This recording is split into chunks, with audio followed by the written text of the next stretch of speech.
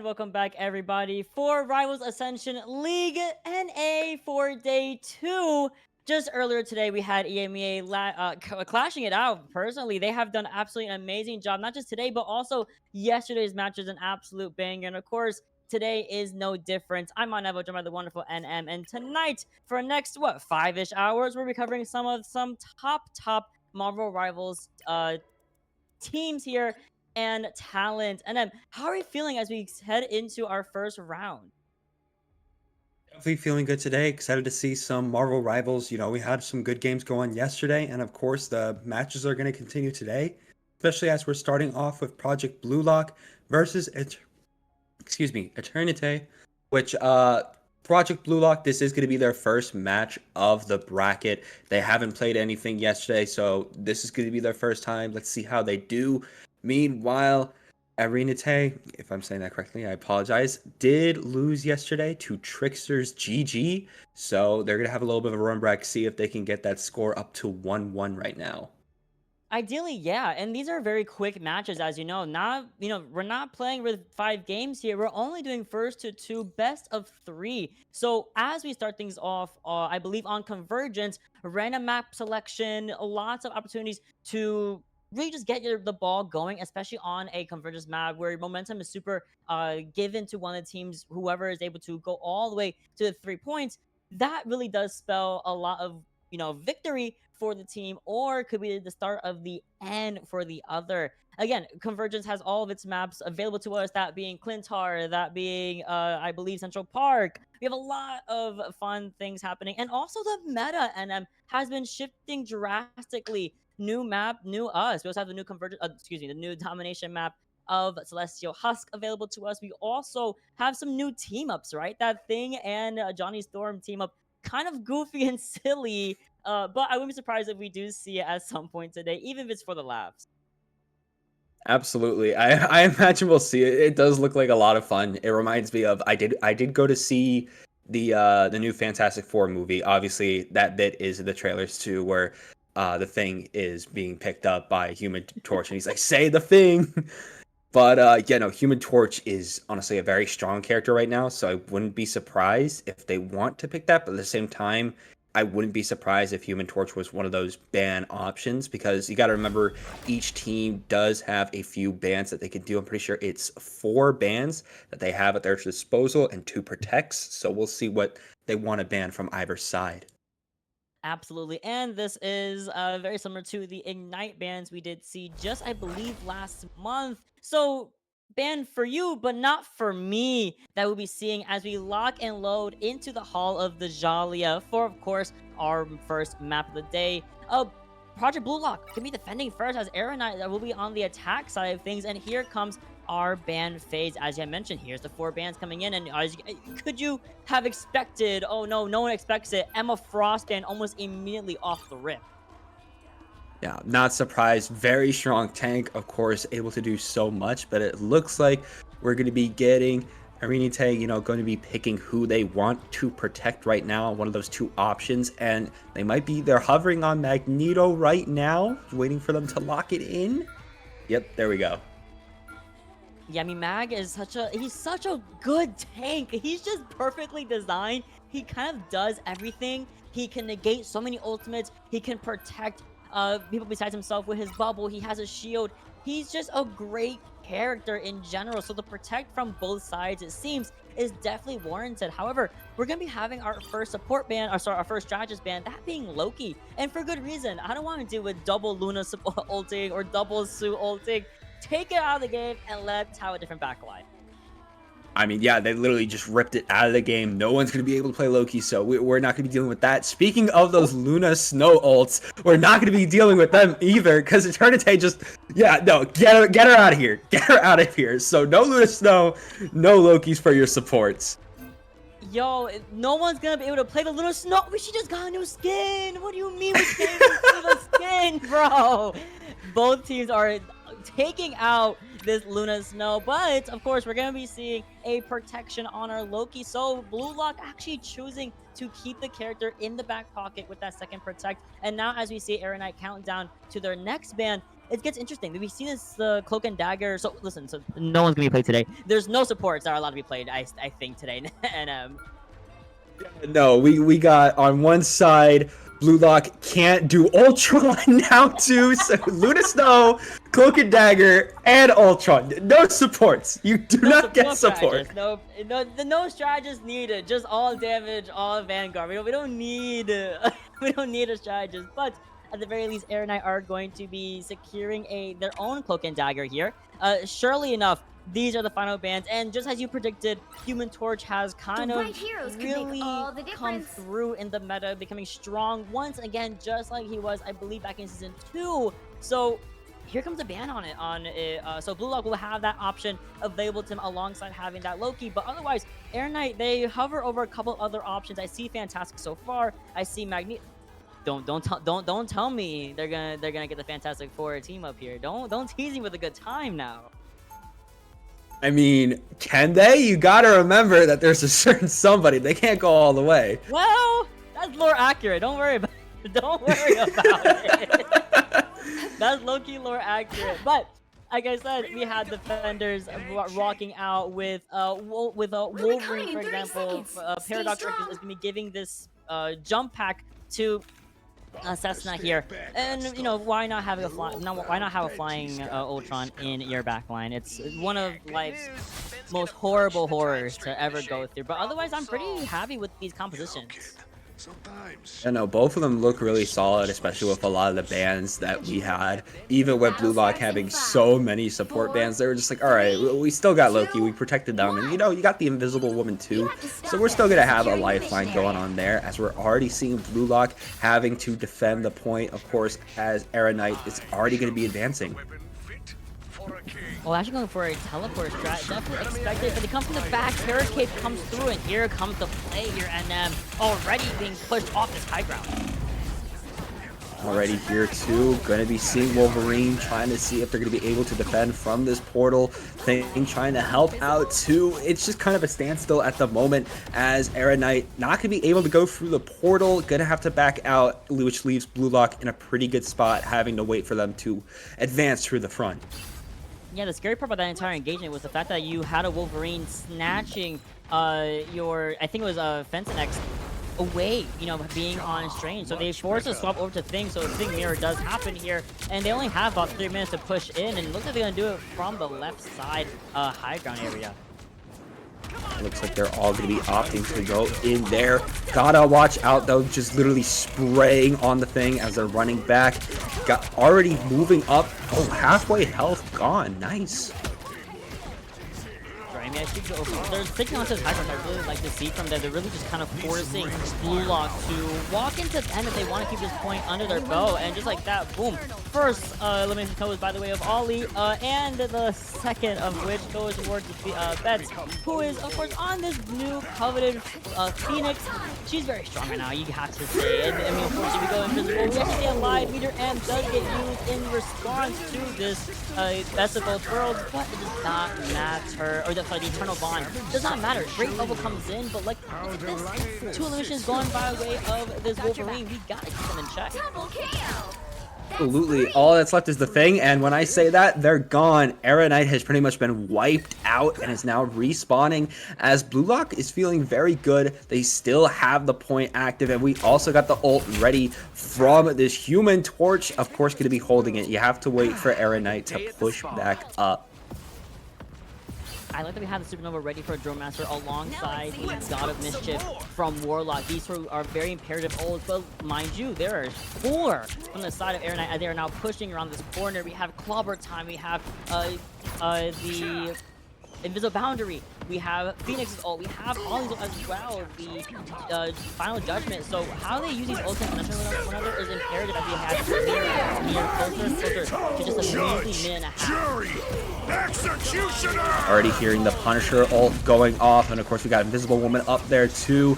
Looks like Drone Master trying to run away, as this is the perfect moment for Erinite to push up on the point and take it. Already taken out 4 members from Bluelock. This is their chance seconds. Dr. Strange, Loki, only ones left alive, which I imagine they're backing up right now, have to regroup with the team, as now Erinite is going to be in the advantage, advancing towards the first checkpoint. I had to say, the power that Punisher has right now, and mind you, he hasn't really got any significant crazy buffs. It's just everything around him has really enabled this this final judgment to get as much value as it does, getting 2-3 people with that damage boost potential. And whoa, that's bestie. Where do we go? That is a off the map Phoenix that you hate to see. So starting things off with a pretty pick that Erinite was not looking to play right now. That's much better. Absolutely not. And it already looks like Paradox is trying to come back and, of course, defend the team in that mouse skin, trying to heal her teammates too, as, of course, she does have her ult if she wants to make everyone disappear. I imagine, though, waiting for Erinite, more of their members to advance so that it could be a little bit more effective. Yeah, for sure. And again, you know, very efficient Agamotto coming in from Bluelock, kind of stunned out everybody. Really early pick also as well on this Magneto. So as Erinite comes back with now the thing back in the back pocket, Bluelock can hold for a good minute. They have Meteor M, they have the boundary from Paradox. Cessna has the last stand as well to be very, very imperative, especially against this Magneto who's super low. Unfortunately, the invisible boundary just simply isn't proc fast enough here. Either way, though, we have an Powers of Mind coming out here. Loki's going to be in effect. Okay, beautiful. There's the final stand, and just like that, NM, they are down for the count. The defense stays alive, whereas our attackers are struggling to get their bearings as we are now nearing down this minute and a half left on this timer. Yeah, now Bluelock is going to have a little bit of a calm, able to weed out Erinite. Some of their members, though, trying to come back in, already seeing X, trying to come in, trying to lay some damage on the Wolverine. Of course, they still have their ult. Got to wait for a few more of their members if they want to go back through it. But, hey, we're just going to be running straight in, already trying to lay some damage. And it feels like Bluelock isn't able to get this thing out, especially as the ult is starting to take effect. Yeah, that cover time was absolutely fat and massive, and the elimination comes through, getting rid of that frontline tank. That shield tank is imperative for Erinite to continue their assault into the Hall of the Jaleo, trying to get the Satchel Bass to that second barrier. Now here comes Meteor M as a response to the final judgment, and that, ladies and gentlemen, is how you negate and shut that down. Anyone willing to help? Great work coming out there from Bluelock, able to once again lock it down against Erinite. Feels like Erinite has not been able to get past this choke point. They started the assault, but they haven't been able to continue. And now Bluelock is once again pretty much just waiting for Erinite to try to make another push with a few seconds left on the clock. And here comes the teleport with the portal. Ooh, I like the high ground here as well. They're opting to try to flip the map as ideally, but they're a little bit slow on the pickup. They just now start dropping down, kind of forcing in positioning here from Bluelock. But here comes a big Agamotto, even bigger. Trying to push coming in from Paradox. That completely negates. I'm sorry, not Paradox. Excuse me. From Erinite as they push that Agamotto back out. 1, 2, 3 down, but looking a lot better for our attackers. Looking a lot better for Erinite, especially in this overtime. Moving as a team, keeping the payload on point. 2 in low health. Doctor Strange cannot stay alive as Wolverine's just trying to rush in, trying to make sure that they can keep something alive. But they're going to go down to a lot of Bluelock now. It's just reviving. Already got 3 more going to be coming in soon enough. But this also means it's a lot of time for Erinite to get back in and get some more points on the board. And again, try to make it towards that first checkpoint.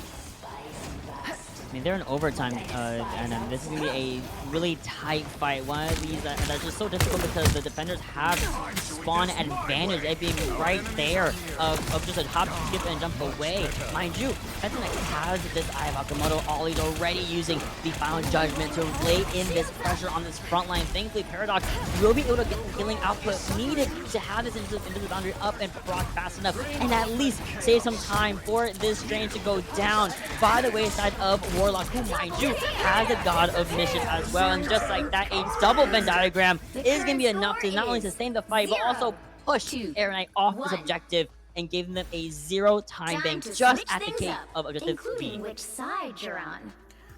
Whew. Okay, nice. Erinite at least able to get 1 point on the board there. And now we're just going to be going back to character select. Of course, same bans and protects. Still active, trying to figure out what worked in these teams, what might need some improving. I see a Rocket Raccoon being hovered a little bit, just to be a little bit more of a playmaker support. But no, we go for the Cloak and Dagger and the Invisible Woman. Yeah, I'm not surprised. You know, Cloak and Dagger has been extremely strong as of late. Kind of just gets her ultimate every couple, quite literally every other fight, if not a little bit less than that. As a support player myself, and you know, she's a little bit of a character at the moment. But otherwise, you're right. I like the defenders from Erinite. They're going this extremely stable backline of the Cloak and Dagger of this Invisible Woman. Whereas Bluelock, yeah, they're on a more they're going for something a little bit cheeky. They're gonna get these 75 health packs from Paradox on Penny. So far, they're gonna have the jump boost from Warlock. Spooky has the damage boost as well on Lock. Oh, we know what we're doing. We know what they're doing. They're trying to set up these sneaky little bombs, but I think Erinite are well past that point, having gone up to the high ground and setting up now for their defense in just a couple of seconds. Now it's going to be them on the defense. I wonder if Bluelock is... Yep, they're going to be going straight for the portal with Doctor Strange. I imagine they're going to be going for it, but I also imagine that Erinite is going to be watching out for this portal, getting a little bit of a flank area that I don't think Erinite was expecting them to go for. I actually love that area. Usually you expect it to happen in this enclosed space that is right before the objective, and most teams expect it, but this one's actually on the little one on the outskirts of that high ground, and thankfully with this hella from that high ground will be kind of contested a little bit here, and the damage up will be great. We go for a little bit of a kidnap. Doesn't really find too much though, besides the fact that Bluelock is still able to find so much value, so much pressure. This fight goes all down by the wayside in favor of Bluelock. And they are gonna cap the point almost efficiently. Betts actually swapped over to Strange. Might see a last-minute touch here. I see. That was an absolute massacre, which means now Erinite not going to be able to rush in to stop this. They tried to portal, but it was just a second too late, as now Bluelock actually trying to take advantage of this portal, trying to come through and take out Erinite, but their defense is on point right now, but they're getting a little push back. Okay, they lose down on one, however, but you really don't want to lose your back at this late in the stage. And actually moving through the portal onto the objective and fighting in an extremely enclosed space, which I would almost argue really gives a lot of value to both of these teams. You know, if Ollie can use that shotgun and get that nice close pressure damage, earlier, but then I think sustain-wise, we're going to see Bluelock take this over. We see an Agamotto in the backline from Betts, and unfortunately, Betts not really betting on too much, goes down for the count. Already 2 down on Erinite here, as we're already seeing Senna trying to go up top, trying to see if they can just rush in from a flank, literally waiting for more of Erinite to come out to make it a little bit more effective here. As Erinite, gotta watch out though, they have 5 ults at the ready. If they want to go crazy, they have the option to, and it's already Cloudburn time. Oh, gonna be stealing the Magneto! Enough. Meteor M comes through though, goes right by that main entry, finds nothing but a little bit of extra damage, but it doesn't even matter. The real hero of the day is Drill Master, getting these headshots, getting these explosions with the Phoenix of passive. That is gonna be enough damage to pretty much clear the rest of the way with a really healthy 4-minute time. You're quite welcome. Absolutely. Already see we got Tito Warlock trying to just keep the point active, and there we go. Gonna be able to get 2. 2-1 with a 3-minute and 52-second time bank under their belt. They have achieved that success, but mind you, this is just first to 2. This is just the first round. You know, it gives teams a little bit less wiggle room to make any mistakes or anything like that. But first of all, sorry, hold on. The last minute Thor getting MVP is crazy work. That's what I gotta say first of all. I'm sorry, that's the Loki one. I'm sorry. Oh my goodness, I got scared. Like, wait, where did Thor come from? I forgot Loki got a new one too. That's the score. Here's the scoreboard here. Tito Warlock getting that beautiful play of the game, getting a lot of these eliminations as well as Loki and some very, very pivotal God of Mischiefs duplications onto ideally their other support, which of course is Paradox, both of which Very, very solid backline. And now we go over to domination for our map 2. Random map selection, of course, but is there a favorite you want to maybe see here? In terms of the domination maps, honestly, I can't really say I have a favorite. I know it's a little That's bit real. boring No, to that's say so that. real. That's so real. I was just setting you up, but that's the real answer. Oh, you were trying to set me up. You're I trying to was take me setting you out up. there. I was like, let's see what we're gonna say here. I play it safe. I play it safe. That's that's what I always try to do. But yeah, we're gonna be moving on to domination, which means we're about to, of course, get in those, the bans, the protects, try to see what these teams are starting to think. And of course, last time we saw Erinite making sure that Bluelock didn't have a lot of support options. And we also saw that that really didn't matter because, as we saw, the Loki and Invisible Woman, as you said, were really solid black lines, especially Tito Warlock being, of course, the MVP of the game on that Loki. Yeah, absolutely. And I have to say also, as we go into domination, some of these comps might change up a little bit here, and so will the bans. Having seen, okay, why do they ban Torch for us, but they want to play Torch? Now we see why. That Torch has been a very strong showing coming in. And then you jump over to Phoenix, and Phoenix kind of was untalked about between these guys and their ban phase. Do we think we might see a Phoenix, having seen Drill Master's amazing performance on the character? And of course, there's no swap. These guys are all the same 6 starting rosters. So ban phase starting off real strong, and it starts off with a mutually assured Emma destruction. That is exactly what you saw right now. I mean, it happened last game, it happened this one. Both of these teams do not want to deal with Emma Frost, and you know what? I can respect that, and I imagine they both can too. They're both in the same mindset. Now seeing, yep, immediately Magneto protect. Gotta have that Magneto. And again, for good reason. Both of them, these Magnetos, have been very strong, especially from D-Spooky. D-Spooky's Magneto has been pretty much a pleasure to watch. Very strong meteor M's, very solid responses to things like the Final Judgment, for example, from Punisher. Also gonna see protect on Magneto from from Bluelock, of course, but Aaron and I have been banned from playing this Loki either. Erinite not going to be able to play Loki. Same thing on the other side, though. Luna Snow, once again, not going to be there for Bluelock. And it looks like it might be a mutual Luna Snow if Bluelock wants to lock in for that ban. Meanwhile, Erinite going to be going for the Cloak and Dagger again. Oof. I feel like the backline given to Bluelock, having taking out Cloak and Dagger, taking out Luna Snow, makes it a little bit difficult. At the very least, thankfully, Sue is always an open option, and clearly these guys between the backline of Tito Warlock and Paradox, they are more than well equipped to deal with that, and more so, they're actually going to protect Loki once again. I have a good feeling we're going to see the same bans here, not even just for domination, but maybe for most of these teams with minimal variation. I imagine the same thing. I mean, we're already on the track to pretty much replicate what we had before. Yep, there's the Ultra ban, most likely coming in from Erinite, making sure that Bluelock once again doesn't have that option. But as I've said time and time again, even with all these support bans, it's still not stopping the great supports coming out from Bluelock. But now, Erinite gonna have an option to protect another hero. We already got Magneto on lock, and it looks like we might be going down the same route. And if we do, yeah. Oh, they're going to be protecting Cloak and Dagger. Okay.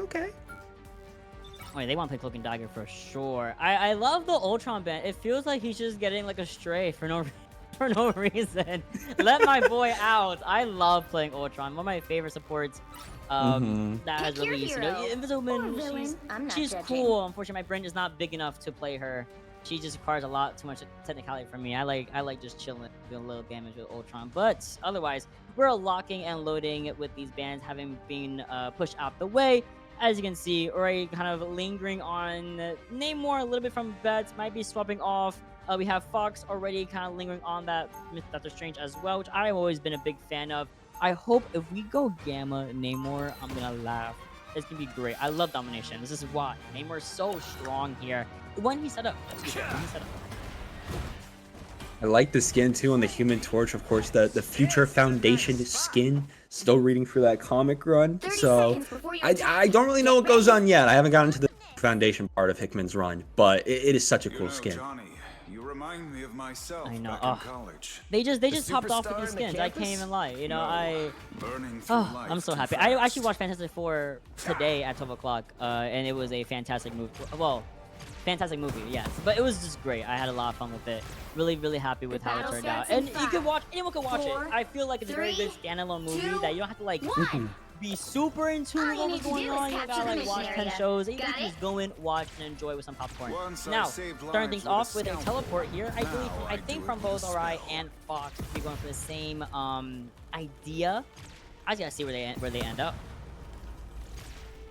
Going to be seeing again, I imagine both of them going for it here. There we go. Portal comes out, but Erinite already going to be on the zone, which means Bluelock has got to find a way to use this tactical position to their advantage, trying to drop down. Got to watch out for the Hulk though. I'm saying you gotta watch out for the Hulk, and you gotta watch out for these Gamma turrets. However, doesn't really matter. You lose out on your key support player, that being your Invisible Woman, and then suddenly with that burst of healing given to you with that shield and with her general toolkit, that's going to be a very clean, quick first fight one for Bluelock. Yep, already going to be trying to take over the zone for as long as they can. You see a lot of Bluelock is, once again, feels like every time they're in advantage, they're just waiting for Erinite to come back out. And what I imagine is going to happen, it might be a repeat again, as we're already seeing Hulk trying to come in for Erinite, trying to provide an opening. But we got to watch out, because Bluelock, they sent their Wolverine in the flank. They do, and that Wolverine is a menace to deal with. We've been seeing how effectively we've been having our Magneto snatched away from us, just like we saw in that previous game on Hall of the Jolly. However, we're seeing one go down for Bluelock. By the Play with, but now here comes a big Agamotto, forces the Eternal Bond to be used as a result, and mind you, NM, lots of this kill feed going in favor of Erinite. This is the big break they've been needing. Absolutely, and of course they still have 4 ults if they want to use them too. Very good for Erinite here, able to get some of these Loki doubles off, able to get the zone in their favor now, and is going to be advancing on the side of Bluelock to see if they can continue this spread of damage. They should be able to. Having the Phoenix Ultimate online as well, we have the Call of the Sea, we have Hulk Smash, you know, from Connect as well online. Lots of really big ults that really should give them a bit of time to bring this percentage back up. Because mind you, there's already 59% given to Bluelock. Yeah, 59% given to Bluelock already. Meteor M will be the first one to use here. Responding is the Invisible Woman ultimate, the Invisible Boundary, but unfortunately down our Invisible. Doesn't really matter because the force, the frontline force of Bluelock is something to reckon. And there comes the Phoenix going down and going to be able to get a kill there too. 2 down from Bluelock, but still having their members on the field. Thing trying to keep it alive, while Erinite, they still got a lot active. They still have the super coming out there from the Invisible Woman if they want to use that, while the Magneto and Loki on the other side. We still got our ults in here too, and it looks like Bluelock able to get back on the zone and is starting to pump up those numbers. For sure are. Big flower time comes in from Arai. Actually gets the Invisible Boundary out as well, and that's pretty much the most of the ults being expended, besides of course this beautiful Meteor M. Unfortunately, you can't really find a target, but it was used anyway. But what a shutdown right as the turnaround was getting utilized. They just completely go and get eliminated. So that's completely out of the field for Erinite. And look at this, 98, 99, and 100% is about to go to the way of Project Bluelock, giving them match points so far in this first round, or first series, may I correct myself. First series already done with the Eldritch Monument. Going to be moving on to the Frozen Airfield, where Erinite has got to figure something out. Interesting enough, we're going to be swapping characters on the side of Erinite. Felt like that comp really wasn't working. We got our Magneto out. We got our Punisher back out here. We got a Thing over there too. So we got a lot of tank options, and of course that Punisher really worked well for them during Convergence. So I imagine they're going to be trying something similar here.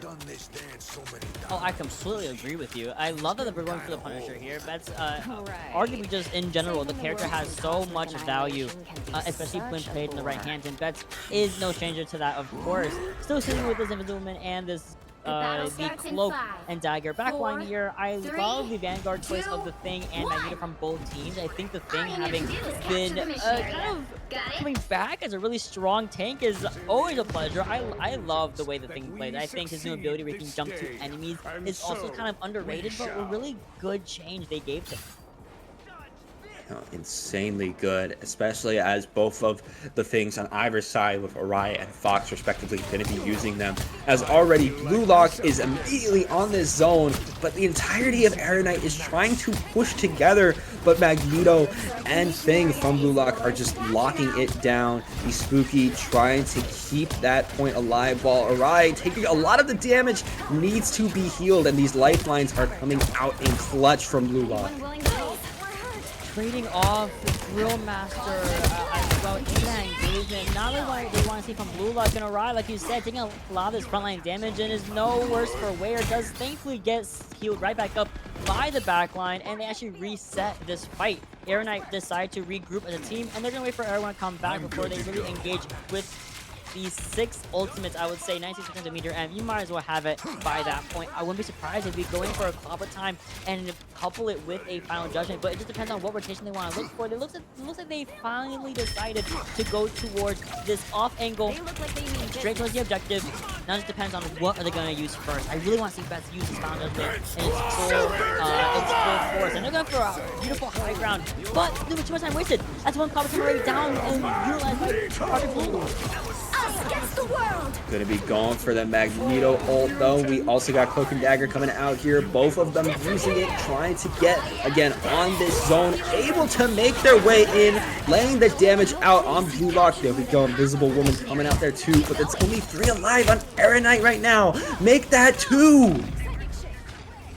Oh no, it's so even, but it's still gonna be Project Bluelock taking his objective so far under their belt, and even getting some last minute staggers onto Ollie, for example. Erinite cannot waste this amount of time, especially as we are now racking towards 70% taken for Project Bluelock. And mind you, everybody, once again, first to 2, we're already 1 point in favor on this domination map. All they need is a couple more seconds, one more fight win, and this is gonna be their game.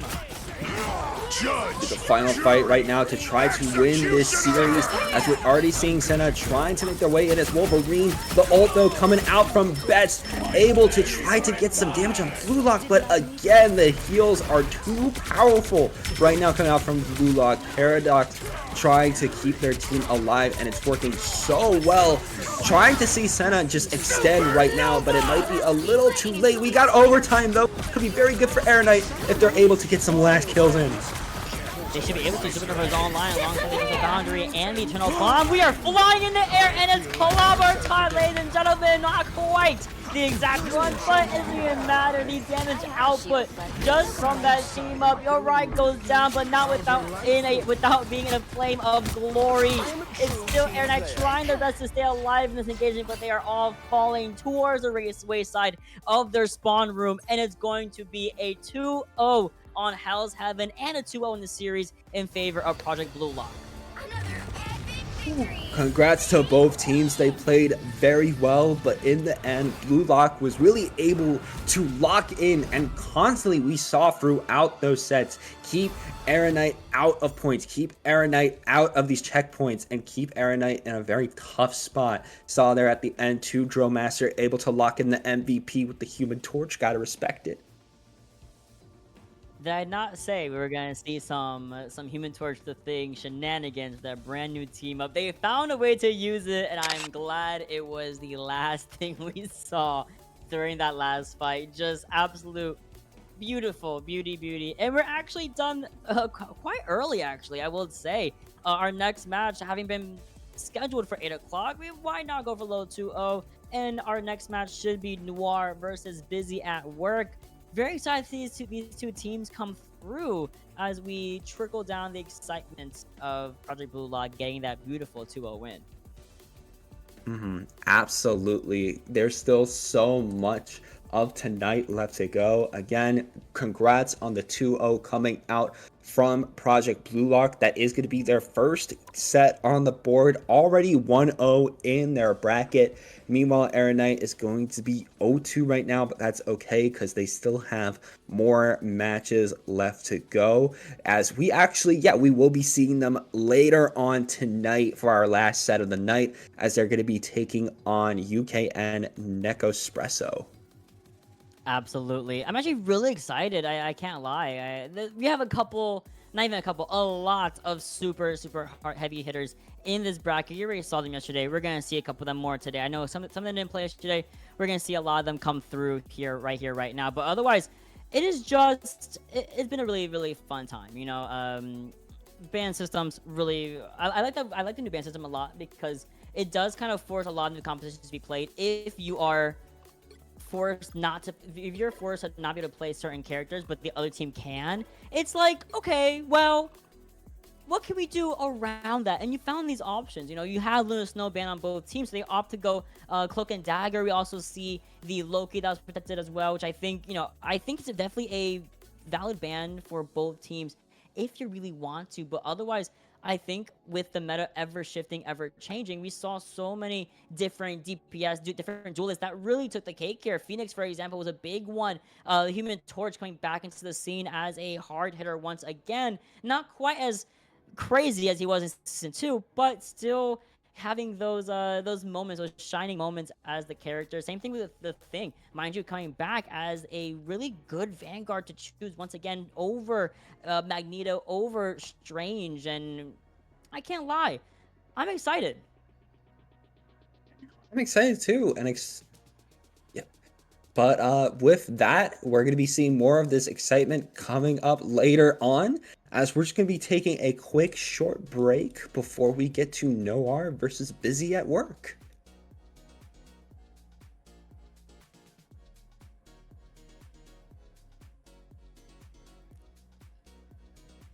You're fine.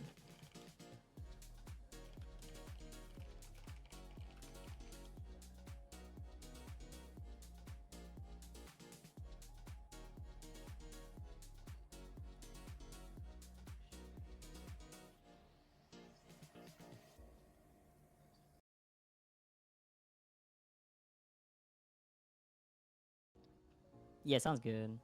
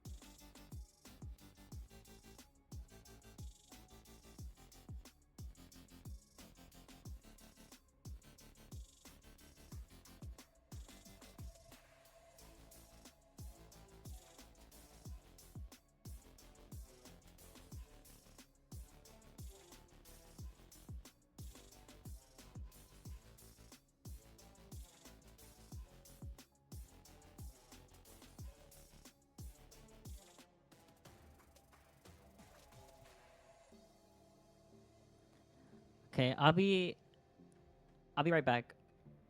My friends are helping me with my mic. They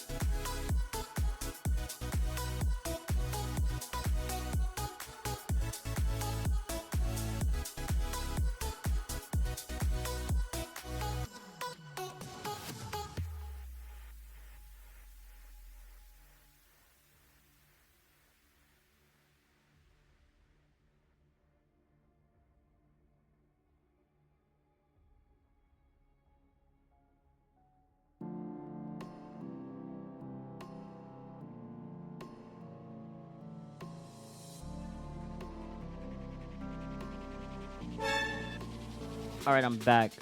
Hopefully it's better.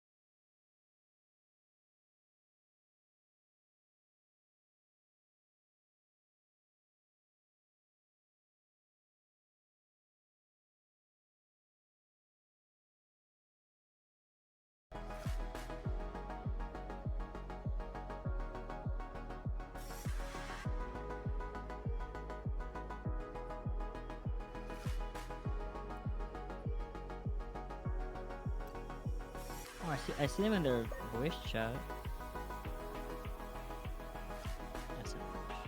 Okay.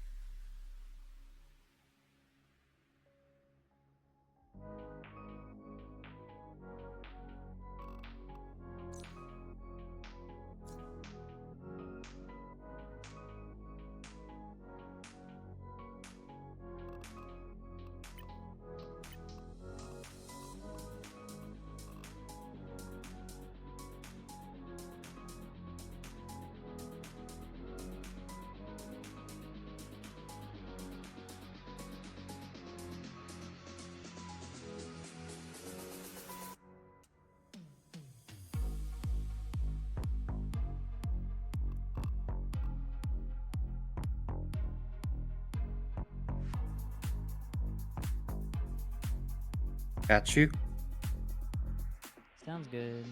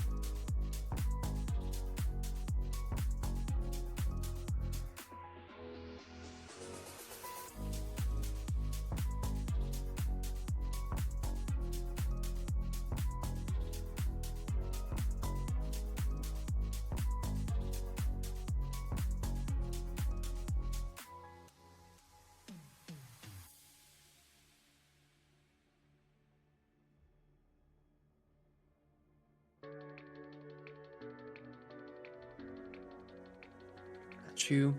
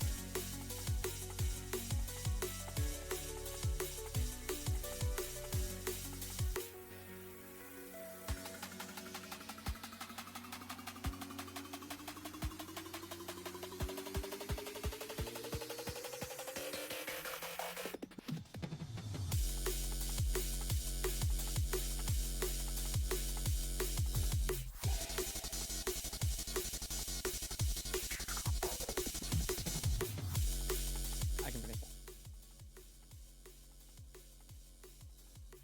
And welcome back, everybody. Quick little 15-minute break as we get our next match rounded and started up here. We have, of course, Noir versus Busy at Work. I mean, they might be busy at work. I'm just saying it's nice little 8 o'clock EST. That's when most people are home anyway, right? Otherwise, I'm Mottineva, joined by the wonderful NM, and we'll be covering the next first to two between these two absolute titan of some teams here. And then our first game, how it went really well. How do you feel about it as we go into this next match?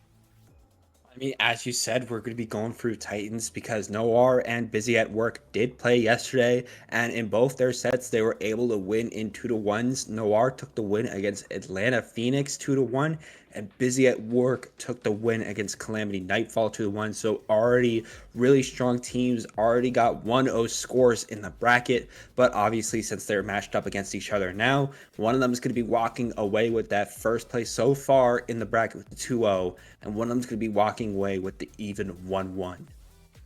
I know. Stakes are super high as we enter this kind of preseason here as we finish out this weekend with some absolute fantastic games. As a reminder, we played some games yesterday between EMEA and NA. Some absolutely fantastic teams having been signed up for the Ascension League here.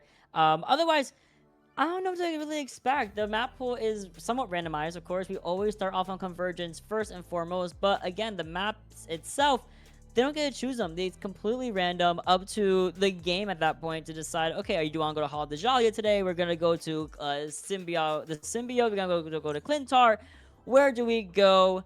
And how do we deal with it? Bans were also interesting last map as well, and as we saw a lot of bans towards the strategist actually. Emma Frost, we knew about that, but Loki ban we saw Luna, we saw Cloak and Dagger as well, been banned a couple of times. Do you think we're gonna see the same thing here?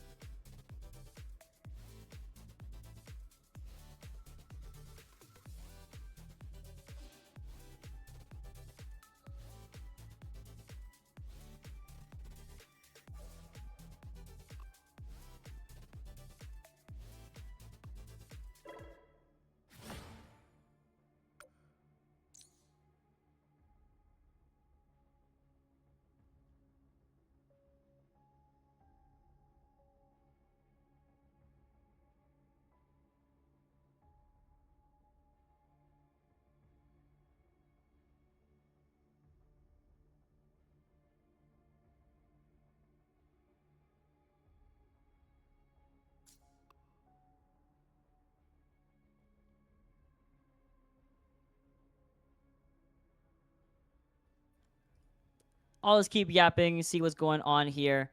Otherwise, like you said, strategist bans were very, very prominent last series. Lots of Lunastone, lots of Cloak, lots of that kind of. Even Ultron, like you said, Ultron was a. I was like, dang, what my little boy do? Oh my goodness, well, not quite. He's literally a menace to society. But otherwise, let's see these guys coming in as they finally have their last support coming in from Noir. Looks like we have T60. I can talk about the roster real quick. From Noir, we have T62, we have Tones, we have Ivy, Monotone, Hopeful, and Wonderland. From Busy at Work, we have In Vain, Ari, CBJ, Doodle Bob, for 2069, we have Silent Blaze and Redis. Let's get into these games. Let's see which map we get blessed with. It's gonna be another Hall of the Jalia here. Straight back to Hall of Jalia. We saw that map in the previous set for our convergence map, so we already know what the points are going to be, and I imagine the mindset of both of these players, both of these teams, at least in terms of the map, as here we go, going to be getting into the ban and protect stage. Let's see what we're going with on round one. Going to be seeing maybe a human torch ban off the start. Yeah, wasting no time after having seen that torch earlier in a separate series. I think Noir is like, you know what, we don't really want to deal with it, at least from Busy at Work. Busy at Work going with a classic Emma ban, and because the first ban was on Human Torch off rip, they protect their own Emma. That might come to bite Noir a bit in the future. Yeah, this means that, yeah, we are going to be seeing Emma Frost, and more interestingly enough, Noir is actually going to opt to ban Phoenix and protect Magneto. Ooh, I like that. Okay, banning, first of all, banning both the fire characters. Now, relax. So you gotta put a little bit of heat in this match at some point. So it's gonna be the Magneto Protect, as you have mentioned, and a little bit of a reverse Human Torch ban as well. So completely negating the character out of this match in its entirety. So to any Johnny Storm fans, including myself, we will be not seeing some Human Torch this set. Speaking of not seeing, it looks like Magneto, Busy at Work, cannot use that. And for the same thing, Noir cannot use Luna Snow. But I also imagine Noir is going to be rocking a Cloak and Dagger because they opt to protect that, while Busy at Work is going to be banning a Loki. I'm just trying to catch up with where we're at here. We're going fast.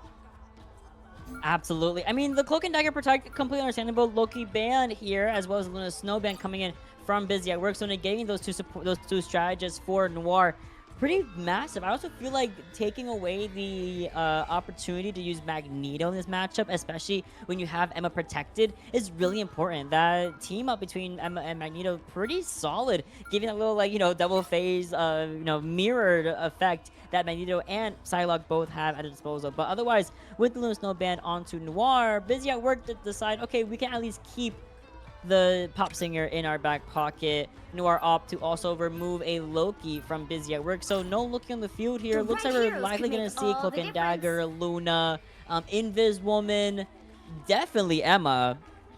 It's going to be very interesting to see how this works out. Definitely going to be interesting, of course. Going to be, already rocking a Hulk on both sides. Love to see the Black Panther coming in. Seems like Wonderland might be opting for the Cloak and Dagger. So we're just waiting to see what Hopeful and Monotone are going to be looking to play. The Invisible Woman. So we got the two supports locked in as we're just getting straight into the map. Going to be waiting for a few seconds as both of these teams set up here. Okay, I like that Tones is already hovering and committing to this Hulk, actually. Hopeful still deciding, okay, what pairs best in this, at least the duelist line here. 762 hovering over his Black Panther, committing to it. A kind of a menace as of late. Lots of VP bans have been running rampant, I would say, in a lot of our comp games I've been seeing from almost all levels. And I wouldn't say just because of him being so strong. It's just that he is... No one wants to deal with him. It's just that simple. I can't even lie. The instant die, yeah, I don't want to deal with it either. You're going to be seeing the Emma Frost from Doodle Bob. Mind you, Doodle Bob 42069, of course. Never forget that entire namesake. And In Vain staying on this Luna. So both teams, also just want to point out, we're going to be rocking the Namor on both sides. So we're going to be getting a lot of turrets set up here as already Noir trying to defend their point right now. Make sure that Busy at Work cannot get in. But it looks like Hulk is already trying to just fight a 1v6 here.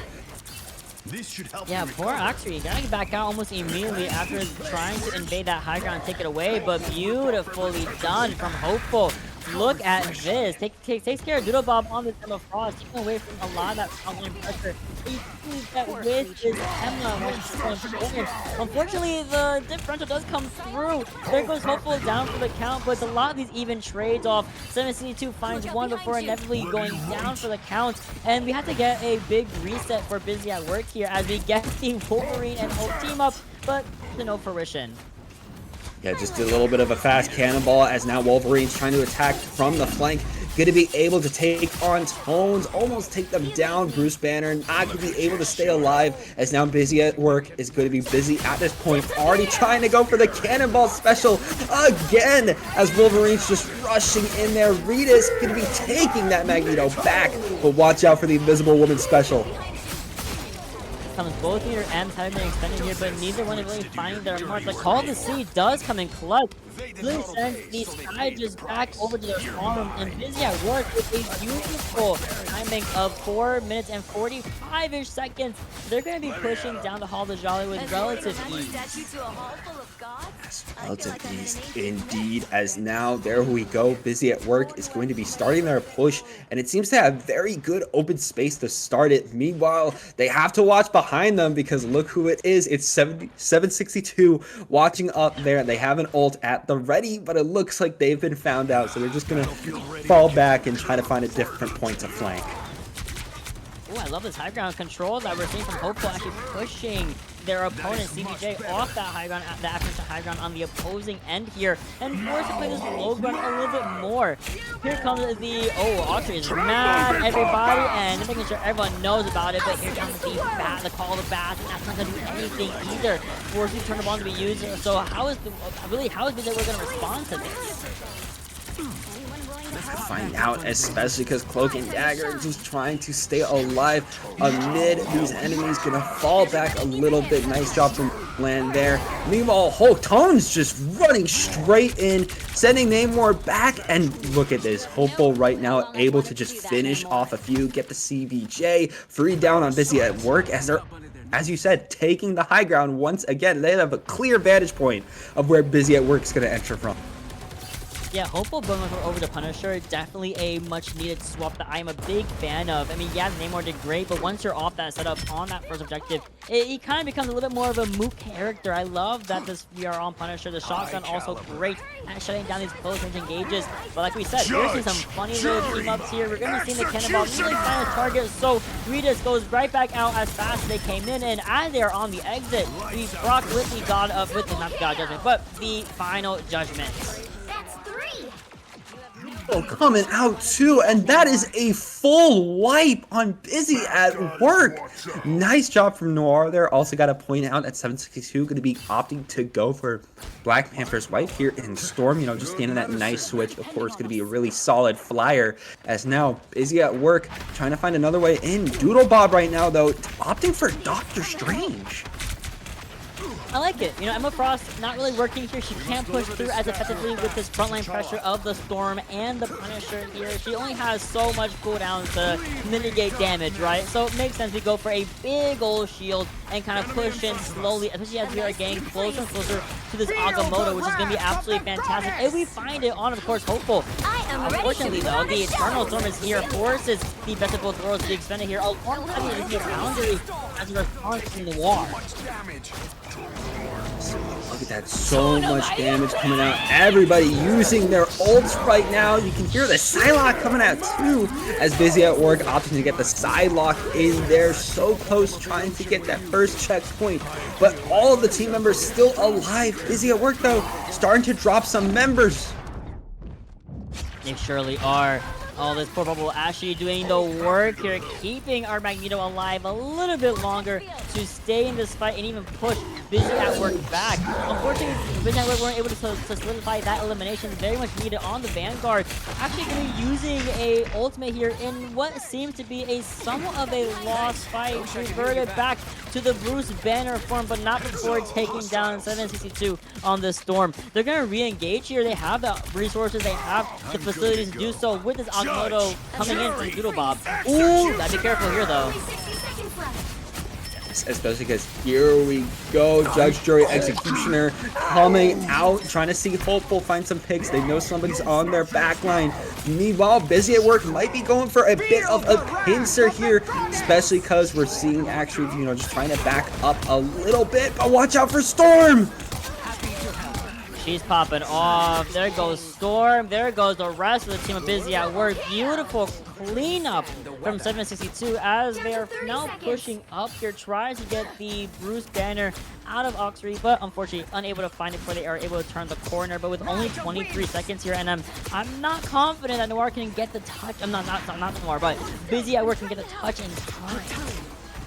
You're not alone in that, because I'm not so confident either. You got 10 seconds left on the clock, and all of Noir is trying to make sure you cannot make your way in. Cone is just going to be rushing straight in, still has their ult, but that means Busy at Work is already going to be offing, you know, got to get these ults in, got to get this damage, able to get the Magneto down. No, Magneto's still alive, able to get another down. Magneto popped the ult, my goodness, but might not be enough. We got a little bit of overtime left.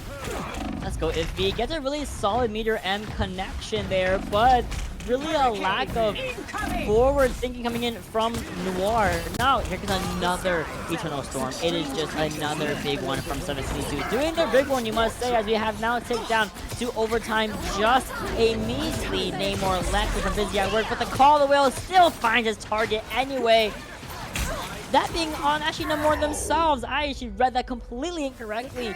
Noir take the defense and shut down Busy at Work just shy of the second point. Time to switch things up, including which side you're on. Okay, gonna be going to the other side now. Of course, now it's gonna be Noir trying to push while Busy at Work defends. And of course, you can see the scoreboard here so far from that last game. Saw a lot of kills from a lot of the players, of course, mainly the ones who are off the strategist role, averaging out from the 14 to the 16. So really good there. But of course, we've been getting some crazy heals too. Got a shout out though, Invane had 30,000 heals. That's crazy. That 30,000 healing coming in from just Invane in general, and not even just alongside the other bit we saw from Silent Blaze as well. But otherwise, Busy at Work have the work cut out for them, right? They have to get this defense. They have to make sure they keep this objective under their belt for as long as possible, because they have Noir is given a 4-minute time bank originally, from the start, to not only just take it, but then you also need to push it basically to second point, right? It's relatively... Ooh, you almost got. You're so lucky you got 650 HP as Emma Frost. Almost got by the setup from Wonderland. Did not find his target quite yet, but Doodle Bob not looking the best right now as sub 200 HP is turning things off. 2, 1. Yeah, that's not going to be how you want to start off the game, especially as Noir already trying to set up with a portal, going to just figure out where they want to place it. I imagine a flank where none Busy at Work members are currently at. There we go, good vantage point might be seen, as we're already seeing some Busy at Work members in view, but it looks like they weren't expecting this, but maybe they were. The teleport strat, very much a day one strategy adopted by not just pro players, but even the casual fan base. Already seeing a big elimination coming in by the side of Hopeful once again, sticking to this Punisher, finds CBJ really early, who is on this Namor, sticking to the Gamma team up that Aki does provide on Hulk. Unfortunately, we're already in Bruce Banner form, albeit not quite as helpful as the big green monster, and with a blink of an eye, Noir take it almost uncontested with a 5.5-minute time bank to boot. Absolutely, and already going to be going through this choke point, trying to just push back Busy at Work as much as possible, and it's working because we have the constant heals from Monotone, and of course we have Hopeful, and Iffy just trying to push up and keep the members of Busy at Work back. I mean, they're keeping them busy for sure. Noir's already pushing up in a very nice spot. Tries to go for a high ground advantage. Gets called out so quick by Regis, though, who was already there, fiending for some blood. That being from Hopeful, of course. Noir now forced push back, being down some pretty imperative members, that being the Punisher. But we get a quick reversal, so it's a 5v5, and mind you, Hopeful is starting to come back now. So we have the advantages of this Eternal Bond starting these off strongly for Noir. Absolutely. And we got the Hulk coming out too from Actually, just trying to push in there and take somebody out from Noir. But meanwhile, Hopeful just going to be taking out some turrets. We got the Judge, Jury, Executioner, and we are going to be using it. Take out the Emma Frost. Try to help out your Hulk here. Try to just take out that Luna Snow through all of that. My goodness. And usually you can, but the movement from In-Vain was pretty solid. Couldn't really find the target in time from Hopeful during the Loud Judgment. But still, regardless of that fact, everyone from Busy at Work is struggling to stay alive. They actually got a slight stagger onto Bruce Banner, the Bruce Banner form. And then In-Vain comes down right after the fact. And unfortunately, this high ground completely gets negated and sends Regis all the way back to the spawn room. Actually tries their best to go to Strange, but ladies and gentlemen, I don't think it's going to be enough as Noir take it 2-1. Nice job there coming out from Noir. Going to be able to get that convergence map under their belt as once again we're going to be moving on to domination. And I think I'm going to have to ask you the question this time around, Mottineva. Yeah. Which domination map do you think, do you want to see? Which domination map? None of them. No, I'm kidding. We saw Hell's Heaven earlier. I wouldn't be mad at a Krakoa. But as a reminder, they're all, of course, randomized for our viewers that don't really know. So we're just speaking as if we can control that, but of course we cannot. But I do not mind Krakoa. I really like the submap that has the trees in the middle. I love that submap on Krakoa the most. I feel like otherwise, I don't mind Hell's Heaven either. I think the ever-shifting platform makes it really difficult to play on sometimes because sometimes you're in the middle of a fight and then the team is like gone because they just went behind a wall that's like moving at the same time. Last but not least, I also don't mind the Asgard's throne, the throne room. Don't mind that one at all either. I think that one's also a really solid one that people don't really think about sometimes. Either one of those three are my favorites to personally play on and also watch. Otherwise, again, it's completely random. So we're waiting on some people to come back in. Supports, I believe Noir supports were in the middle of a comp game. We just saw two beautifully well played subs coming in for Noir, but otherwise, we'll get the real action starting soon.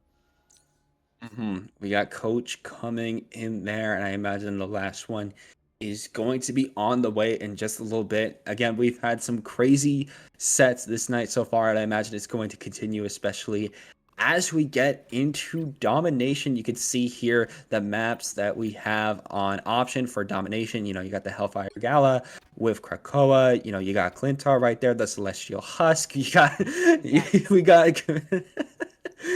I'm sorry, we were hovering over it so you can see what we got too. I don't know why that made me laugh so much. Oh, okay. That still made me laugh though. That's also a big thing. Celestial Husk also is available in our map pool. The newest, excuse me, my mic is right here. The newest symbiotic Clintar map available to us. Other one was Symbiotic Surface. This one is Celestial Husk, and I have some feelings about it. I like the organic feel of it. As an artist myself, I love the art direction of Celestial Husk. Sometimes it's just a little bit difficult to like know where everything goes, especially the big open point. I call it the red one because it's like a big black tree in the middle, the symbiotic tree in the middle, and then it's like red sand, red sky, everything, right? That one I think is most confusing to me whenever I play on it, but otherwise the other two where there's like the high ground that's in the middle of the map, and I think the third one I rarely ever go on because I usually lose 0-2 on Celestial Husk. Let's not talk about it, but that's in our map pool as well. So it could be any of those options we could see coming out here. And of course, that will affect, you know, how these players play. And it looks like, yep, we're going to be getting our last player in there. So I imagine we are going to be getting into the match in just a little bit. Yep, starting it up. Let's see what map we're going to be going in. And it's Hell's Heaven again. It's the same thing. You would think we rigged this to only do the Hall of the Jolly and then Hell's Heaven. It's completely random. I swear, I promise. I watched the lobby get made in real time with my own 4 eyes. It's gonna be Hell's Heaven. We're gonna start things off with, of course, this band in pick phase. And again, I'm kind of wondering if it's gonna be the same thing. I hope Noir doesn't make the same. Well, they won last game, to be completely fair, but to allow the Emma to go almost unchecked here. again, might be interesting. They're already hovering over Human Torch anyway, so I think they're going to stick with their guns, keep that Human Torch banned because they don't want Busy at Work to allow Redis, as you can see, the Lord of Flame Human Torch online here. I don't think they want Redis to play that character. Fair enough, just getting that out of the way. Meanwhile, already going to be seeing Busy at Work hovering over that Magneto. Very good choice in protecting, because we see a lot, these teams trying to protect the Magneto because it is a pretty prime option to get banned. Meanwhile, Noir, what are we going for here? Might try to go for the Emma Frost this time. Nope, they're just going straight to Phoenix. It might be a repeat. Yeah, and wouldn't be surprised. A lot of teams, I can't lie, they find their favorite picks and bans according to kind of what works the best around their team compositions, which is completely fair. Can't even blame them. So if Phoenix and Human Torch kind of negate your upcoming composition that you want to play, ban them once and twice. Boom, we get the Magneto protect from both sides here, and both of which having really, really solid results from the Hall of Djalia between both Noir and Busy at Work.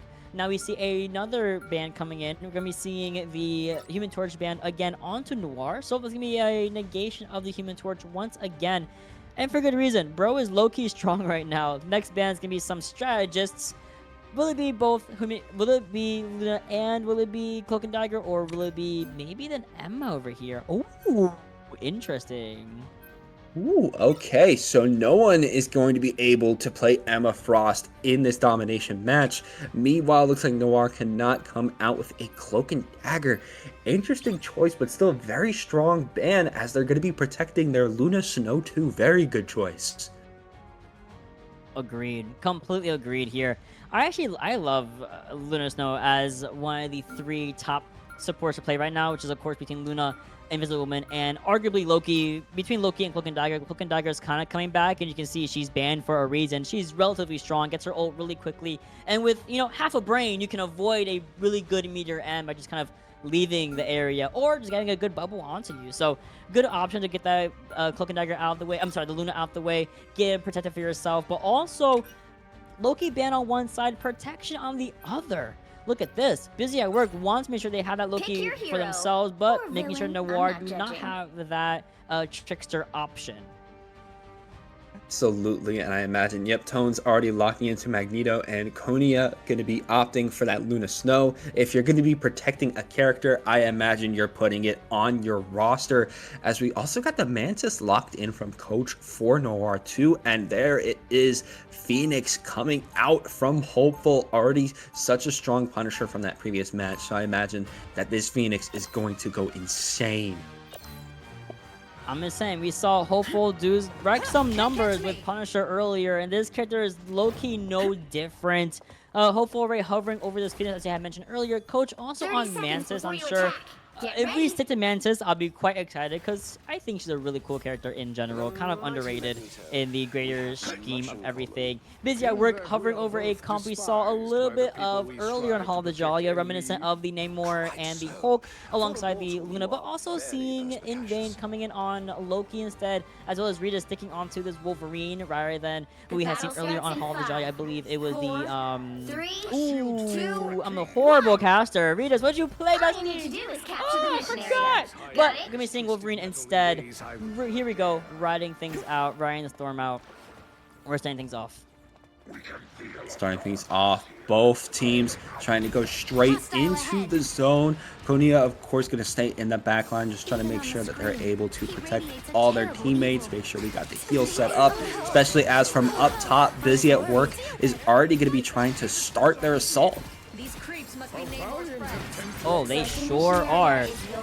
17-2, the first one to go down. However, unfortunately, couldn't find that LOS to get healed up by Kanuya. But at the very least, we get the freeze and the Bruce Banner form out from the opposing Hulk here, from Oxry, and then you go down to the count from Venom.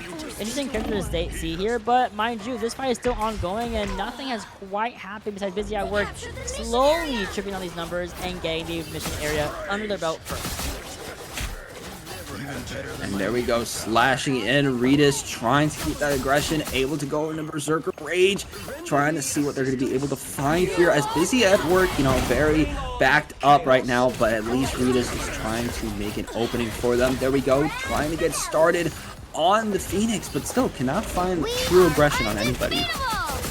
I love that we already used the Fate both worlds here. Also seeing Coach respond with their very own big ultimate, big damage boost given to the entirety of Noir, alongside that 100 armor, 100 HP as well. But otherwise, nothing else really comes out of it from anyone. No one really going down until right now. Coach being the first one to go down. Here comes the final stand. Actually forces the reversal of the Fate of both worlds coming in from Kanuya. And there is Baz making sure to end some lives. Absolutely.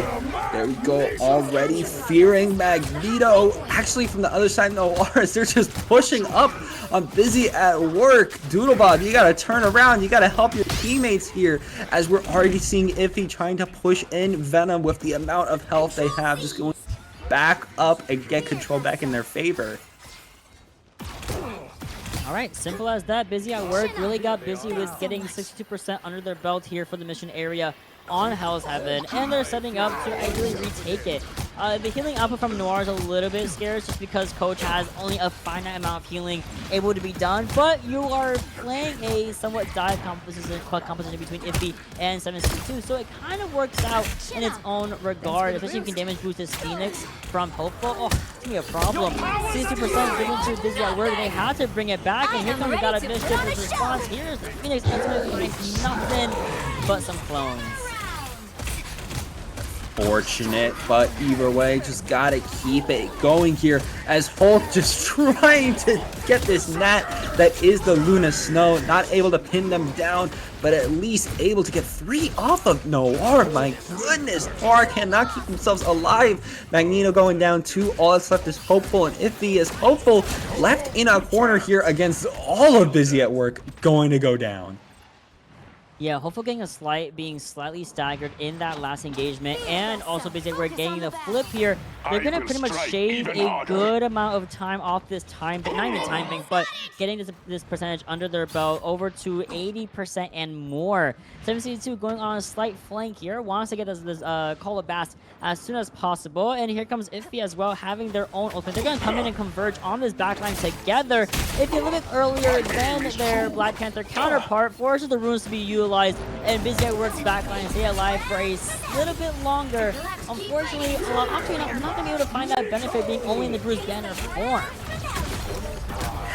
Gotta figure something out there, especially as now we're in overtime and Busy at Work is not leaving this zone. 762 trying to make something happen, at least keep the overtime alive, and actually able to steal the zone back for Noir. Nobody at Busy at Work able to hold it there, and now 762 is doing what Black Panther does best and just coming from the flank and clutch up. Yeah, we might have flipped it for a couple of seconds for Noir, but then you can see 762 and company kind of going into that aggressive state into the support. Teleport portal has been activated for both teams here. So your computer, you might be, my computer will explode by now with 2 Doctor Strange portals on the field here and doing a lot of work. But just at work, they are doing their best, staying alive, staying on this composition. Noir flipping over to the Thing so far, going through this portal and trying their best to reflip it before they inevitably are losing this round. As I say that though, we lose out on the green. Noir's playing back with a big Mantis ult that could be defended here, but not before the Fabled Worlds is brought to keep this fight alive even longer. Snow ult coming out here too, that might be doom and gloom for Noir, but Eye of Agamotto too, not going to be doing any favors. Noir got to put everything on the line here, might be getting this zone back, just needs a little bit more, but the Wolverine sneaks onto the zone, which means overtime. Not going to be going into clutch, my goodness. Bro, and we commit the clobber time to make sure everyone is going down for the count. Even seeing Doodlebob go over to this Captain America, which we haven't really talked too much about as a character, having been nerfed a couple of times in the past 2 or 3 patches. We have a Spider-Man ultimate also online. 762 has now swapped to the friendly neighborhood Spider-Man here from the streets of Brooklyn, and we're getting closer to a second overtime fight now, NM. Noir has been making that comeback. They were always making sure that somebody was on that zone no matter what. Keep that overtime alive, and it's proving to work well, as now they're almost able to get the zone. Of course, overtime is active. Whoever gets the zone is going to be able to take this round, as this is just going to be a brawl. It's going to be a scrap right now. It looks like Busy at Work. They got 2 members into the zone, but there we go. Hopeful keeping it clutched up right now. Got to get some picks though. Mind you, we have the Freedom Assembly here coming, Freedom Assembly from Doodle Bob. It also gives in to the final stand, which takes down not 1, but 2 important members of Noir. Hopeful, trying to be hopeful with this fiery onslaught, but unfortunately goes down by the wayside, and Busy at Work will retake this overtime fight and bring us to a second round, with themselves being at the clutch of going over to a game 3. Very good coming out from Busy at Work, showing signs of life there in the Super Soldier Factory. As we now go to the Eldritch Monument, how are we going to be switching up our comps? We saw a lot of switch ups throughout the game from Noir, going to those different tanks. You know, we see Iffy on Magneto right now. They were Venom before, they were Fang. Same thing with 762. They're Black Panther right now, but we also saw the Spider-Man coming out here. A lot to try to adapt against Busy at Work, but Busy at Work was just always able to hold it down. Absolutely. I love actually that we saw these swaps come in. They were clearly extremely important, that being, for example, the Captain America getting the Freedom charge and then having that shield be procced over and over and over again if you're within that ultimate. I think it's so underrated. A lot of people don't really understand how it works, but once you realize it's kind of a support role as a Vanguard, it really does help a lot of these fights without having to extend an Eternal Bond, without having to use the God of Mischief or a Fate of Both Worlds. It works out wonderful for Busy at Work, which is why they're able to kind of just really charge in with that Freedom charge and eliminate the opposition, that being Kanuya, that being Tennessee 2 as well, I believe. But now we have a bunch of ults for Noir. They're stay alive so far, but they get a trade of Iffy for In Vain, and then Silent Blaze actually called out by 762 really early on. Be really good right now for Noir, getting both of the strategists down when both teams are trying to get that point, leaving Ritas to having to run away. But 762 and Konya are just trying to chase him down, going to be just backing out. They're going to be able to stay alive here, as Noir is going to be making some early points onto this zone, just trying to wait for Busy at Work to come back in. No, yeah, for sure. And what a dominating statement that Noir made in that first engagement, kind of forcing Doodlebop back off the Captain America, goes over to the Hunter instead. Also seeing the Storm come in from CBJ for the first time today, and for good reason. Great character for these controlled maps. You kind of have that Eternal Storm that kind of you envelop the entirety of this mission area, and no one can really do much about it besides use 1, maybe even 2 support ultimates. They've lost the points though, and that's big for Busy at Work. Absolutely is, but ooh, Noir going to take 2 down themselves as Busy at Work, getting a lot of picks, and 762 gonna be going down 2, trying to just keep that zone alive and of course make the comeback against Noir right now, because now Noir is left having to find a way back in onto the zone, while Busy at Work, they got everyone active. They got 2 ults if they want to use it, including that Luna Snow ult that can keep everyone alive. So Noir, what is your answer going to be? That's the question of the day, isn't it? We do have Meteor M locked up. We have Iffy also swapping over to their own Captain America here, pretty much halfway to this Freedom charge. 762 going to be coming in with the bats, ideally this fight, but first with this fiery onslaught from Hopeful.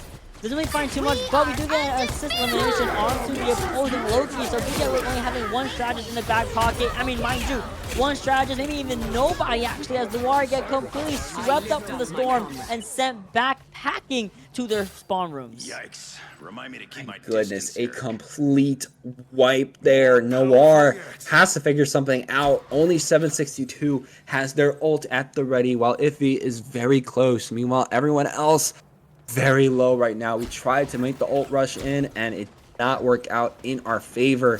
One last chance potentially to make a full comeback here, as they're already trying to flank in from the right and from the front. 762 has the ult right now, trying to see if they can use it here, but the Wolverine catches them. By the big. Ugmo comes in the back line there, but you see the sleep come through. The sedated is gonna be Doodle Bob here, but maybe not for very long. Good peel from everyone else, making sure this does not get a free 1 or 2 picks. However, while they're looking over at this strange, they forget about Iffy on Captain America, finding not even just 1 but 2 under their belts. Busy at work, unfortunately falling down by the wayside, and Noir retake the objective, but at 99%, Busy at work needs exactly 1 good fight to take it all and go over to map 3.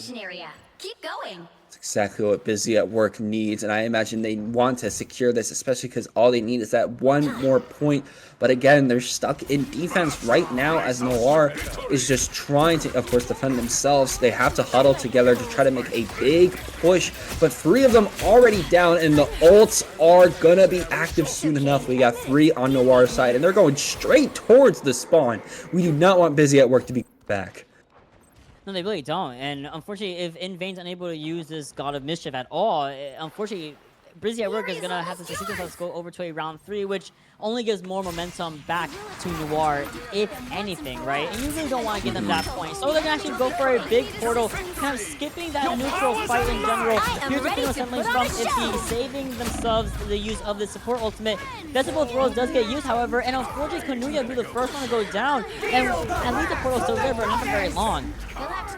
And that could be a very good kill coming out there from Busy at Work, able to stop that ultimate at least for a little while longer here, especially since they're able to get more for their troubles. Hopeful almost down, able to get 3. Oh my goodness, it's just the Luna and Phoenix left alive. This could be it, and we could go to a game 3 here.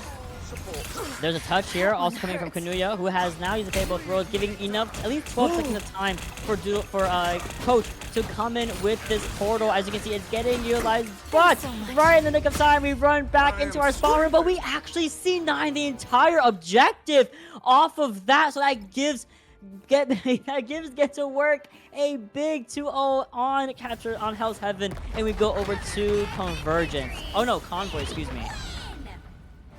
Fortunate there. We saw the strategy they were going for, of course, trying to keep the Luna Snow alive with her ult so that everyone else could revive, get the Doctor Strange portal in there so we can get our entire team on point. But sadly, we just touched out a little too soon. Nobody was on the zone, and because of that, gonna be a 2-0, bringing it up 1-1. Yeah, 1-1 is crazy here, and as you can see, the scores aren't really all that crazy. Mind you, Coach was on Mantis previously, so the 8-6 is not because they were playing Strange the entire time, but it's because they were playing Mantis, of course. And otherwise, the healing output here from Get to Work is astronomical. They had about, I would say, 5 to 10k more healing than Noir did, which, when you're playing things like Luna Snow, for example, Loki, Cloak and Dagger, that makes sense. You know, that healing output is there to supplement the extra damage you're giving by having Mantis damage boost, for example, by utilizing more flank maneuvers. That burst damage kind of gets mitigated completely by the extra healing, and of course that cooldown usage of the Ice Ball, of Sleep as well. Things like that are very imperative, and of course Loki Rune's very big as well to be using from Busy at Work. Now, as we have now solidified our first game 3 of the night, once again, we go over to Convoy. Every single map is available as a random selected choice. I believe including Arako, which I have heard is not everyone's favorite map, and I have to agree. I don't necessarily enjoy it either. Yes, I have heard things about Arako myself, and as you said, it is not the best. So we're just going to see what is going to be getting picked right now. Well, of course, we don't know what's getting picked. What I meant was we're going to be seeing if the teams are going to be at the ready so we could see what our first Convoy map of the night is going to be. Yes! And it is going to be the Empire of Eternal Night Midtown. Yes! Thank goodness. I love Midtown. I'm gonna say it. I really like Midtown. I remember when it first came out, it was really difficult to figure out how to get through the bottleneck that is that first objective. But I feel like as teams have fleshed themselves out a lot, there's a lot of different opportunities, a lot of different routes that a lot of teams have taken. Some of them just kind of brunt force it through main. Some others go for a flank off of that right side high ground. over the bridge, and then behind the defenders. A lot of different creative defaults have been made here for Midtown. And as we go into our ban phase, some changes have already been made here. Emma Frost stayed and true for Busy at Work, but Noir opt to actually ban the use of Magneto again. Okay, banning the use of Magneto immediately this time, I gotta point out. Usually they've just been opting to go immediately for the Human Torch, but this time around, they might not be. I imagine it could be the second ban, though. Actually, as I said that, yep, the second ban, Human Torch. For good reason. Can't even blame them. Human Torch haven't been pretty strong as of late, but not going to see it today again, at least from Busy at Work. Magneto Protect coming in from Noir, so at the very least, they will have they will have Magneto in their toolkit. Busy at Work decides, you know what, we had a lot of that Punisher play from Hall of the Jalia, all right? Here comes the Punisher ban for a good reason. I mean, Hopeful was a pretty much a big menace. And if we're gonna have CBJ on this Storm, which clearly had so much success, yeah, we gotta start getting rid of these hit scanners. Yeah, definitely got to start getting rid of them, especially because now, we got rid of the Strategist, we got rid of Cloak and Dagger, we got rid of Luna Snow, so of course that is going to hurt both of these teams, and it's no surprise that Noir is going to be protecting their Luna Snow since we saw that almost clutch that happened last round, and I imagine they're going to try to keep that on lock, of course, with the Luna Snow. Last man coming in here. And it's going to be protection on, of course, Cloak and Dagger for a pretty good reason, all right? We have Cloak and Dagger coming in, Lunar Protect coming in from Noir, so we can kind of guesstimate what these backlines are going to look like without Loki.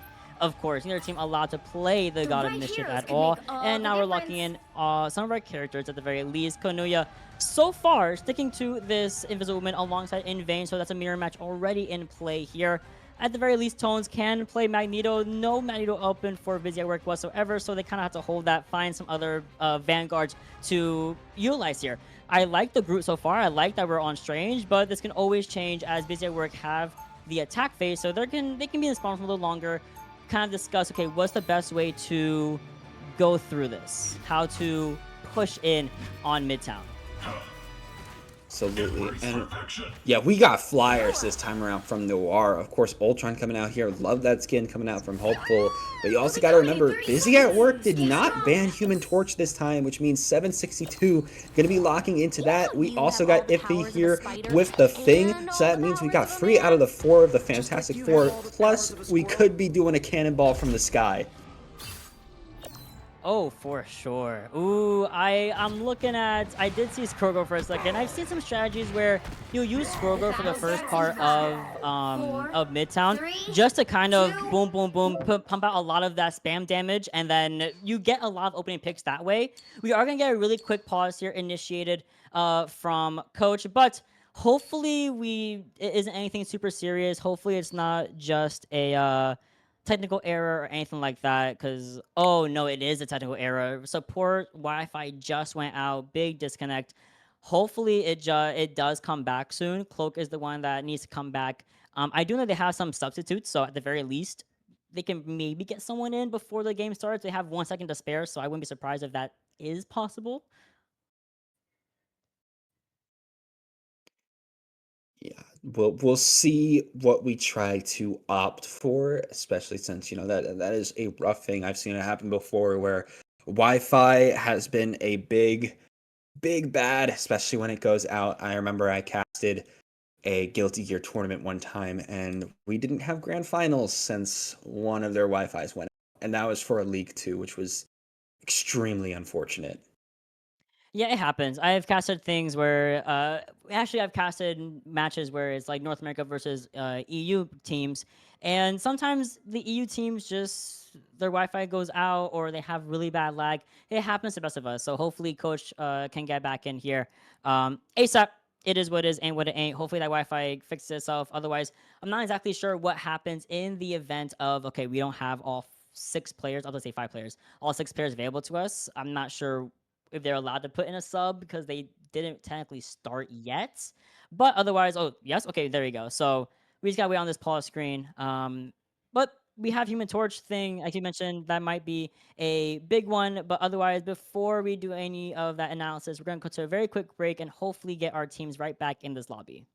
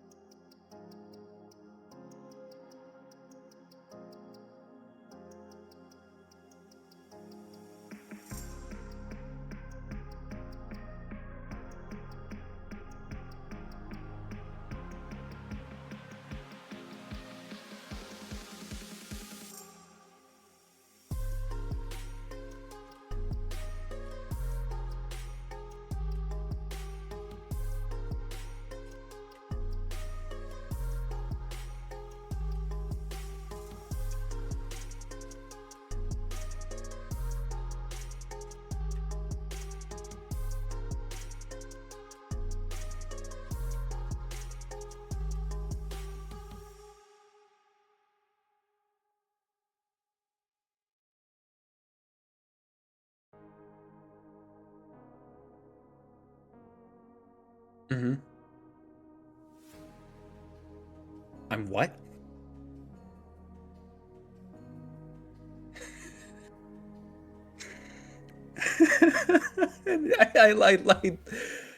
I locked out because of that. I was locking into.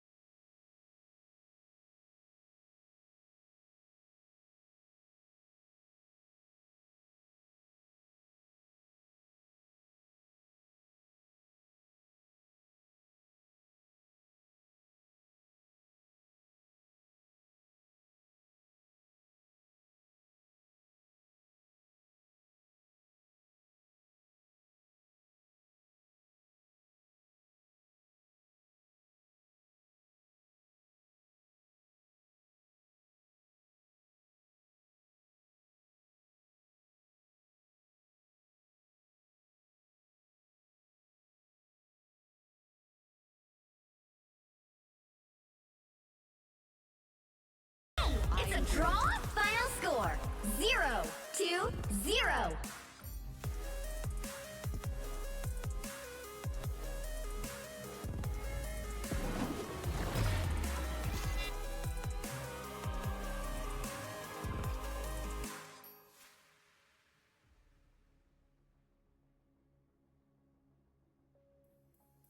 All right, we're back. Real quick, one of our players' Wi-Fi is just decided to cut out. It is what it is, ain't what it ain't. We're getting a sub in, I believe, for busy at work. It is gonna be just fine. Thankfully, they just started the match, so they're going to just do a quick reset here for this round 3. I believe they also have to. We should be going back to Midtown, I believe. If not, producer, yeah, okay.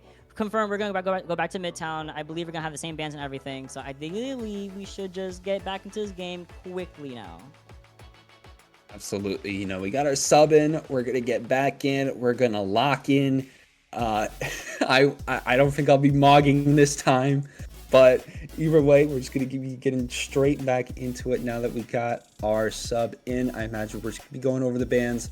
I imagine we're just going to be, trying to do the same thing as we're getting, of course, locked into Midtown.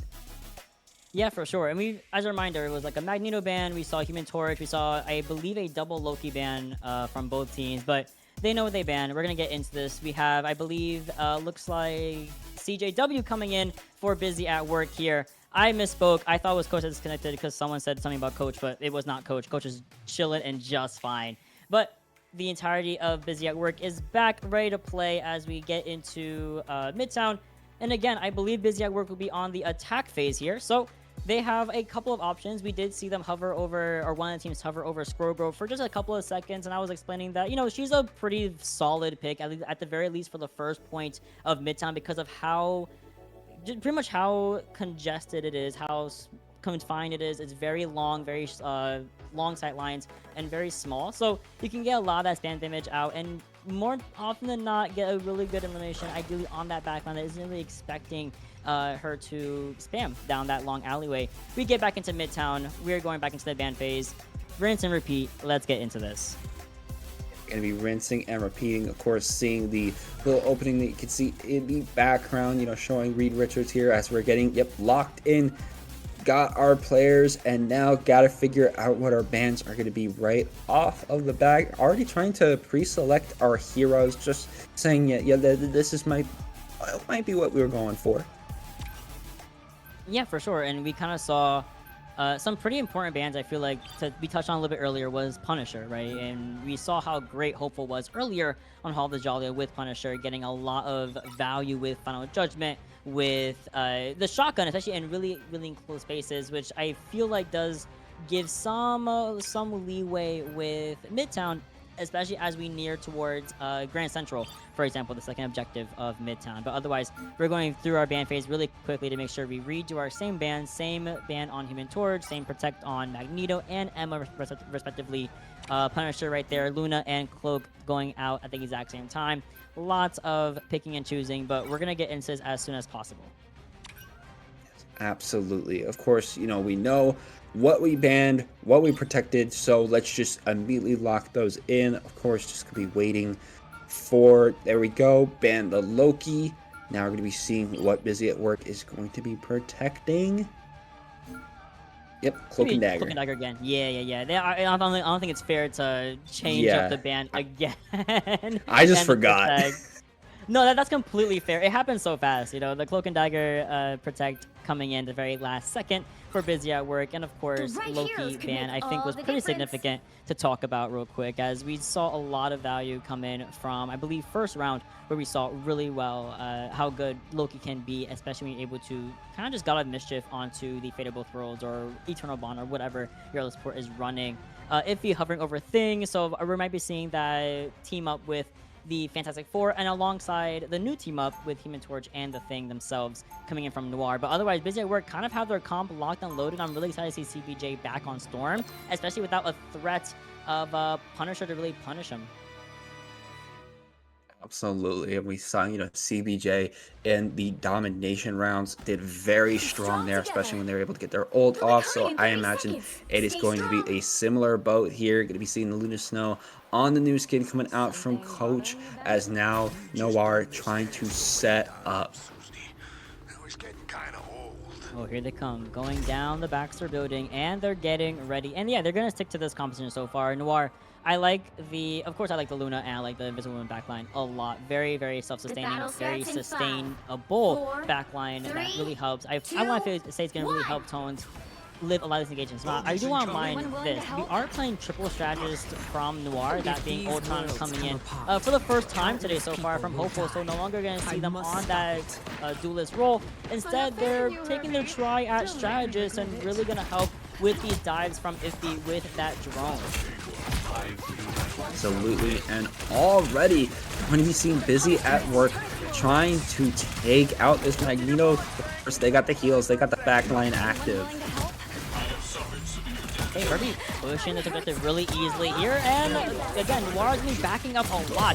Unfortunately, you do see EQ kind of get a little bit called out, and then gets grabbed, unfortunately, for this Magneto, but Tone still finds a way to back up, and we are still playing this corner relatively well, making sure we're brawling with this Emma as much as you possibly can. Actually forces the sound, the invisible boundary to be used really early here, and then here comes the favorable throws, also going to be used as well. We also saw the Vision Ultron earlier in that fight, they extended coming in from Noir, but you get a little hopeful with that final judgment, and it's going to be completely shot down and destroyed by the powers of Noir. Absolutely, especially because here we go, Emma Frost just trying to rush in a little bit, going a little bit onto the side, trying to catch Tones with that off angle, able to back up though, and of course they got the support of the rest of Noir here, which means that Busy at Work does have to back up a little bit. They cannot push this combo any longer, even if they try, and the Supernova 2 coming out. That's going to be a lot of space being made, of course, for for Noir here, as of course they're pushing Busy at Work back so far. This aerial game plan, this aerial space being taken up and fought over by 762 and CBJ. It's not really working out as well for CBJ as we had seen on Domination, and it's because you're not forced to stay in this one little area. Now, ideally, we don't lose our Storm quite yet.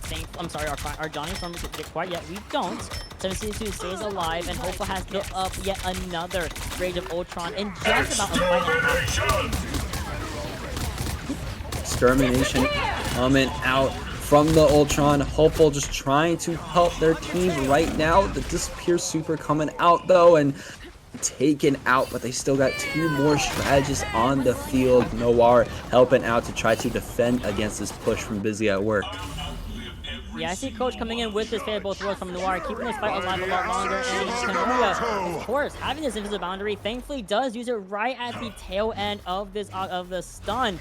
Unfortunately, the power of this last judgment was a bit too much from Regis, and that's going to be the end of this initial defense from Noir. They have another go at this, of course, as they are going to be starting up this portal countdown.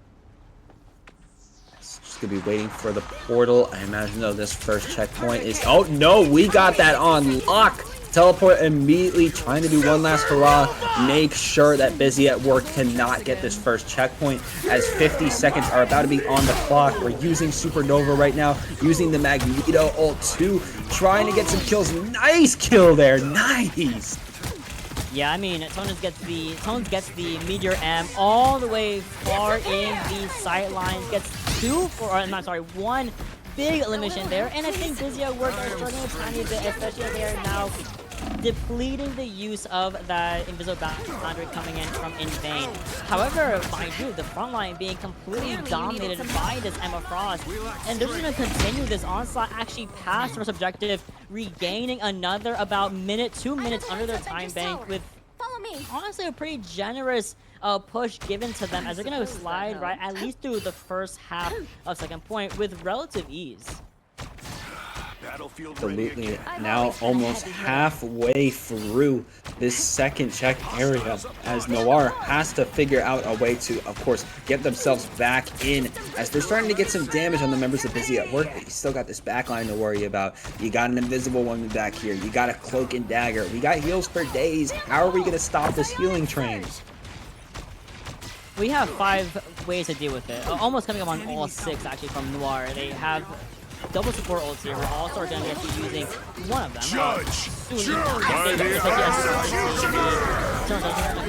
What a shield on the Eye of Akamaru, however. Still finds when it comes to Kunoya.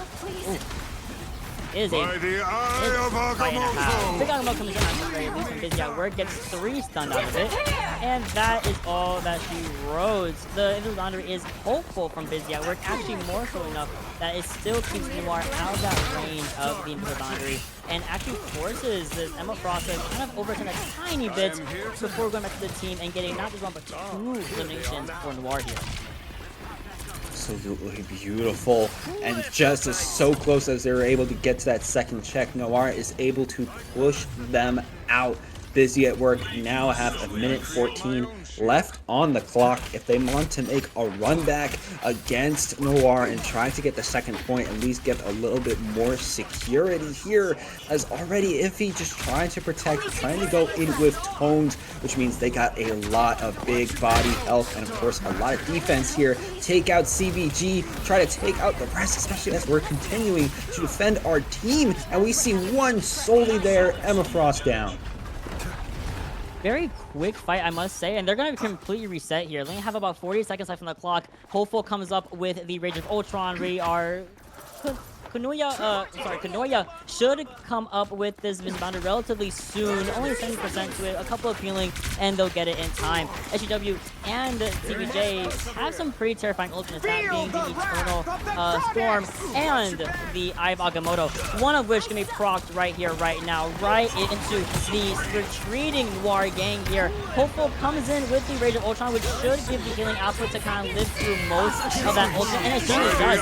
Here comes the Silent Seduction and the Agamotto. It's a big ult economy given into this fight from Busy at Work. Every single thing laid out on the floor for his overtime fight. They laid everything out, and you know what? It came into clutch because now with a minute 30 left on the clock, we got 2 points on the board. As Busy at Work, I imagine, is going to be trying to go for the finish line and take all 3 checkpoints. Already setting up a turret here for Ritas, trying to make sure that they're watching the convoy. Try to watch the payload here. Meanwhile, we got a Noir portal coming out as they're all trying to make one big last stand.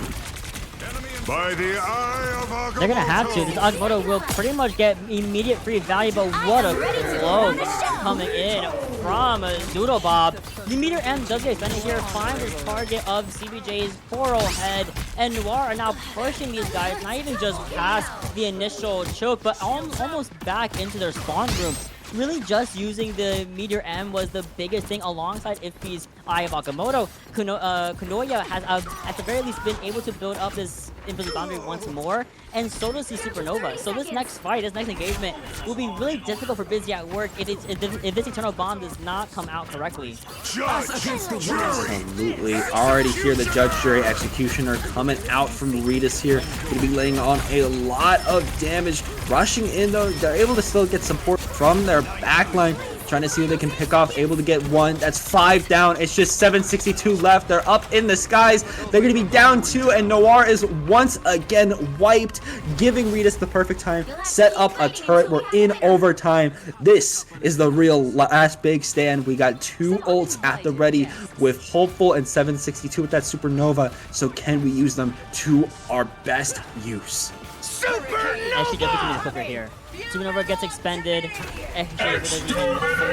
Actually goes over to the back line, sees the Storm Ultimate come through as well, but no one quite goes down. Really good utilization of the Rage of Ultron, but here comes the Eye of Agamotto. Still doesn't find anyone actually going to be punished for going for such a cheeky approach to the back line, and suddenly Noir, without that frontline pressure, I'm sorry, not Noir. With Busy at Work not having that frontline pressure of both the Magneto and the Strange, Noir able to hold them just shy of that third objective, and now they pretty much have a clear-cut win condition. Get to third, take the 2-1.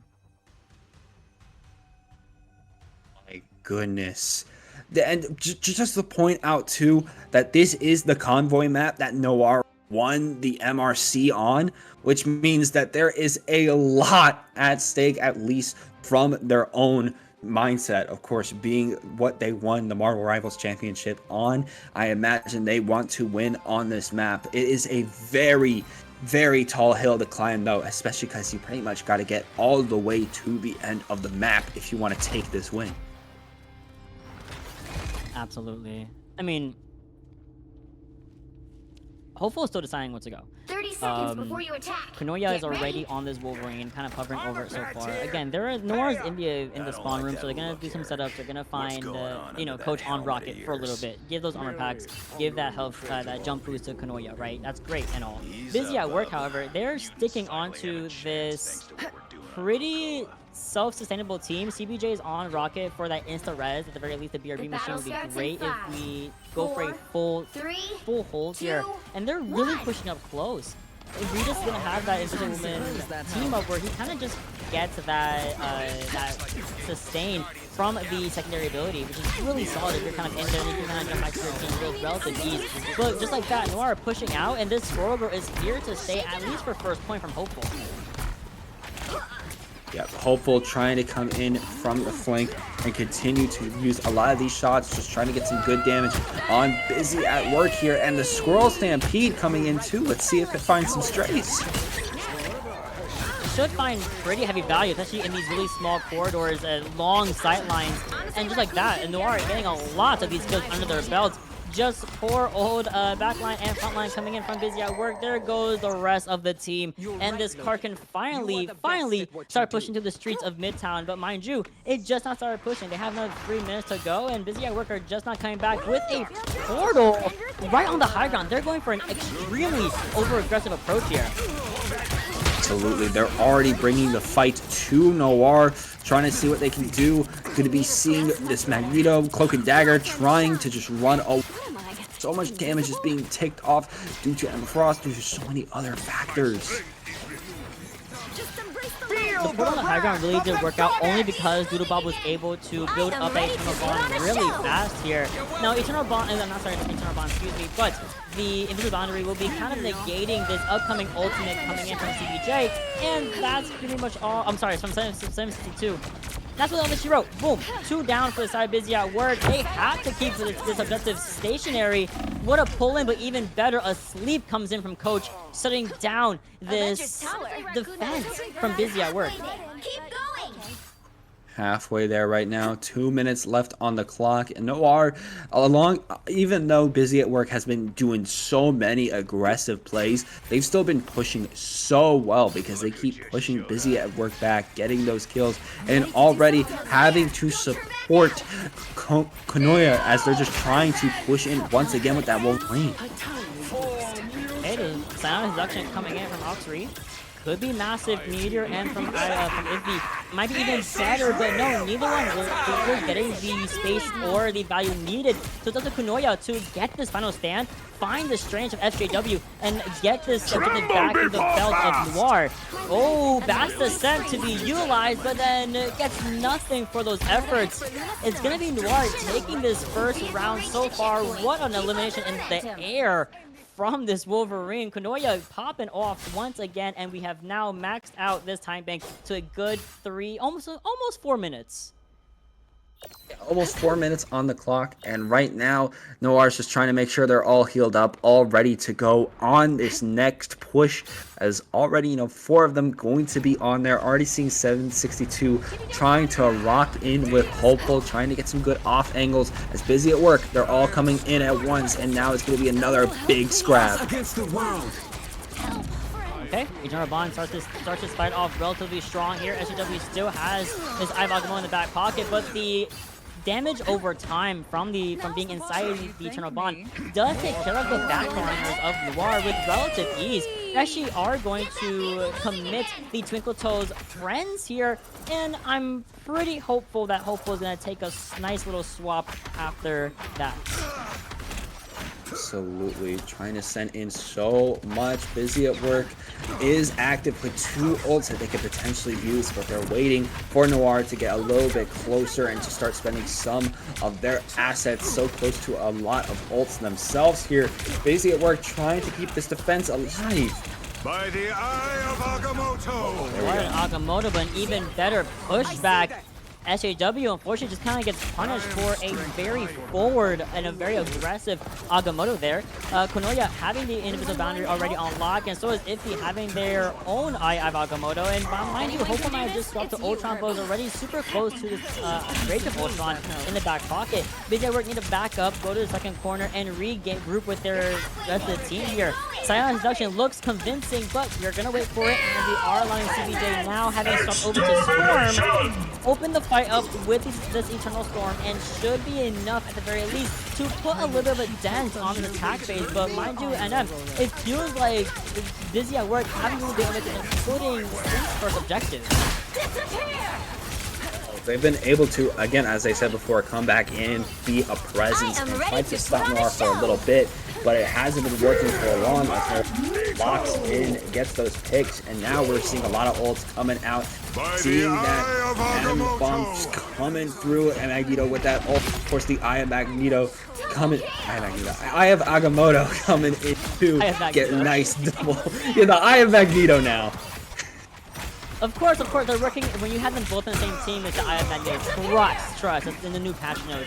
We are seeing, of course, that Invisible Boundary being used once again by In Vain, and hopefully this next push isn't In Vain from Busy at Work as they're starting to come back from that spawn room. But there is a bunch of fire tornadoes from Supernova kind of impeding their walkthrough back to the objective, and unfortunately the extra damage output given as well that at 762 is absolutely undertaking is going to be putting Busy at Work in a world of hurt. There's some last minute staggers coming in. Yeah, you wanna know why? It's because they wanted to waste this time bank.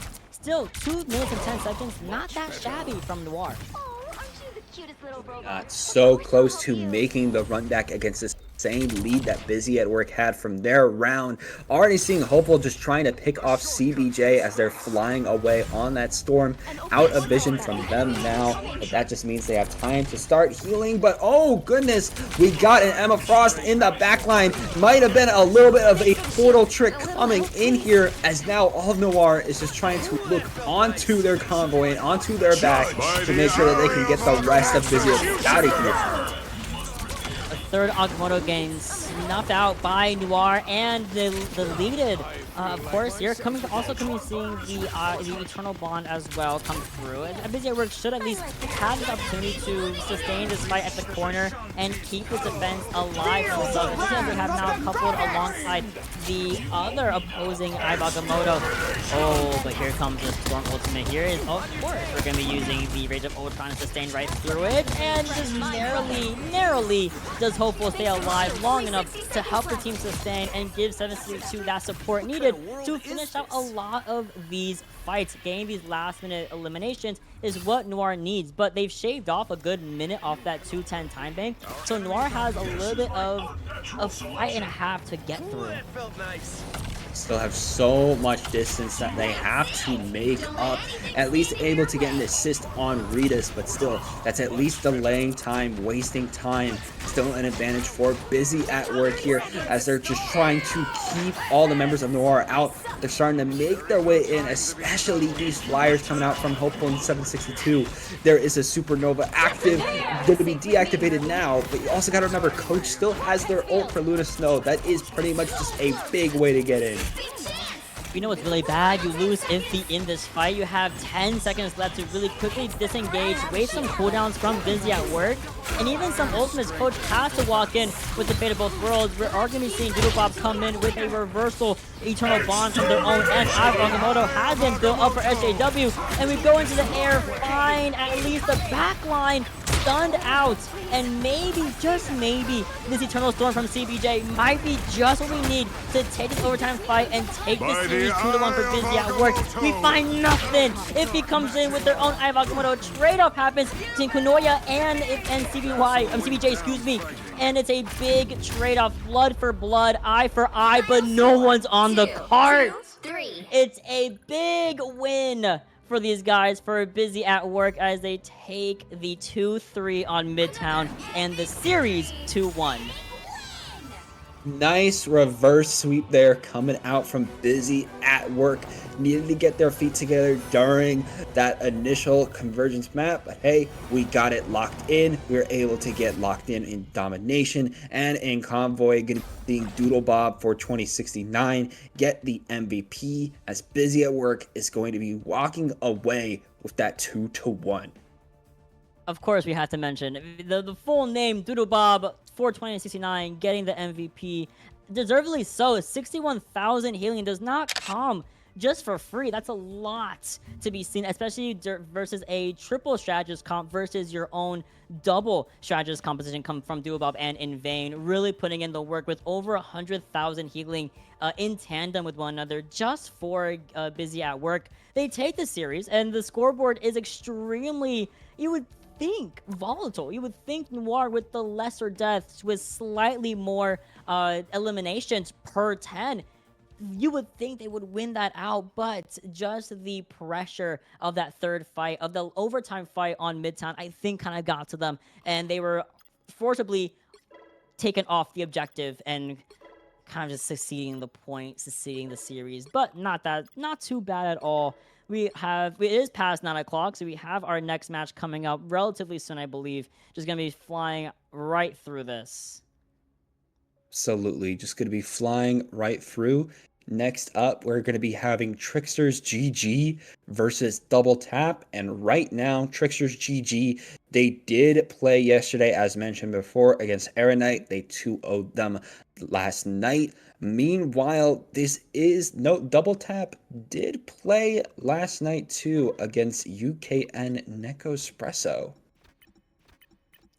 Nekospresso. I used to play for UKN's team. Not Nekospresso, but the organization. Super chill people. Have been following Nekospresso for quite a bit now since I believe the start of Rivals. They've kind of had their roster, at least their more Rivals team for quite a minute, if not shortly after Rivals competitive scene starts to really flourish. Really excited to see these guys once again here as we do get our team captains and the teams themselves locked and loaded. And once again, as always, we're starting off on Convergence. Any of the available maps will be randomly selected. We've had Hall of the Jolly twice in a row. What are the odds we get it for a third? I could see the Hall of the Jolly coming out for a third. I could see it. You know, we're gambling. We're gambling. We got odds twice. We're gonna Let's get go it a third time. gambling! Yes, let's go gambling. Let's go gambling! Hall of the Jalia! I can't stop winning. It's just at that point we might get Hall of the Jalia again. Would I love to see a Central Park? Absolutely. Would I love to see a Symbiotic Surface Clintar? 1000%. Actually, I'm one of the few people I know that actually like Symbiotic Surface. I really love defending on it. I love attacking on it. It's just third point. Things get a little bit messy, a little bit crazy. But our teams are, oh man, they're ready. Oh, I love this. I love when my teams are just ready to get in here. I see both rosters already locked and loaded. Tricksters on the left and Double Tap on the right here. And looks like they're ready. Oh, they were waiting in the wings for this match to end so they can get back into their own game. They were just waiting to get in there, and it looks like, both, as you said, both of them are in there, just going to be making sure that we're all ready to go. And of course, we're going to be seeing, what our map's going to be in the randoms, and of course, what our bans are going to be this time around. That's an interesting one because between our first series and our second series, we saw some differentiation. Emma Frost was a pretty consistent one between both. Even Luna Snow was pretty consistent. We saw some Punisher ban, a lot of Human Torch. We did remember how we started off with a good old Phoenix ban, and then we kind of faded away from that as we started kind of going towards Storm and Human Torch. That was some good times, but I wouldn't be surprised if we saw some of the same song and dance, especially as we load into Convergence soon enough. Strategist ban's very, very prevalent. Loki ban, I would not be surprised if both teams opted to take that option away. As long as we go into this first map, it could always change depending on, okay, who's really good at playing Human Torch. Okay, let's get him out of here. As an example, of course.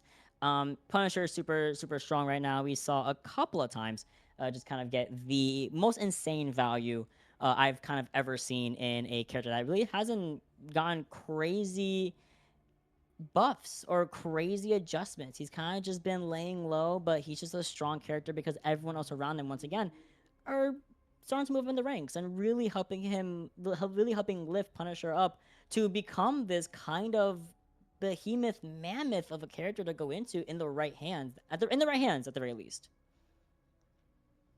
I just got distracted by what is the gamer toilet? You see, I don't know. So for chat, we see the lobby, we see the game, we see the chat in Marvel Rivals. We don't know what the gamer toilet is. I hope they don't fall and get lost in it. Is all I care about. We have a series to get into. We please don't get lost in the gamer toilet. The gamer toilet. Just I do not know why we're trying to. Do you clean your gamer toilet or what? Listen, Okay. please Or soak in the mud. What? Yo, my producer, what's going on today? We got, do y'all clean your gamer toilet or soak in the musk? You know what? I love Marvel Rivals. I love this game. We're gonna go into Symbiotic Surface for our convergence map, and we're gonna stop talking about gamer toilets. Yes, no, we are leaving that. You know, we're in the match. We got stuff to actually talk about that's on the screen. We're not just, stalling a little bit. So we're going to be fine, especially as we're getting to, of course, the coveted ban and protect list here. Oh, look, we got custom colors, guys. Just for you, we get custom colors. We got pinkish purple and or really pinkish purple is what it's called. I've never like looked at the actual settings. It's called pinkish purple. I love that. All right, Tricksters. Starting things off really strong with a Magneto ban for double tap. And of course, double tap says, oh, you give me the opportunity to protect Emma? I take that. And I run with it, of course. Absolutely. Meanwhile, Tricksters might be opting to already delete that Luna Snow. Very good choice, especially because of her ult and, of course, the amount of lifeline heal she's able to give out. And, of course, protect that Magneto because double tap, they didn't want to go for a Magneto. So we might as well just keep them on our side. Might as well. It's kind of the same-ish ban we're seeing so far between, our first game and our second game today. Magneto Protect, we see a ban on Magneto. We also get a Luna Snow double ban. So she was going to be falling herself out of the limelight for a little bit here. A mutual Human Torch ban will be coming up here as well from both Tricksters and Double Tap, who is really surprised. Both of them have been following a very similar line. Ban Luna Snow, ban Human Torch, and then ban a tank that we really want to use. And this time around, Tricksters is also going to be protecting their Cloak and Dagger, while Double Tap, let's see who they try to ban now. Well, interesting. Yeah, we do see Tricksters take in this Cloak and Dagger protection here. We come down on this Black Panther. Ooh, a Black Panther ban. That's gonna be the first one we're seeing today, and you really only saw Black Panther be played in our last series, especially on Domination. We saw 762 play it alongside a Spider-Man, but then didn't really touch the character again. But for it to be such a problem that Double Tap is like, okay, we want to make sure they don't play Black Panther. That's a pretty big statement to make, I feel like. And with both teams protecting the Cloak and Dagger, it's pretty much a guarantee that both of these strategists on either side will have at least one Cloak and Dagger to boot.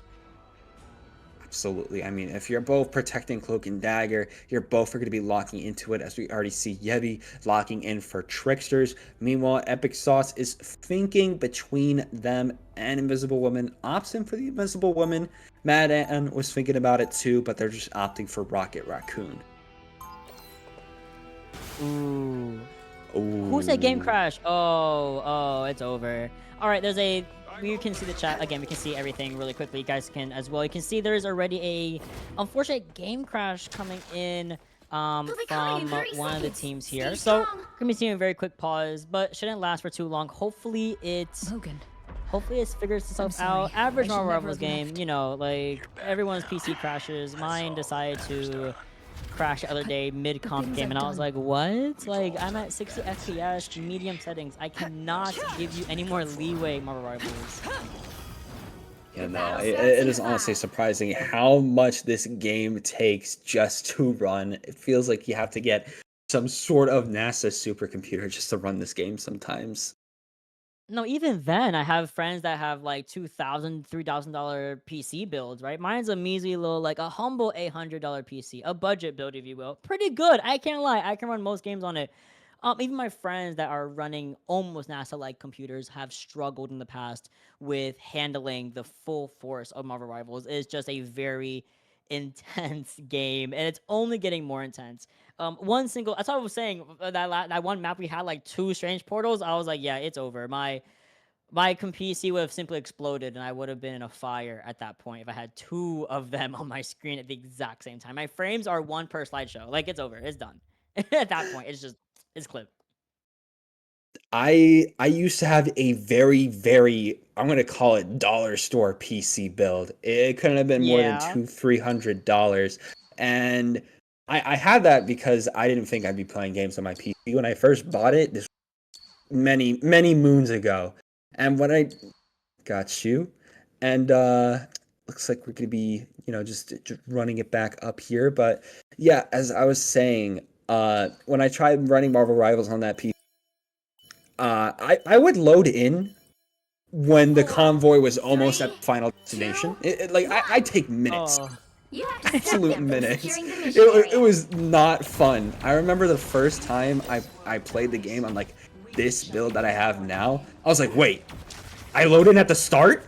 I could see the beginning of the match? No That's way. crazy. Really quickly, I'm not sure who crashed, but your shaders loading that fast is crazy to me. My shaders could really never. I take 2 business days to load my shaders every time I crash. So kudos to you guys. Now we're in the game. We have Tricksters on the defense here with a Loki backline, Loki Cloak and Dagger backline, which I'm pretty much a fan of. I love Loki on the defense phase of Symbiotic. Oh my goodness, almost dead there. Of Symbiotic Surface, but we're backing up already to this little itty-bitty area with the health pack of course on the left side. Rest of the fight really ongoing in the actual objective here, whereas everyone's being really pushed back. Double tap, double tap, double tap. Double tap are super forward with this Emma and Captain America front line. Like, that is just a immobile, inkillable front line. Now, both of these teams are trying to get themselves in position, especially in the middle. Right now, Double Tap trying to see if they're going to be able to keep contention on the zone, but I already hear that Armed Dangerous coming out from the Winter Soldier.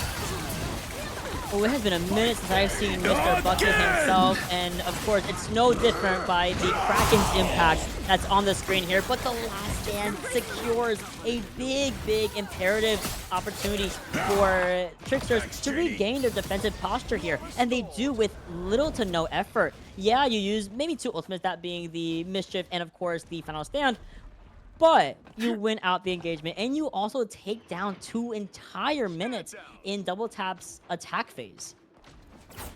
Now Double Tap, they got 2 minutes left on the clock. Okay, quick little start. Silent Seduction only 10% away from being proc here. For of course Double Tap. They need it kind of to walk in, and oh, maybe they don't. My bad. Bucky might be the character of all time, taking down a force like the Thing here. Eternal Bond all over the screen as well, alongside the invisible boundary.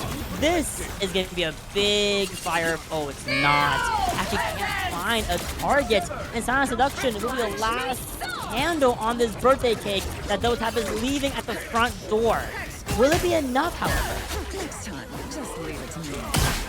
Question here, especially as this Emma Frost is keeping things on lock, able to get a kill, try to keep it going, especially as this might be what they need. Double Tap to take the zone, needs 1 more, and with Tricksters all the way over there, that is going to mean that Double Tap can finally start their convoy push.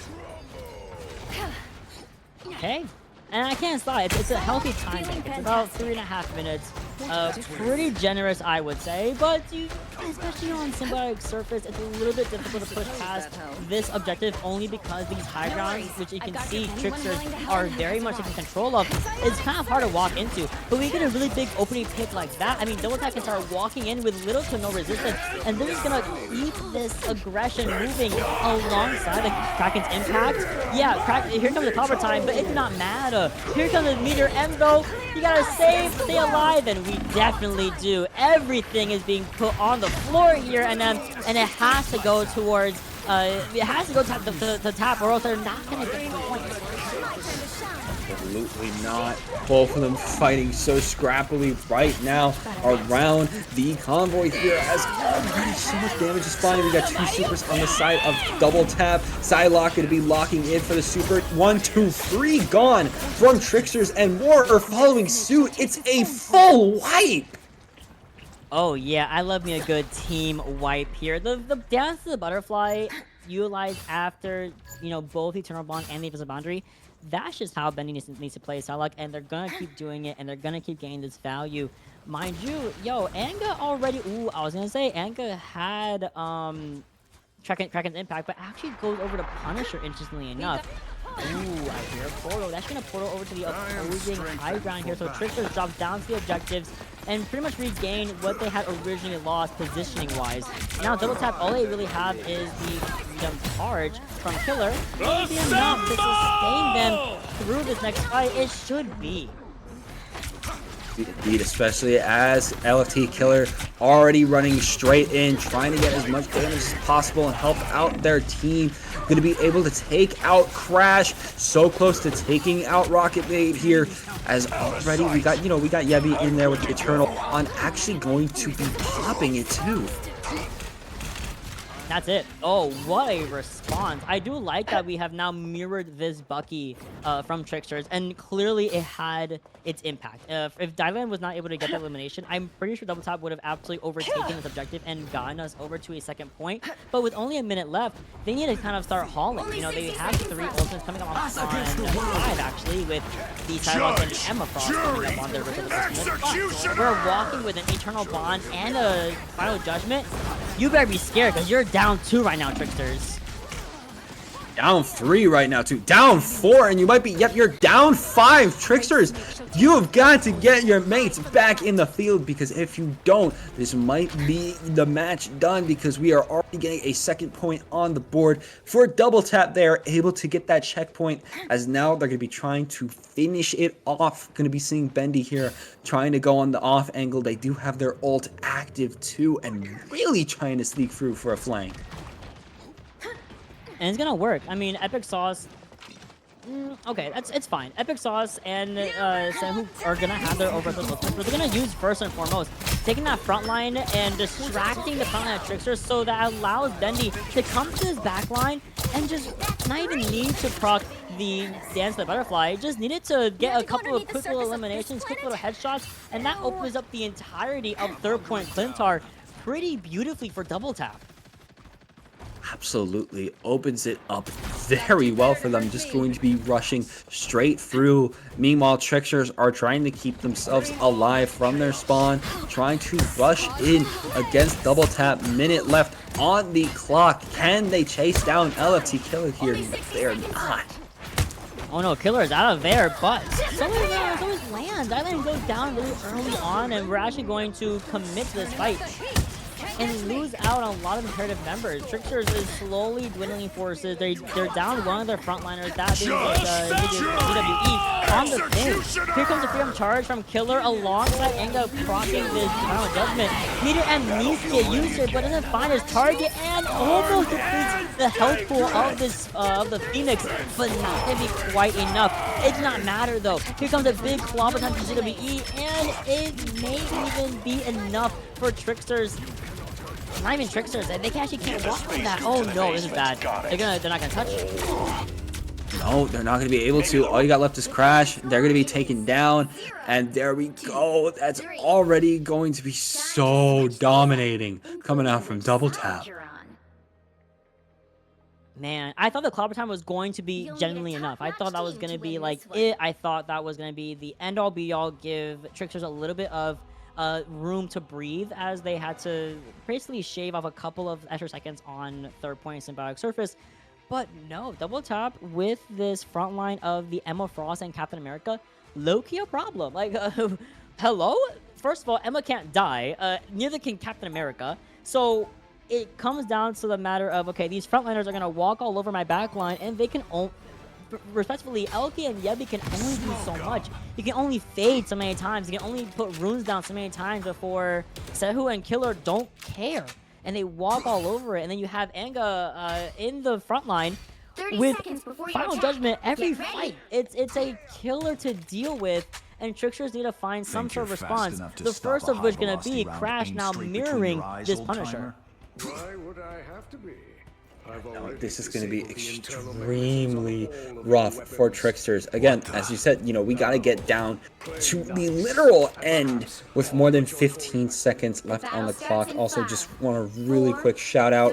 Rocket Mate, again, got to shout out these original skins. Of course, the classic red and purple from Magneto. Oh yeah, X97, my beloved. Ooh, that was a great show. Oh, waiting for season 2 immediately. All right, double tap on the defense here as Trickster start to slowly push through, getting rid of the turret form from Angado on that high ground. A-okay, we just kind of move forward as we get a beautiful dive coming in from Killer. Great room placement comes out from Elky, however, so it keeps the fight up alive as Killer is forced to back up and retry again with new and refresh cooldowns. Slowly but surely, we rely on our thing to start this initial push. Now, we do see Asala kind of get called out by Crash, though, going over to the shotgun for that extra close range damage, but no fruition has come by the way of Tricksters. Now we have to go for the Eternal Bond, and now they're really pushing in here, NM.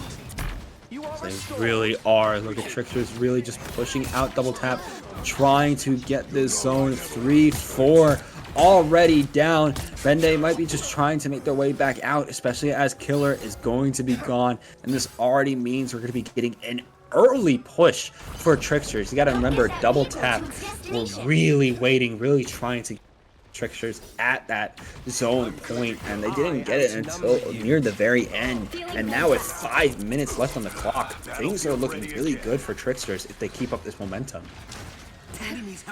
I love this high ground control that we're seeing, of course, from double tap though.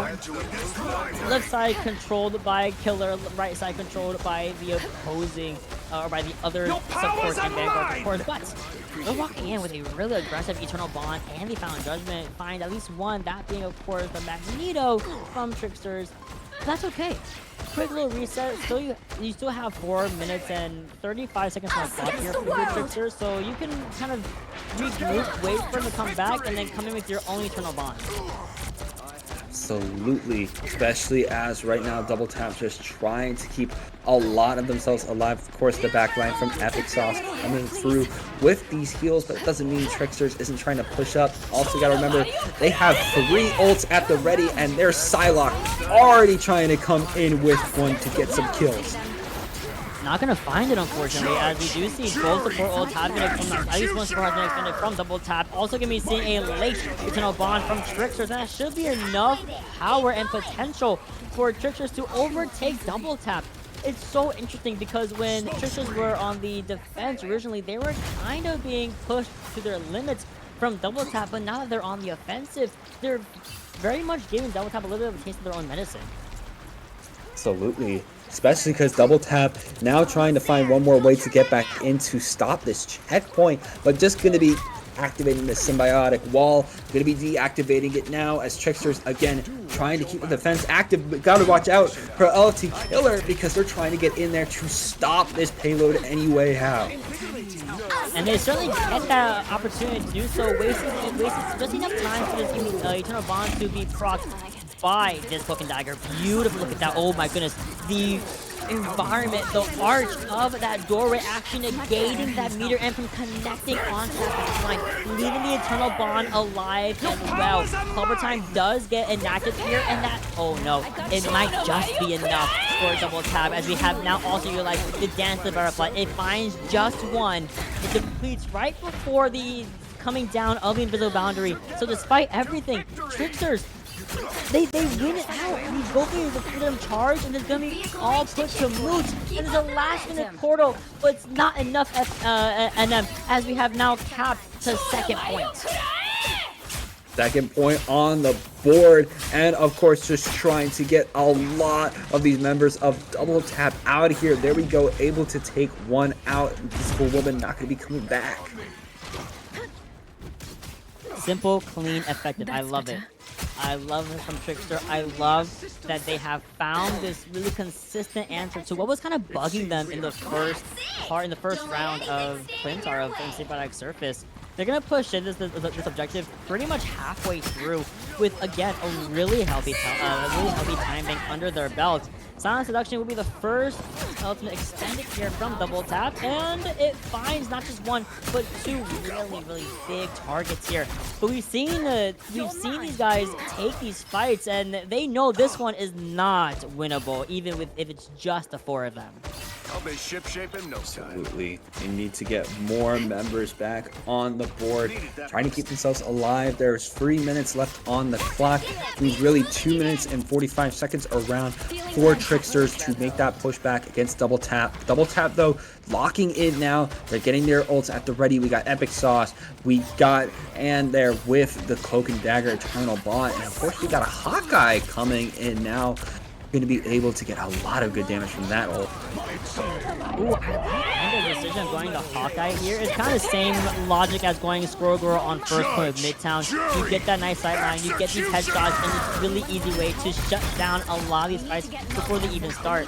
Unfortunately, you have to still deal with this final judgment, and without anyone to really negate Crash here, Double Tap, they're going to find their defense start to dwindle a little bit more and more. The Hawkeye ultimate has been utilized here, but no one quite goes down. Okay, just Psylocke. Oh, sorry, not even just Psylocke, but it was like loses one here. Oh, Us against the world. That's very much not good. Tricksters is almost there to take the convergence win. There goes Cloak and Dagger, 3 down right now. Can they clutch up? No, they can't. It's just LFT Killer, but they are on that convoy. They're trying to stop it, and they just ragdoll to death. The current score is Yeah, unfortunate. And only 95% to the Freedom Charge. Had Killer had the Freedom Charge, I'm 1000% confident they would have been able to kind of run around, really run around the Rosie, run around the objective, and wait for the rest of the team to come back from Double Tap. But it just didn't come to fruition. And what sucks here, NM, is the fact that we have now both teams going all the way to third point. We're going to guaranteed round 3 and 4, and Tricksters has an insane time bank of 1 minute and 41 seconds. Double Tap cannot say the same. Cannot say the same there, especially as once again, gotta lock in our characters. We see Angad already locking in to the Hawkeye, and yes, a minute on the board right now is rough, especially because, wait a minute, no, that is ZWE immediately putting in a portal, gonna be trying to flank Double Tap. No, they're going immediately for Double Tap. Not like this. If this happens on this stream, I don't know what I'll do. There's just no way. There's just no way. There'll be confirmation to me that this is no better than my comp games. Oh no, surely not, right? We have the portal ready up for ZWE, right? Right. So they're ladies and gentlemen, we get the first one. Ooh, and not but 2 of them. I can't believe that worked. Goodbye. And then you got this. Don't worry. I got this. I can clutch up for the last 40 seconds. They only have 40 seconds to get that point. Good lord. At least Double Tap is starting to get their members out onto the field. Tricksters, though, they got to lock in. They already played big game with that Doctor Strange portal. So let's clutch it out at the end there. Put the money where our mouth is. And already so much damage is flying. Of course, though, Double Tap has Epic Sauce in the backline, constantly giving out heals, proving to be effective. Already got 1 down on the side of Tricksters, and we're making really rapid progress on the point here. Absolutely. 2 ticks. I am a little bit shy of 2 ticks here now, having gone over to the 3rd tick. Double Tap once again relive their glory days of that first round, and they're gonna redo what should have been happening in the first place. They're gonna get an insane amount of progress here. Overtime is activated, however. There's no extra time given when you cap these new objectives. So with Tricksters having Last Judgment already on display here, Found Judgment on display here, this ideally should be shut down before it even gets to a snowball point, which Double Tap is very good at doing. Who have we here? Some sort of Double Tap is just continuing their assault. Gotta remember that they do have overtime halfway though towards that first check. Now what they want to see, as the scrap is really starting to happen now, as Double Tap 2 down, 3 down, not looking good for them. Or oh, that's not what you want to see if you're Double Tap.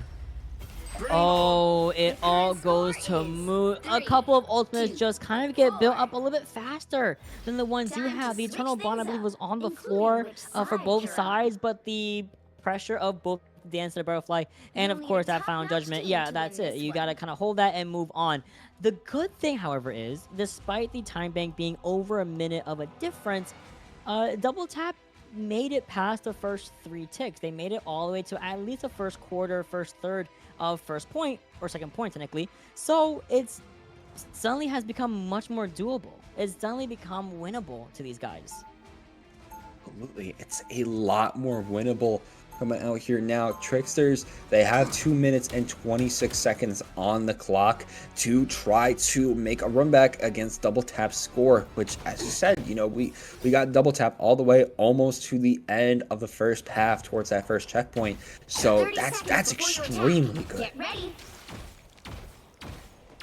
2.5 minutes of type Your crazy behavior blades is all I gotta are say they here. psychic And they're like gonna stick to the same comp we've No, been my seeing daggers are get formed from pure life insane force amount of energy. value. They purify Crashing whatever they land, touch. Dylan Those on would be Punisher quite and useful Psylocke for against now. them. ZWE sticking with this thing, which again, the thing from them alongside that strange portal shenanigan, which is The battle hilarious to starts see. in 5, Great thinking from their part. 4, 3, Has a lot 2, of value. I love the 1. fact that we've been using these clobber times All you kind need of to been do is as a capture the response mission to area. either the Got it? Eternal Bond or the Invisible Boundary from Double I Tap. don't It's think I really could been handle a the pressure big of the dark force. a big way for Trickster to break through Double Tap's defenses more often than not. But otherwise, both of the Bucky and the Punisher online here for Double Tap. Look I'm who's kind of here. scared to see these Kraken impacts again.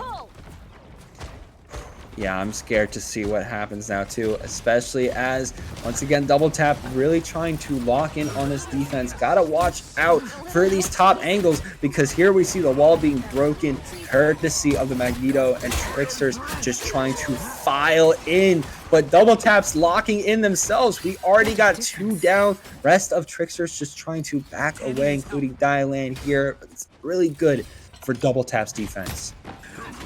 We lost Crash in that entire excursion though, but I don't think they're down with, they're not gonna lose out on too much time at the very least. Having an extra minute is definitely a boon that Tricksters are gonna be walking with confidence, But the problem is that Double Tap are gonna be building up these ultimates a slightly bit faster because they're winning a lot of these engages. And Epic Sauce is already coming up.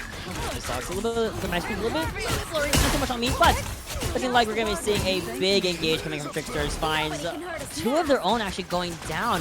Might be a little bit of an over-aggression here, unfortunately, as Double Tap continue their assault, continue their defense with relative ease.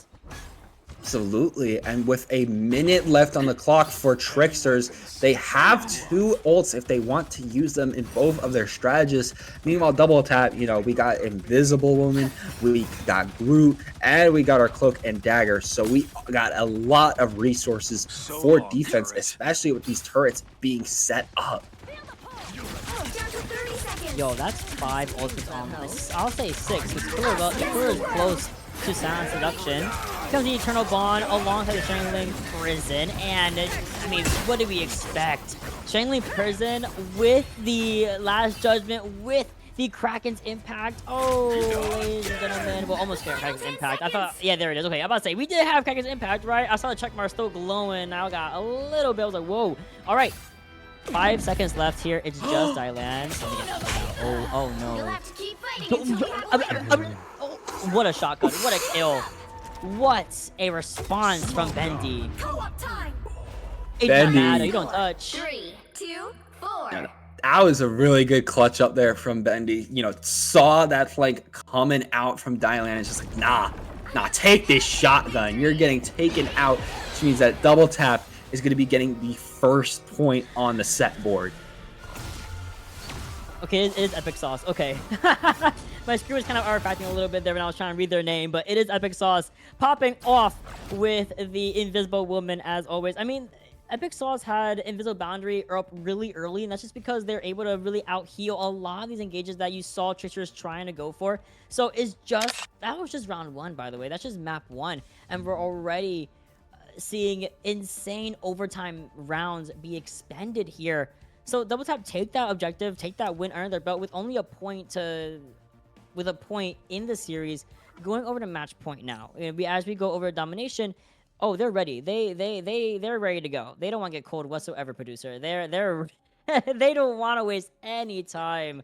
But I have to say, very good showing nonetheless, going all the way to overtime rounds and also holding against a team that had an over a minute time bank over you. Very impressive. Absolutely. And look at that, already getting started up at least soon. I don't want Meta to be okay.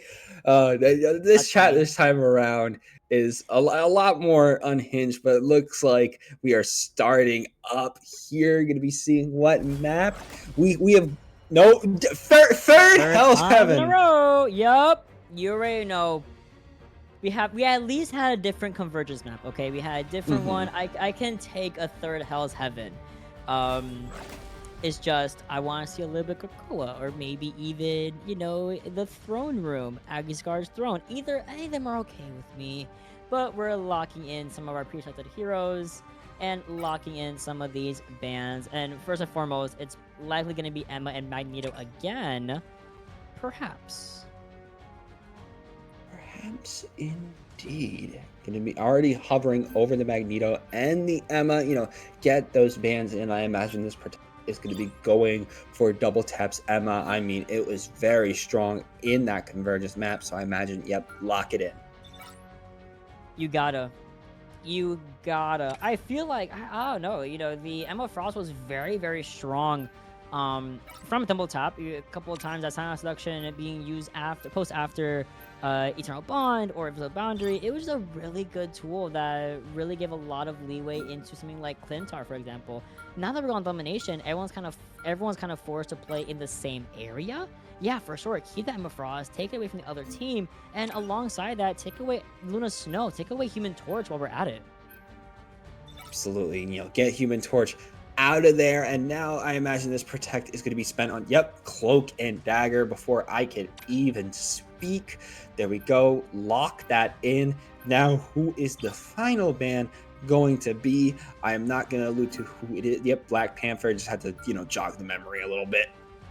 A little reminding for us over here casting this. Yeah, Black Panther was a band we saw on the first map, and it's gonna be no different from Double Tap. And they're still gonna have, I think actually Double Tap and Tricksters have the same protects and bans, I want to say. Maybe one or two changes, but I think it's mostly the same. So we might be seeing the same song and dance with these compositions. We might be seeing the Emma Frost and the Thing once more from Sehu as well, and maybe the Thing from ZWE once more.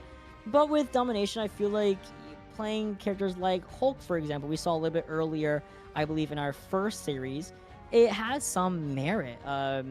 And there's a lot to be played with that idea. Otherwise, yeah, Killers are ready to take my words out right mouth. We're looking over to the Hulk. I'm excited for what we're going to see here for Domination. Absolutely, and it looks like we're going to be getting a Spider-Man on the side of Tricksters coming out from Die Land. Could be interesting. Actually, no, I'm a liar. They went for 30 Storm. seconds before you attack. Get ready. Okay. We saw Storm earlier as well, and she was taking lives on Domination. But at the very least, we didn't. There's no Punisher ban. There's no Hella. Bless you. There's no Punisher or Hella ban. No problem.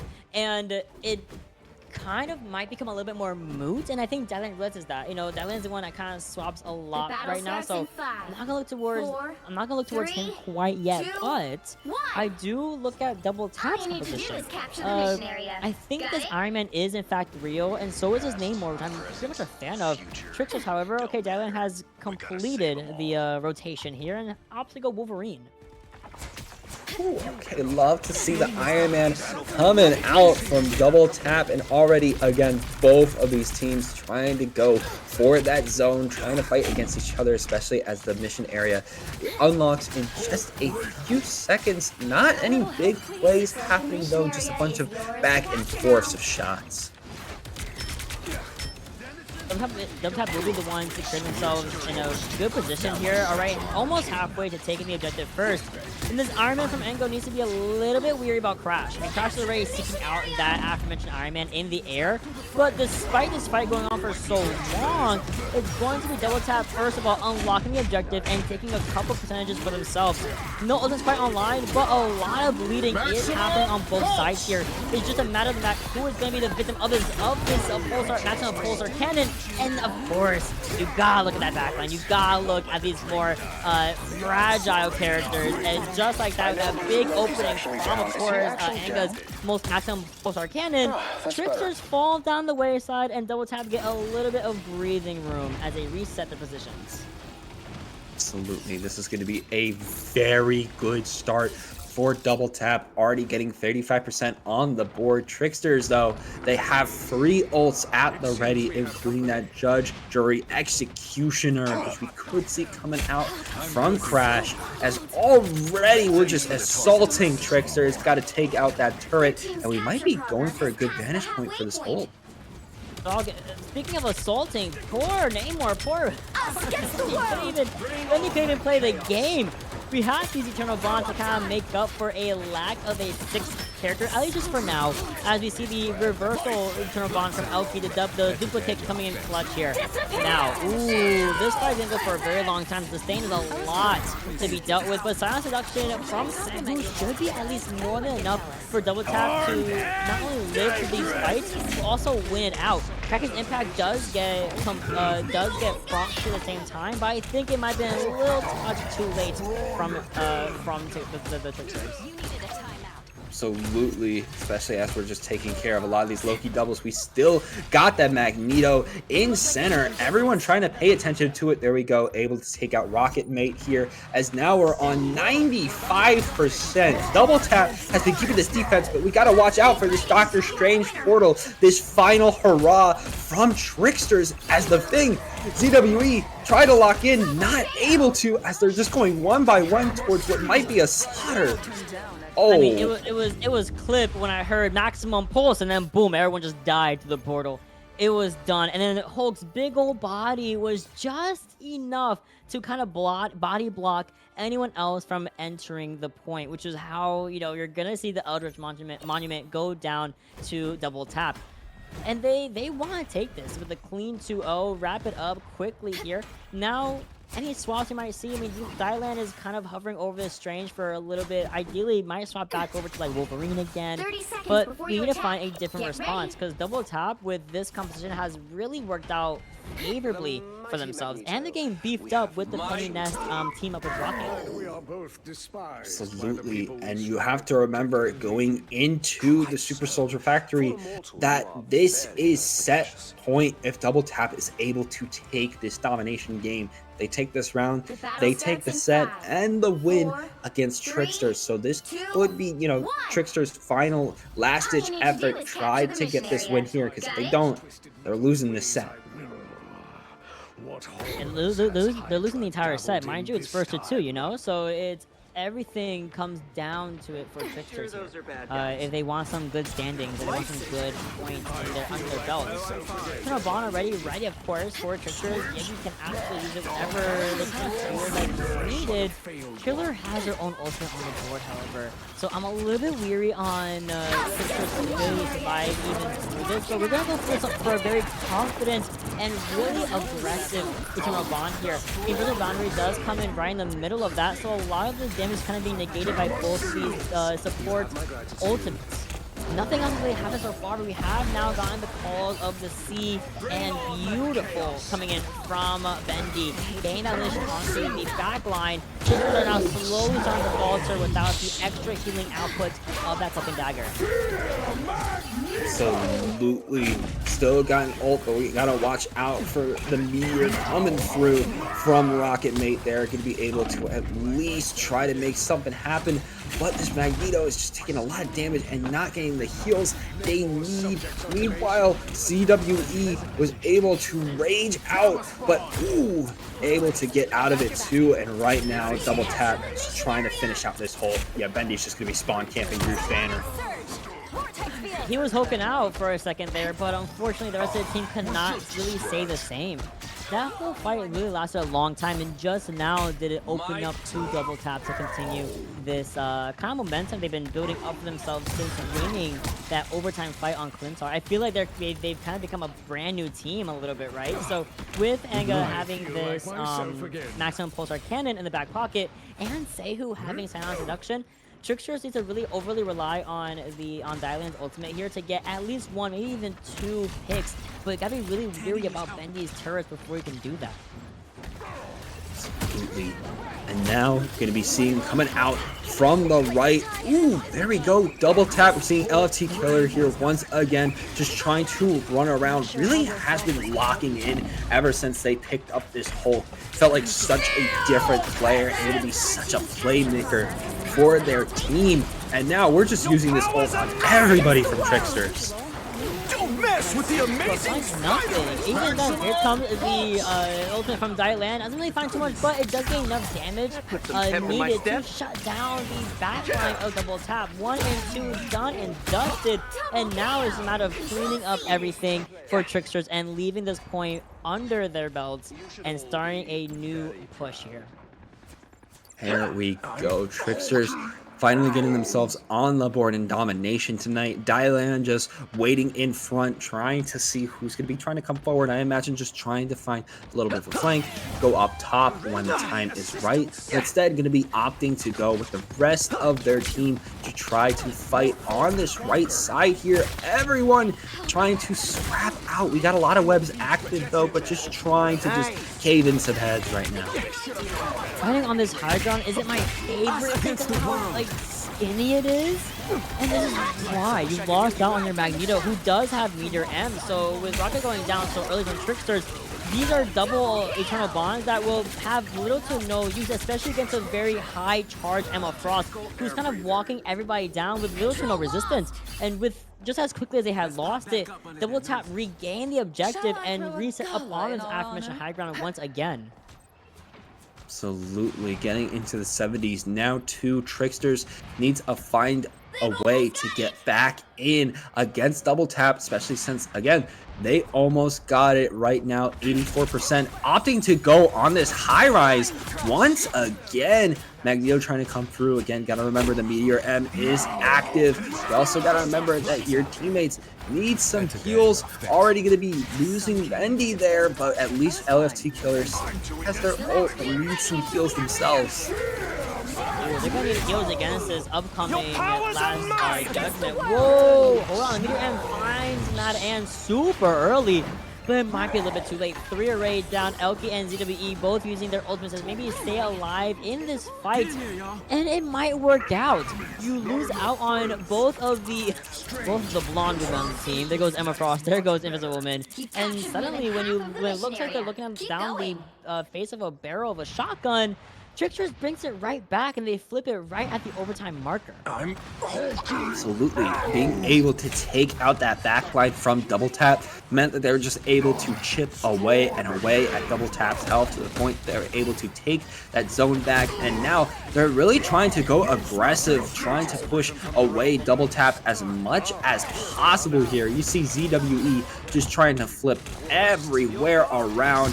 Has to back up though, has to make sure that they keep healthy here, especially since again this is their last ditch effort if they want to keep themselves alive. And this is Double Tap's, well, not even, this is Trickster's, like you said, last chance to regain this, and by having this Bruce Banner, not really what you were looking for when you're looking for a superhero, but the Eye of Akamoto from DaWhat might just be enough to not only save time for ZWE to regain his aforementioned Hulk form, but this should at least be enough for Double Tap to be forced into a round 3 from the Tricksters. And we are brawling with these backliners, keeping each other alive, but with being so low and with no supports really there to help sustain Double Tap.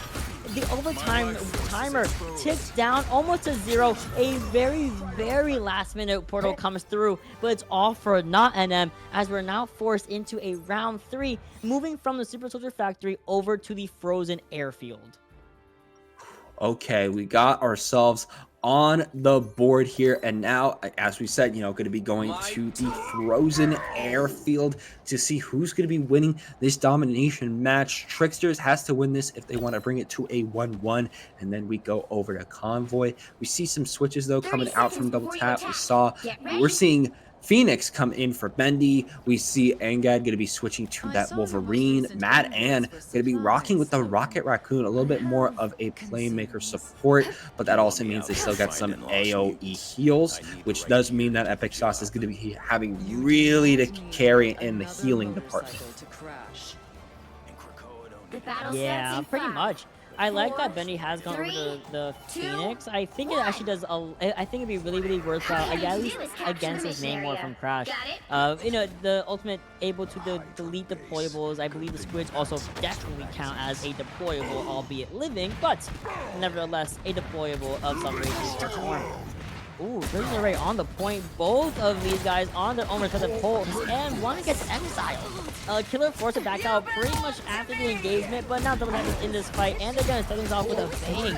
The Silent Seduction gonna be the first ultimate used here, and then they back up to safety of their team. Beautiful damage shield, good peel coming from Killer on their duo here, on their Vanguard duo, but otherwise, it's still anyone's game, anyone's fight.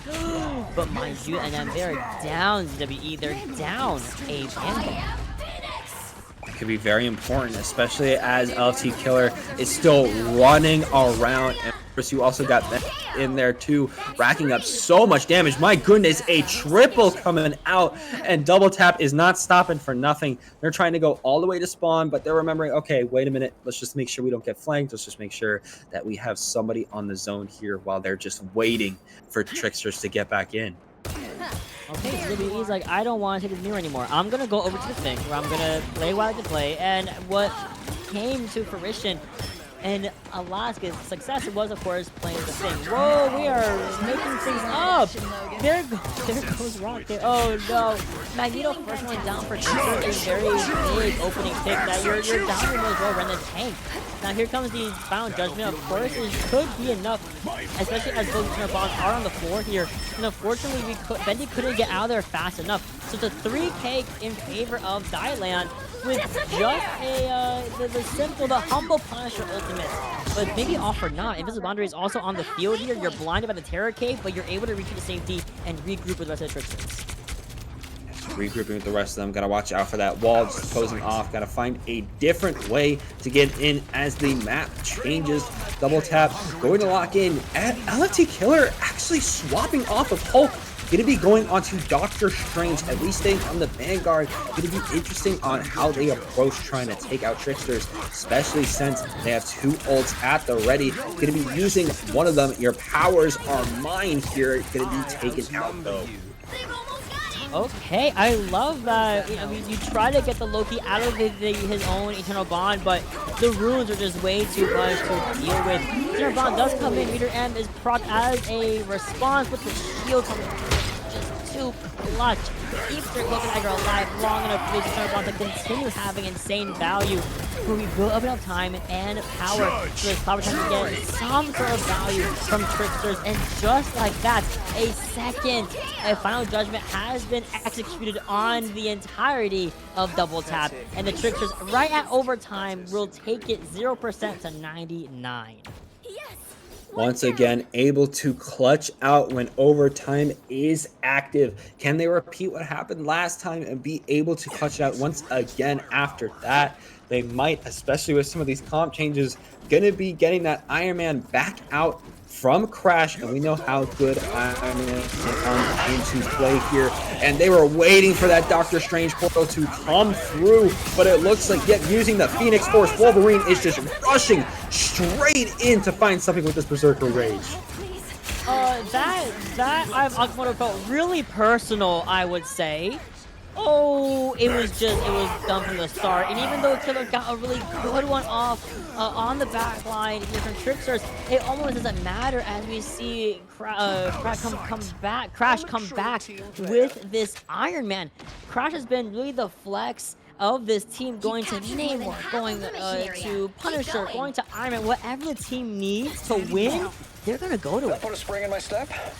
Absolutely, but there's a lot of tick damage going out, and there we go, able to heal up Crash here as DaWhat has got to find a way to push in effectively. This happened last time, and it's happening here. They have such a good defense, such a good hold, but then once they go down, they can't seem to find their way back in and already members of Double Tap are starting to be picked off. We got one. We need some heals in here. A lot of them are looking like one tap right now, especially as a lot of them have to back up. Tricksters keeping such a good defense.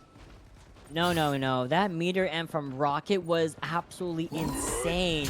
And poor Mad Ann trying their best to stay undercover, but just peeked a little bit in that main sideline. It was it. No one sees the thing though. And the power time is just massive. And just like a third time the charm, so was a third final judgment. Yo, wait, the pulsar cannon was type crazy. We're going to game 3. Yes, we're going to be going to a game 3, going to be going to another convoy. Oh. Another epic victory! Big win!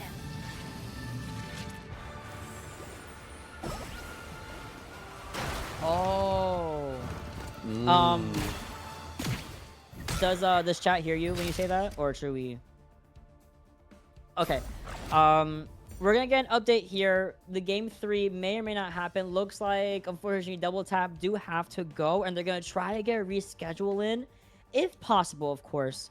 Pretty unprecedented. But before we get into all that, the scoreboards, I think these are the most even scoreboards we've seen so far in tonight's games. Elky popping off on Loki. Okay, 26 and 6. My bad. 37,000 healing.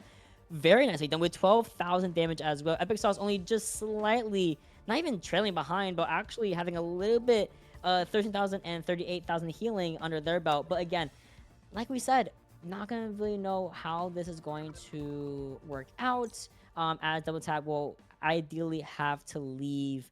Some of them gotta go to class, and you know what? I definitely appreciate you guys, valuing your education over our rivals. So we're gonna hopefully have some subs, if anything. But if they don't, we're gonna see what they can do. Yeah, we're gonna see what we can do. Of course, if not, that's okay. We're just going to have to reschedule and move on. But of course, whatever happens. We still did have a good set. Oh yeah. Every single round, every single game from Tricksters and Double Tap have genuinely been so entertaining to watch, so fun. You guys are fantastic. We're going all the way these overtime rounds on Clintar, for example, going 3 rounds on Hell's Heaven. It was just the fact that some of them got school tomorrow, and I can't exactly blame them now, can I? Which again, I appreciate. Chase that education, chase that bag, chase a diploma. Love you for that. Otherwise, we'll wait for the response from our TOs. Otherwise, again, really fun stuff. Really great league, really great series so far. I think every game we've had has been extremely fun. Looks like they may be able to reschedule. Oh, it says, whoa, they said they could play. Oh, hold on. We're getting real-time updates watching the chat, but they're going to end up rescheduling. Okay, confirm reschedule. We'll see for what date, but it's 1-1 for those guys, and I am so excited to see their round 3 whenever it's able to happen. Absolutely. But yeah, as you said before, chase that bag, chase that education. We love playing games, but real life comes first in these types of situations. So, get your money, get your job, get your school, get your education, get all of that. That's what I always say. But when you have the time, come out, come through, play these games. But either way, if we do move on, it will be Atlanta Phoenix versus UltraLight, who are both 0-1 after yesterday, losing to Busy at Work and Calamity Nightfall, respectively, in 2-1s. Yes, looks like they should be getting themselves ready. We're starting to catch up on our previous match, which went a little bit over by about 20-30 minutes. We're only 20 minutes behind, so hopefully Atlanta and UltraLight are ready in the back wings to get ourselves in these matches. And then of course after that, at around 11, maybe 11:30, closer to 11:30, will be Erinite once again making a reappearance versus Nekospresso, which, dude, I love that name, Nekospresso. I also just love coffee, Hmm. so I might be a little bit biased. But otherwise, some really strong matches happening. Um, in a couple of minutes, of course, as of course we are still waiting to see. Hopefully they can play. I really hope they can play. Genuinely, they both these teams are absolute. They're absolutely crazy at this game. Just absolutely crazy. Yes, absolutely. Just going to be seeing what's happening here. But yeah, no, it's a nice Sunday night. I guess while we're waiting, just gonna be asking how's your day been, honestly, Mottineva? It started off with me watching Fantastic Four, which was absolutely fantastic. And then I came home, ordered Indian food, my boyfriend went to get shrimp curry, and I was like, I'm gonna be a little basic today, and I'm gonna get just chicken tikka masala. And then I was ready for this, and it has been absolute pleasure so far. I'm very happy to be here, very happy to be casting Rivals again. It's been a kind of not even what's the word scarce. It's like been kind of scarce as of late with rival stuff, so I'm glad this finally was happening with all these amazing teams from multiple different regions. I believe we have a Latin American region. We also have, of course, EMEA. We have NA. It's super diverse. I love it. And some teams we all know and love. For example, Tricksters, for example, EXO, Ex Oblivione, EXO. Lots of teams we know and love, and they're all playing today. It's great. I love it. I just love this kind of stuff. I love Rivals. It's such a silly little game. How about you? How about you? My day's been pretty good. I woke up I had a shift at 8 in the morning. I got home, did laundry before then because I was at my parents' place watching the dogs, went to work, finally passed my manager exam. So I got my money back up. Okay, Yes. money up. You love to Yes. hear it.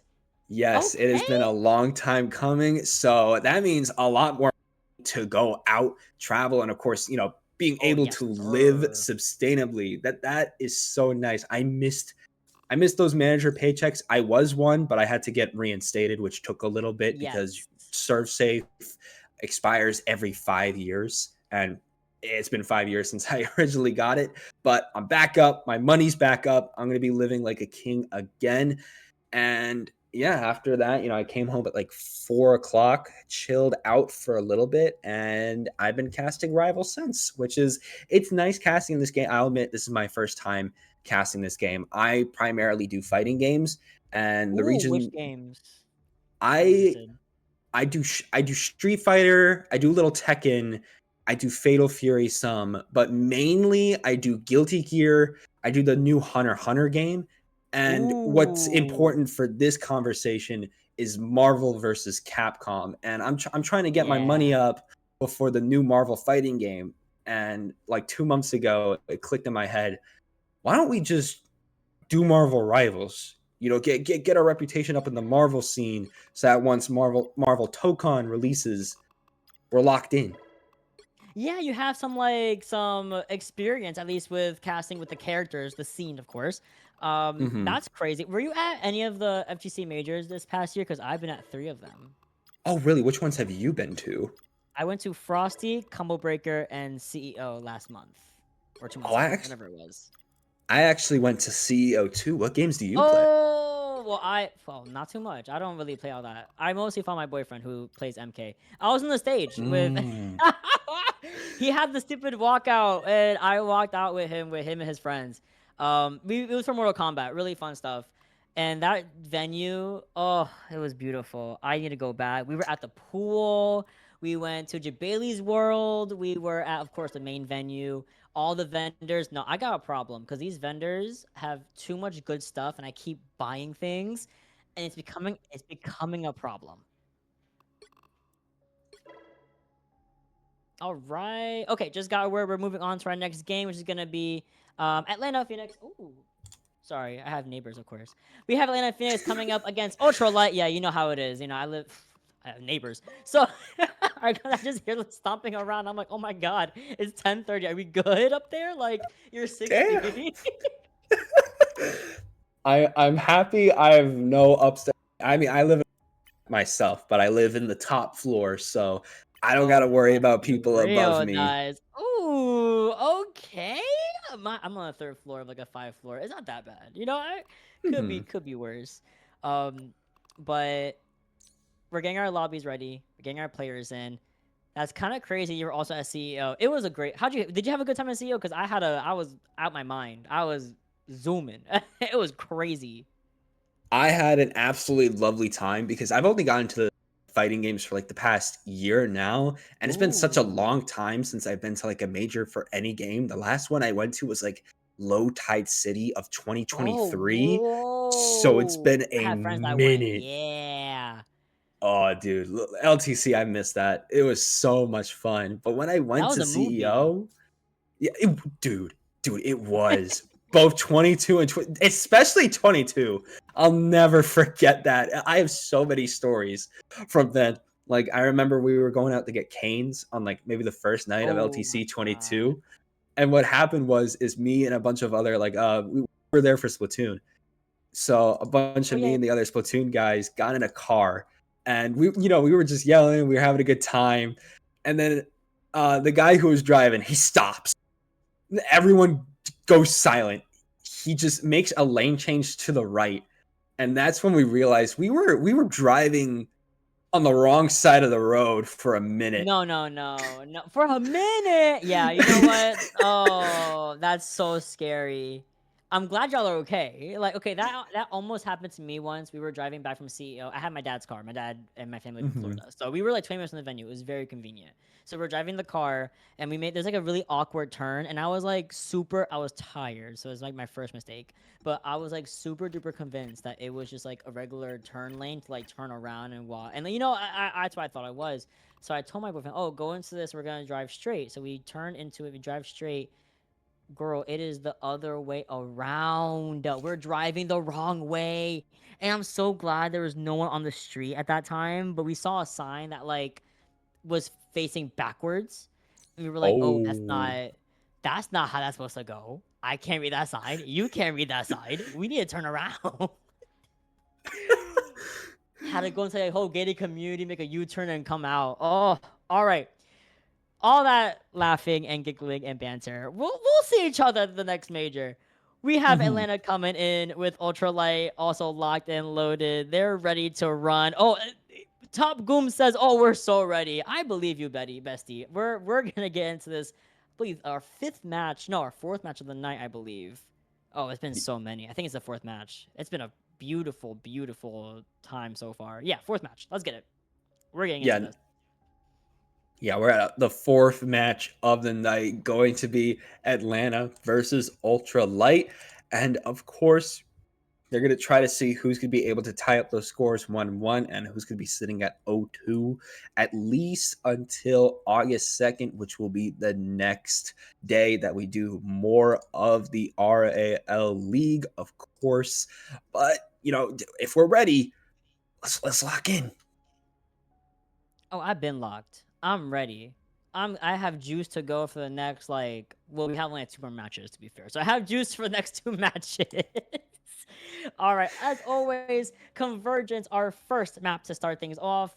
Hall de Jalia was a favorite by the game, of course, is random selected, but then we had a little bit of of Central Park. So was it Central Park? Yo. Oh, No, it was I don't think it was. symbiotic surface.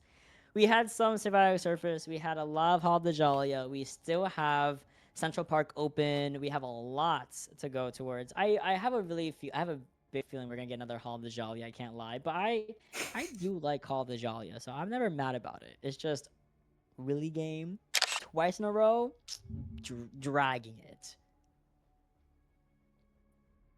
I honestly, if I'm gonna be real, I was kind of thinking the same thing. I think, yeah, I expect the game to just be like, all right, you had your fun. You want to do a different map. Now we're gonna go Yep. back to the map that I like. Yeah, you had a break from Hall of the Jalia. The game's like, okay, well, we're coded to always go Hall of the Jalia. So we're going to go back to Hall of the Jalia. All right. Looks like they're starting things off. Let's get into this game. And yo. Yeah, if you want to go to Central Park, you can get a ticket to New York City and go to Central Park there because you're going to Hall of the Jalia. I was in Times Square today. Don't play with me. I just like seeing the maps, but it's gonna be Hall of the Jolly anyway. I don't really want to go to Central Park. A little too much activity. That pool is demonic. I don't know why they did that. That's irrelevant to this, but they were talking about Central Park. They opened a pool over there. Don't know why they did that. What? But they got it. Yeah. Don't. You already know. It's open to public, free entry. Don't know what they're cooking with that one. I have not stepped foot in Central Park since they opened that freaking pool, and I'm not stepping foot today. We're saying, getting into, of course, our match, Atlanta versus UltraLight X. I am ready for a Luna snowband off rip. Oh, we're cooking. Ooh, okay, really good start. Honestly, from both of them, Magneto band coming out from Atlanta. Now, UltraLight be like, all right, who are we gonna protect? Who do we want to keep alive? And we're keeping that Emma no, the Luna Snow. Oh, little bait and switch. I like this. I love change. I love mixing things up. And UltraLight, you're already on my good list right now. Luna Snow Protect coming in for themselves, and they're gonna ban it from the opposing team.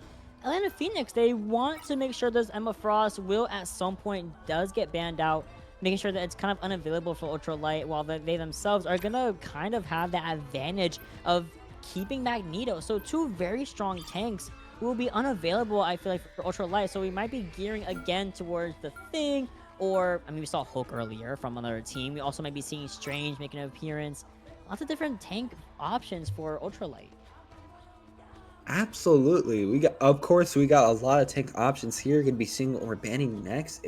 Atlanta Phoenix might be going for the Loki ban, which is again very strong. We have seen a lot of Loki in these past few matches whenever Loki isn't banned, and it looks like we're not seeing Loki tonight because both of them are going to be banning Loki.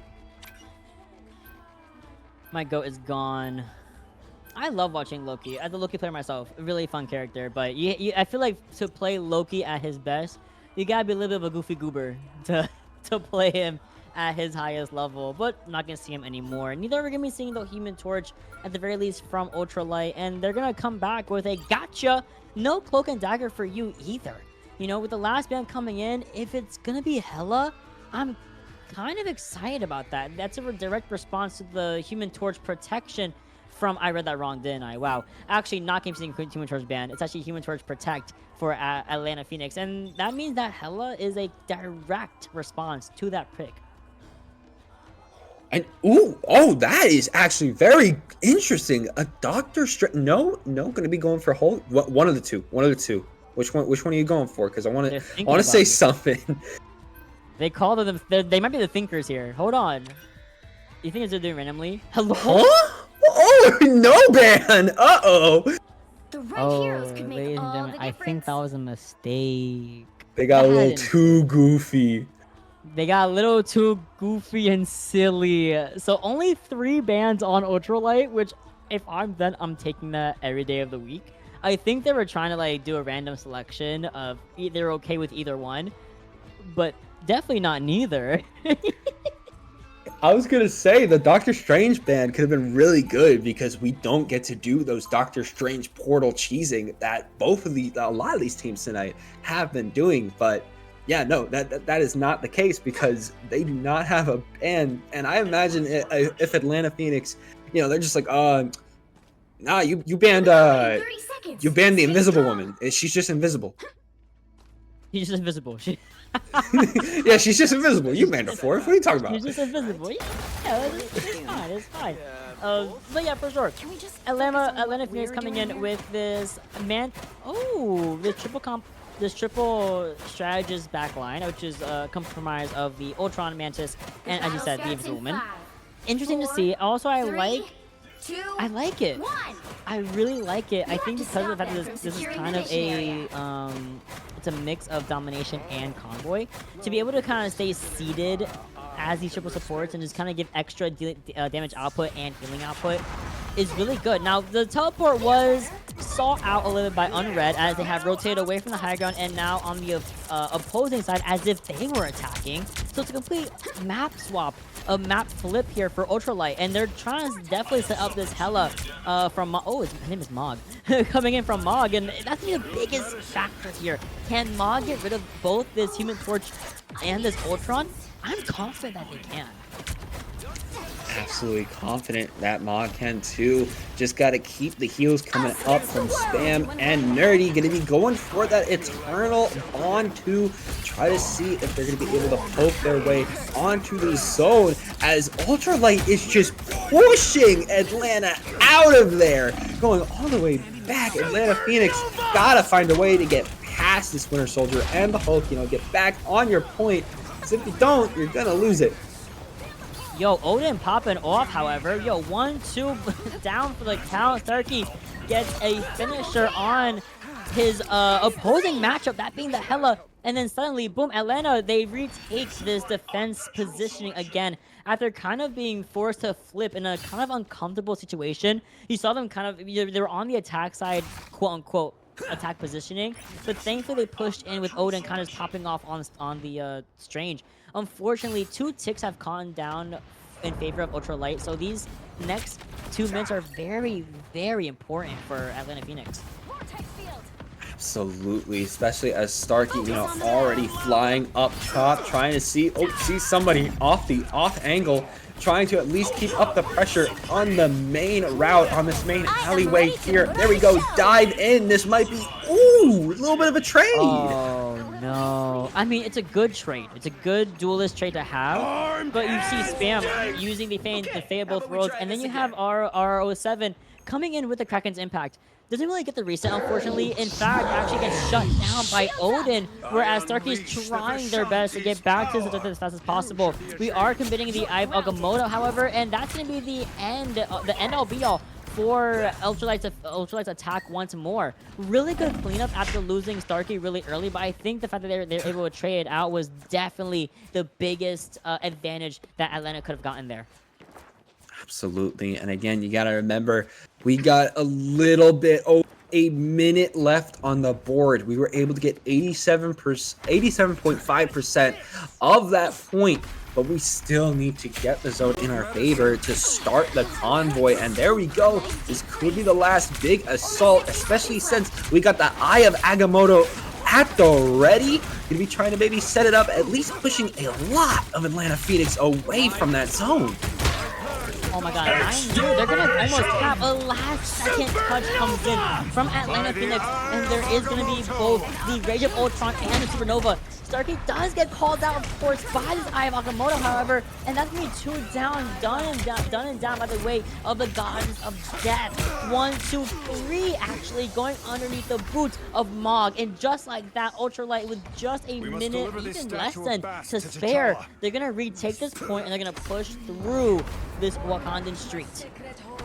My goodness, able to block in there. That also means a lot of Atlanta Phoenix's ults have been used just to try to keep the point in their favor. Not going to be able to, as already UltraLight is 25-33% of the way towards that first checkpoint. Now reaching the first big choke point of the map as they're all huddling around the convoy here. As okay, what are we doing on the side of Atlanta Phoenix? We got 3 ults trying to make our way in there. We got a 4th now with the Meteor M. We're gonna use it or we're gonna keep it? Enemy in front of us. I mean, I would keep it just for Nerdy's Eternal Bomb. That's exactly what I would go for. But there it comes. But the Eternal... whoa. Eternal Bomb comes in, but the Eye of Agamotto was fat. Oh my goodness. And the Expel after the fact? Yeah, you're done, buddy. UltraLight, go back to spawn. My goodness, that was just all at once. Literally 3 of them dead in an instant. So good for Atlanta Phoenix to keep their position, as now there's a minute and 40 left on the clock to try to get to that checkpoint. As again, we have 4 ults, about to be 5 at the ready from Atlanta Phoenix. So yeah, we can keep defense on lock, especially as we have Magneto in the front, but watch out in the back. Yes, we do. Immediately, we're not going again. what I'm telling you, man. Magneto is such a beautiful, well-rounded vanguard to have at your disposal in your roll kit. Now, the Ivagmo does come in towards the backline, but they stay alive. Again, done by the way of Llamas, who is just keeping everyone up. And in the skybox is Starkey coming in with this supernova and completely covering this ground with brazen fire. Oh my goodness, another solid wipe on the opposing team. At least a semi wipe there, pretty much sending them all back to spawn. 44 seconds left on the clock now, and yeah, we see Llama's been keeping that ult ever since. Same thing with Heelys, they both still have it. Meanwhile, yep, Odin's gonna be coming out with another Eye of Agamotto, when this is going to be the final last stand for UltraLight to see if they can continue to push this convoy here, especially since Top Goons and Mog. Ooh, there we go. Top Goons going to be using their ult. Hulk Smash coming through now. All right, Top Goons, but mind you, in the back behind you is a Meteor M. Actually forces the Goddess of Death to be expended as well from UltraLight. Oh, Hulk comes back down to form. No more Super Hulk at our disposal for UltraLight. But Atlanta Phoenix Guardian are struggling a tiny bit. They had to back up a tiny little bit towards this back corner, right? Now, little bit of a happening between our Magneto and our backline, but it doesn't even matter because, of course, Llama goes in for that elimination onto Mog, right? They're fighting a 6v5. There's an Eternal Bond in favor of UltraLight, which also forces Healy to extend this invisible boundary. On Red has now built up enough of ult charge to have it online this fight, even without Starkey there. So as you can see, we need to use it now or never. But that's the last ultimate online for Atlanta. Same thing with UltraLight. Nobody else. Maybe this clobber time, but that's a big maybe during overtime. Absolutely. They're at 73%. They could try to build it up. Half the team, though, was stunned. 2 down, 3 down on the side of UltraLight here. Only giving 3 alive, and Top Goons is as good as dead. Going to be going back on that Bruce banner. And after the full wipe, that is going to do it. 85.87 meters is the final score there. Can Atlanta Phoenix beat that? Time to switch things up, including which side. I've been you're saying on. these Eye of Agamottos have been fat, You'll need a top-notch okay? team I'm to win tired this of one. hiding it. Odin is a menace. You know, and isn't it crazy that these guys were about to ban Strange? Like, hello? Odin just clears every single time. So that gives us the question. What can UltraLight do to negate these Eye of Agamottos more effectively, you know? Do we need to save these ultimates more? Do we need to start saving a strategist specifically for Odin? And that's definitely a valid solution. The other problem comes in lieu of the fact that we're playing double strategists into triple strategists. Now, can you win out double strategists versus triple? Absolutely. We saw a little bit earlier in our previous series. We saw that come to fruition for double tap. But when we see this triple strategist backline from Atlanta Phoenix, it's a little bit of a tricky one. They're very duelist based, they're very DPS based and focused. Manta is very DPS focused. Ultron, let's be so serious. Even Invisible Man kind of racking up numbers just kind of passively. So if you're UltraLight, what is your option? Well, the first one is going to be match it. We're mirroring this composition with our own Ultron, and instead of Sue, we have Cloak and Dagger with Luna. Absolutely. And here we go. Atlanta Phoenix Guardian going to be already just trying to rush in. We got a sentry locked in on Starkey, you know, just try to keep some heal going. And ooh, wait a minute, we're trying to go for a little bit of a flank here. Oh, no, never mind. Oh, that's a portal. That is I'm a sorry. portal. That is a portal.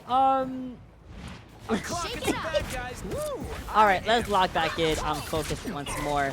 Portal comes in throughout the middle of this objective. Starkey does get exiled for a little bit, but not for very long. Could not find a follow-up from Top Gooms, as I may say and correct myself.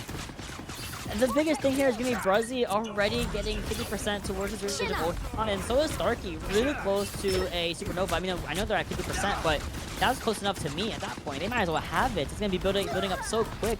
I love that Mog is on Punisher, though, so it kind of forces Starkey and Bruzzy to that extent to play cover, play selectively, instead of being so brazenly out in the open.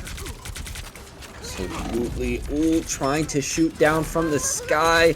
Mog wasn't able to get that pick, and already, ooh, here, yep, extermination coming through, trying to clear out UltraLight, but ooh, also hearing the disappear coming through too.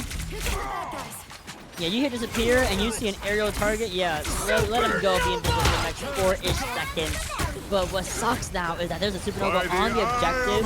Thankfully, there's a beautiful Fable throws, and even better, a cloak. Look at that. Keeping everyone alive for Atlanta, negating the use of this Eye of Agamotto. Oh my goodness, beautiful.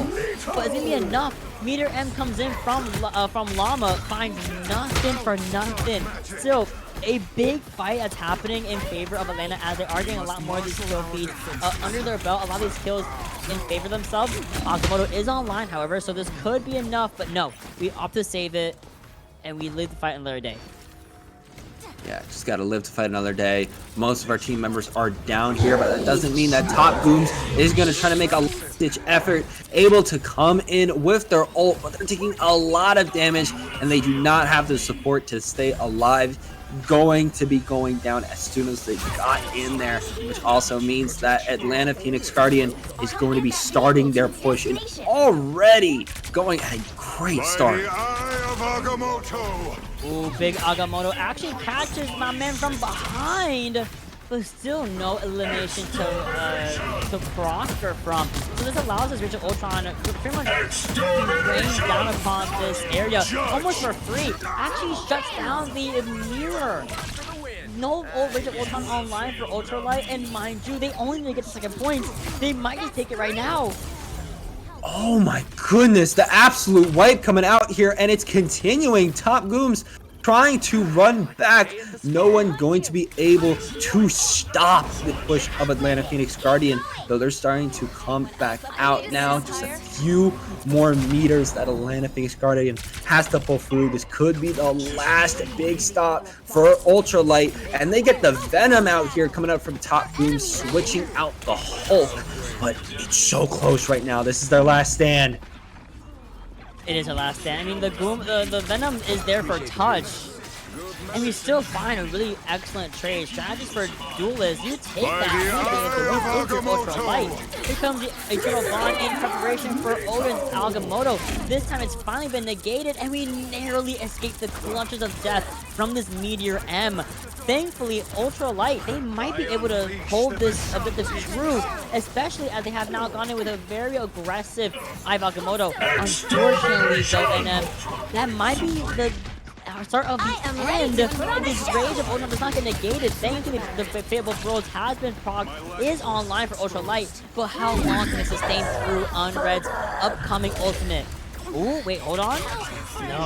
No eating. That's 2 down for UltraLight here, and Oh, 3 down actually. No, 4 down, 5 down, and with Doctor Strange going down is a 6, and that does mean that Atlanta Phoenix Guardian is going to be taking the convergence point.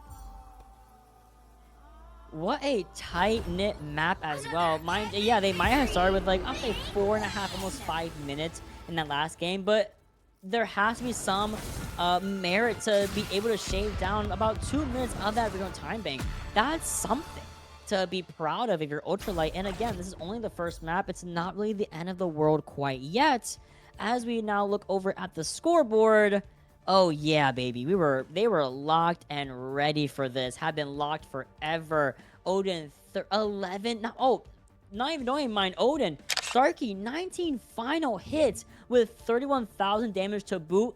That's impressive. That's gonna get you a ban, buddy. You cannot play. I bet you they're not gonna let you play Human Torch anymore. You had your one game and you popped off too hard, buddy. Yeah, when you're playing Human Torch like that, you gotta go. I imagine that they are immediately sniping you out of the sky. I just wanted to point out too that Nerdy popped off too on the other side of an UltraLight as Cloak and Dagger, because I did see those heals. They might target you for a ban too, because you had almost 40k in heals. I did not know that was possible until now. And again, we didn't even go all the way to third point. 40,000 heals within the span of, what, 2 rounds that didn't even go all the way. That's extremely impressive. teams are already ready. They want to get through these next couple of games as soon as possible. Let's go over to our domination map. We had Hell's Heaven 3 times now. And then I know for a fact this game has more than one domination map. It's called Krakoa. It's called not that one. It's called the It's called Celestial not that Husk. one. I saw Hell's Heaven. I was like, no, not that one. And we also have Krakoa. We have Celestial Husk. There's a lot, and we have Yggdrasil. We have Throne Room. Give me Throne Room. I love me Throne Room. Odds are we get Hell's Heaven. I'm ready. Let's confirm this. Let's start this. Oh! Yes! A break! Oh my god! Oh my god! We got a break. We got Celestial Husk. Yippee! Finally get another map. We finally get a different map coming out for domination. Praise be. And how quick do you think the lock-in is going to be from UltraLight for that Human Torch ban? Yo, the fact that Starkey insta-logged Torch already tells me everything I need to know. Now, remember, to remind everyone, UltraLight went for a Frame 1 Luna ban here. They're taking a little bit more of their sweet time as we are seeing Atlanta Phoenix Guardian flock in on Emma ban. Actually, both teams deciding not to play around this time. We're going to have Emma banned for sure. Now it just comes to the protect phase. UltraLight having that advantage is going to be really great as they are going to go for the Magneto ban first. But you lose out on banning Torch unless Atlanta don't choose to protect him now. That's the problem. Might be opting to go for that. Yep, going to be going for that Luna Snow pick. And I imagine Atlanta, might be trying to... No, they're going to protect Magneto here. Be a little bit risky because any of these next few bans could be that Human Torch, but they're just going to opt for Luna Snow to start. Ooh. Not seeing Luna Snow tonight for domination. There it is. You want to do it so bad. Don't be rash. There you go. There we go. Starkey, you did too much. I'm sorry, bestie. You popped off too much. You had 19 final hits. It was done. Cloak and Dagger will be banned for UltraLight, and Atlanta will opt to keep the strategist in their hero pool. So that's a really good one to also see here. Also, UltraLight, they're gonna opt to maybe ban Invisible Woman. Oh, that's actually really interesting. It'll kind of force, like, with no Luna and no Invisible Woman, it's gonna force like a Loki cloak is what I would think coming in from Atlanta. I mean, they did play triple strategist, so I wouldn't be surprised if they kind of went back to that just with cloak and dagger rather than the Invisible Woman. Yeah, like that's the thing. A lot of the big healers we see right now, the ones that can really pull off those lifelines, are now banned for Atlanta Phoenix Guardians. So, now you got to find out, okay, of course there's a lot of strategists in this game, but of course they play to a lot of different roles, and that's a lot of the lifelines gone. So, yeah, I imagine the Cloak and Dagger has to come out here. Of course, especially because, we protected Cloak and Dagger, so we got to pull them out. Now, hold on. We're forgetting about the best support in the game. We got Jeff. I'm kidding. Let me relax. I'm sorry. I got a little too active. I got a little too greedy. A little too season zero action. I was in the trenches and that stupid Jeff. Ooh. It's all good. Oh. If you have the Jeff skin from that event, I know you're a real one. That's all I gotta say. I have that skin. I rep that proudly. But ooh. Ooh, you're right. Miss Scarlet. Whoa, what am I talking about? Whoa. Miss Black Widow. I do it all the time. I see the red hair and I just go, Scarlet. No. I promise I know what I'm talking about. It's just the red hair. I immediately go Scarlet Witch. I'm like, no, that's the wrong one. It's a wrong woman. All right, I like it. Oh, all I have to do is I like interface with it. this I way want to on see its this. I command want to see cortex. Bruzzy. Oh, nah, they're going Winter The Soldier. energies of this planet Pack it up. miasma in my Pack it, soul. pack it up. No originality tonight. The battle starts in 5. No fun allowed. No, I'm kidding. I love 3, Bucky. Now that he's 2, not season 1.5 Bucky, I'm okay with All you need to Bucky. do is If you were capture there, the mission area.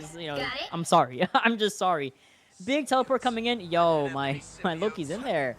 Ooh, hold on. They're gonna try to kind of what? their approach here. They're actually gonna go right in front of them, and they're gonna fight right in their own backyard. Whoa, that's a bit Oh, that's the stuff. risky, but I like it. Oh, sweet moves, right? I also want to point out too, I just noticed UltraLight has got the full Guardians of the Galaxy team up. We got Mantis, we got Star-Lord, and we got Adam Warlock. So that means that Mantis and Star-Lord are going to have some second lives coming out here. Especially important since, you know, Star-Lord likes to get in there and likes to go crazy. So they're going to be coming back out alive immediately. But yeah, res comp, baby. But you can't get res more than once, unfortunately. You'd be a little bit too broken. So UltraLight will be going down by the wayside, even with that Karmic Revival team up they have. Atlanta Phoenix, they're looking great. You know, they go in for a very aggressive push. They get not just one, but double eliminations on, of course, the Adam, Mantis, and, of course, Star-Lord. And now they're setting up beautifully. You know, they are... I'm really bad at this map. That's the real tea I gotta explain real quick. I don't know where no one comes from, but these guys definitely do. Fighting on this high ground, which I didn't even know you could fight on it. Hey, well, So much. yeah, the more you know, you can fight on that high ground, especially all of UltraLight is. Meanwhile, Atlanta Phoenix Guardian, you know, again, in that backline, trying to provide assistance, trying to make sure that they do not get taken down there. Some of the others still trying to take the fight, and they have, oh, they're popping them all off. Oh, Lord. Oh, and then I'm hearing the Galactic Legend. I heard a Meteor M, Eternal Bond. We have Mantis on the field giving that damage boost, and of course that health over time. But UltraLight, despite expending almost all of their ultimates, save for this Agamotto and the Karmic Revival, they're still in this fight. Agamotto is now on the scene here. Here comes the Kraken's impact. It gets reset, and there are clones on the field. So if you are a Noir, you know you can reset this ultimate over and over and over again on these clones. Eventually, they're gonna shut that down, and Atlanta continue to wreak havoc with the rest of their team. Good Lord, that was just an ult scrap ending with Atlanta taking it, which means, yeah, Bing is just like, all right, you want to play that game? I'm just gonna portal. Gonna go right next to all these Lokis, though. Actually, maybe not go for it. Nope, the portal's still active, but UltraLight just trying to play it safe going in there. But they're in. They're in now. Oh, they're in there. Hacker voice, I'm in type behavior, and you're out. All right, UltraLight getting a 1-2-3 strike back to the spawn room. We go to first base with, of course, those double reses, and then the Karmic Revival on top of that. However, ladies and gentlemen, there is a big Phoenix ultimate, and it does not find the value needed, especially on the Karmic Revival, but everyone else around Starkey do their job, and they're able to get the elimination. And even when you're cocooning, you are not a tangible being, so that touch is non-existent. Last round, possibly, for these guys. Possibly the last round here going on the Celestial Codex, as now, you know, both of them have to figure out ways. We got three ults online right now for Atlanta Phoenix Guardian. You know, we got that Meteor M, we got the Eternal Bond, we got your Powers of Mind coming out here, and we got the Penny Parker coming in too from Starkey. Trickster, where will you make your Yeah, that's definitely for the whoa, wait, hold on. I might be the liar of all time. Yeah, there's not even...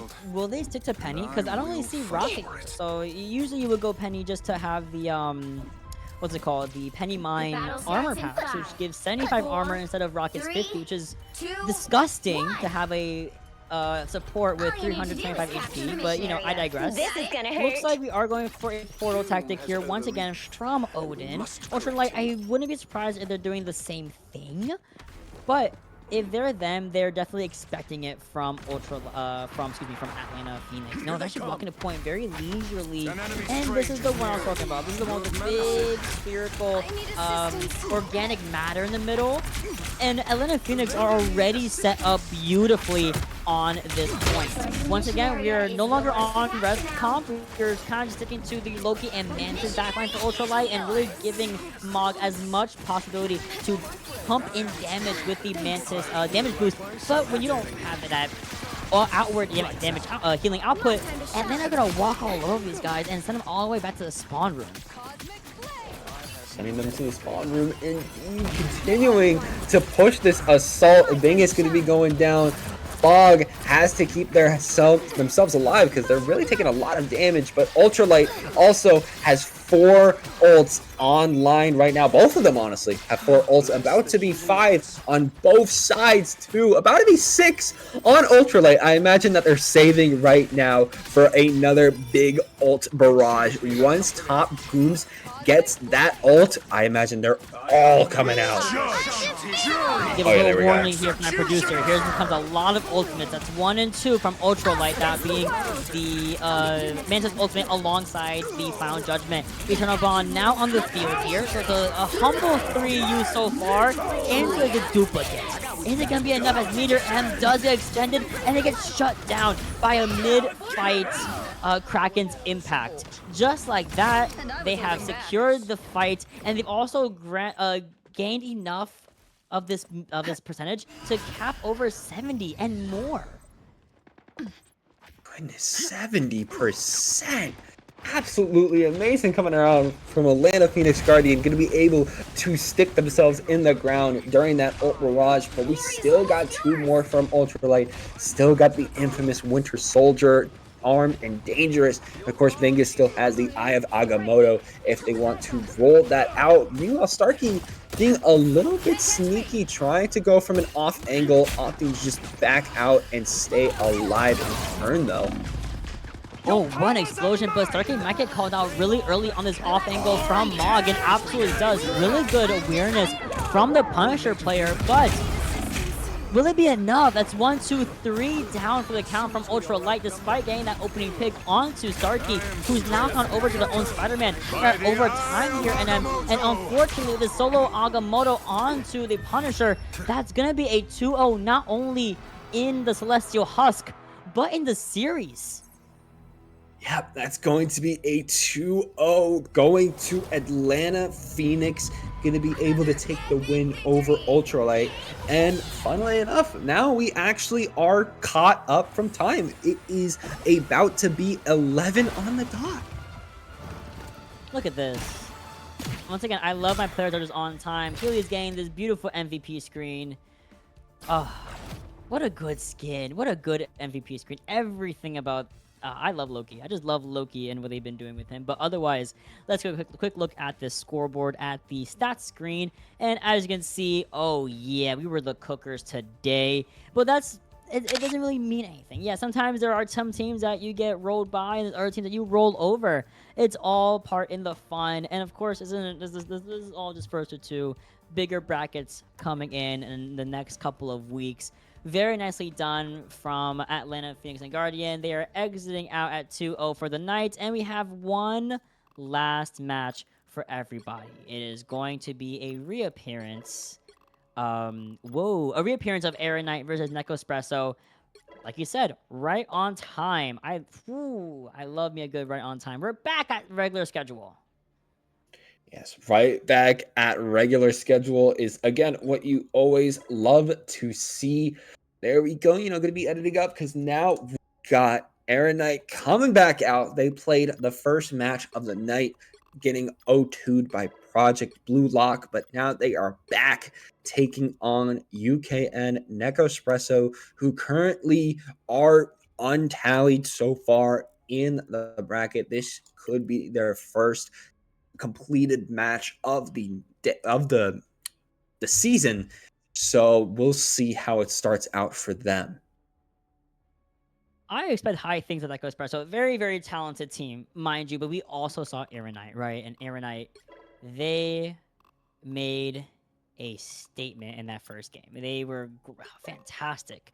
Now, that was like 4 hours ago, so hopefully they've been keeping warm and chilling and making sure that they are focused and locked in on this last match. Now, it is 11 o'clock. It's a little bit late for our NA people, but we got lock in. First to 2, we can get it done a humble 30 minutes, 45 minutes if you go all 3 rounds. Let's go. Our teams are getting in here right now. I see Ollie again. I see Booty Hat. I see Jake. We got Felicity also, and not Tyrell coming in. Not Tyrell. Where's real Tyrell? That's what I got to ask right now. Otherwise, I'm excited. Last match. Not last map. Last match. Give me another banger. I feel it. I definitely feel it too. Of course, I imagine Erinite after that first set, has just been locking in on Marvel Rivals ever since, making sure that they're on point. And now, they're going to be coming back in like, all right, we got this. We're on lock. And I imagine they're going to be trying to make a crazy run back here.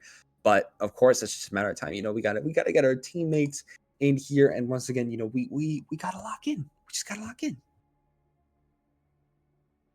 I'm sorry. I'm not sure. I get very worried if people hear like the things out my window because I love New York City. It's a very fun city to live in, but it's very loud. Hopefully, you guys don't hear that. So if you hear that, it's just street noises in my local neighborhood. But otherwise, like you said, very very excited. Everyone's coming in as we speak. Ideally, I'm pretty sure Nekospresso probably warming up, making sure they're nice and warm for this next match. And like we said, Erinite already completed a match today, and I wouldn't be surprised if they take it again. They're very solid as a team, but not really much to talk about. We saw a little bit of a convoy a little bit earlier. We had one map 3. We almost had 2, but unfortunately, people have school, which is very respectable. And then we had to reschedule for that, which I hope we get an update on that relatively soon. We'll see in the Discord. If you want in Discord. Update, yes.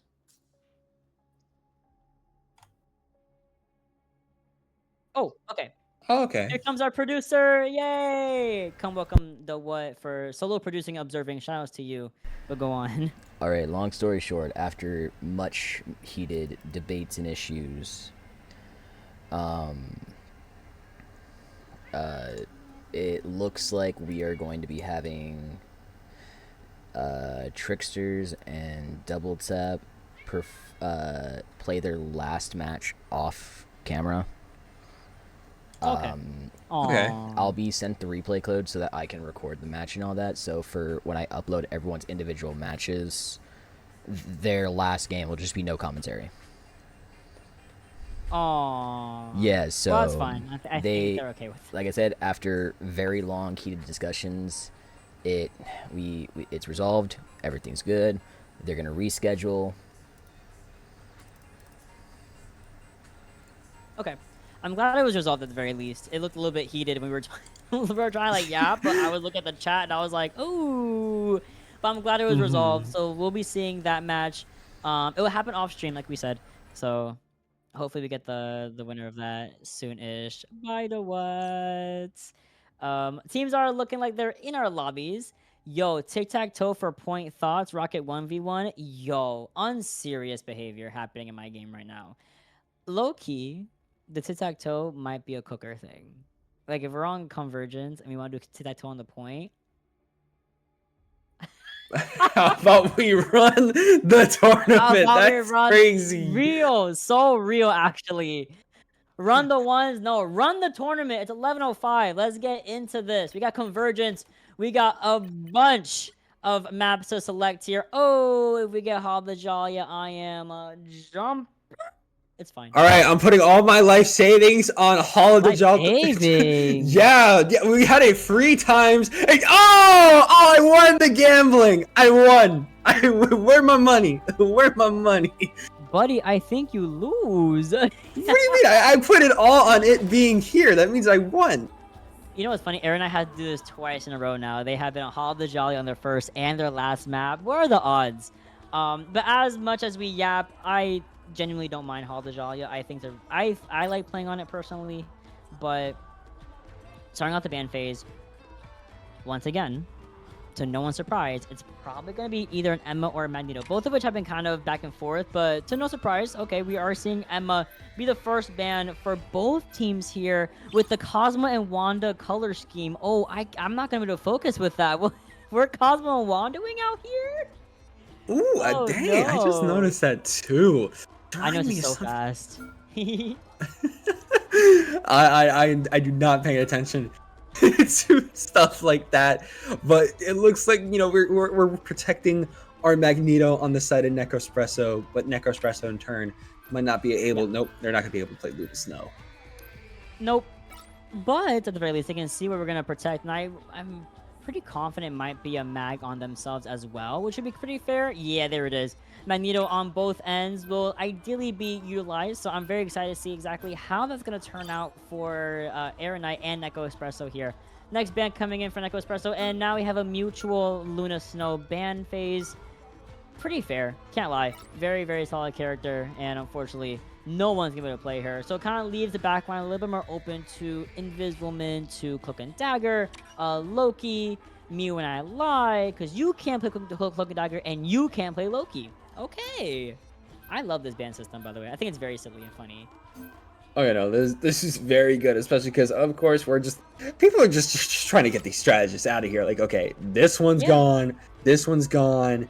I imagine we're going to be trying to, the Magneto and Cloak and Dagger duo for the Protects has been very popular tonight. As it should be. And with this Cloak Protect, makes sense for coming in from Erinite. Nekospresso waiting on this timer to go down to see their next important ban phase, and of course their next pick as well. I like that I'm not sure if the cap is real, but we've seen a lot of success with Captain America a little bit earlier today as well. So I wouldn't be surprised if it did work out. Ooh, Psylocke ban and then a cap. Okay, Cloak Protect. That makes sense. The Psylocke ban might be the first one we've seen so far in the last 5 series. So I'm really interested in see what the response is from Erinite. I'm interested to see it too. And they're actually might be opting to ban Yep, they're banning Wolverine. The Fair. right heroes could make all Wolverine's the back, difference. baby. Wolf is back as a #1 menace once again, and I can't blame anybody. As we see our composition start to load in, looks like it's gonna be the Cloak and Sue backline coming in from Erinite. Ollie, being the kind of flex of the team, likes to go to a bunch of different characters. Whatever works for Erinite is where they will go. With Nekospresso, some variation can happen. I am looking at Felicity on this Doctor Strange, and then Siren on Punisher. It's kind of been seeing a little bit from teams on specifically Hall of the Jolly. Ooh, Ollie's on Human Torch though, and I'm a little scared. They'll be coming in 30 seconds. Oh, are we going to Stay be strong. doing the thing a little bit ago? Let's just fly a little under the radar to make sure that Nekospresso doesn't try to ban Human Torch again. My side. Reed saves the world countless times each week. Almost as often This as setup. you fail to conquer Ooh, it. all right. You wounded me, Susan. Namor Hulk once Not again yet, from but keep Erinite. talking, We did see it, and that like can we saw the same change. thing earlier when The they battle played starts originally in Hall of the 5, Jolly all the 4, way 3, at 7 2, o'clock. 1. And You have to ooh, stop I them like from that we're doing securing the this mission area. using the shield to kind of help Ollie out a bit here in order to make sure that we don't get sniped out or anything by, of course, Serene on this Punisher. Otherwise, it's a slow start as Nekospresso starts to clear the main area and turn this corner into what looks like to look like be they mean a business. little bit of a Am I diving invisible? pump. Diving indeed, because we already took out Jake and Erinite. They gotta defend right now because Nekospresso is at their front door already trying to take this zone, trying to go from the off angle here, and now it's, we haven't switched sides, but it feels like Erinite is trying to attack on what they should be defending. Meanwhile, Nekospresso, they're taking the zone. Oh, they're in. Oh, it's clipped. Boom. All that really happened, unfortunately, I think what happened here was Jake was, you can see, trying to traverse from the high ground down and into the opposing high ground, the shorter high ground, nearer where the main area is, and then kind of got called out really early by not Tyrell, who's playing Storm here. And we saw Storm a couple of times get a lot of value, and this air-to-air space that we're seeing between Ollie and not Tyrell, very difficult to play into if you're, of course, that Human Torch. However, Eternal Bond is of course ready here for Erinite. So first, Eternal Bond comes in from the side of Crim's 1, and now Erinite will be using their very own to stay alive. But despite everything, despite the efforts from Booney Hats, Nekospresso find 2 picks with just the Eternal Storm. Absolutely, and now, we're getting Erinite members back in there. Smash going to be coming out too. There we go. Super coming out there from Vets, trying to make something happen. Wasn't able to get the kills they need, but we still got the Meteor M. We still got this tier. We still can make something happen, but Nekospresso pushing up fast, and they have the resources to boost. Jury. Like I said, if Ollie needs to switch, Ollie will switch, and the Hella comes in, makes a quick work of not Tyrell, and the response of the last judgment is very smart. And it's still ongoing. I also kind of forget how long it does last after the cast time. And I feel like Erinite weren't expecting it to last as long as it did. And just like that, Saren was able to get not one, but 2 entire eliminations off of the back of that first damage. Poor Bruce Banner trying their best to stay alive and contest the cart, but it's a 5-minute time bank that Nekospresso has given up to themselves. Absolutely. Vets was trying to at least stall for a little bit, but just got taken out immediately. And now, for the first time tonight, funnily enough, we're seeing the second choke point area. I feel like myself again. Oh, finally.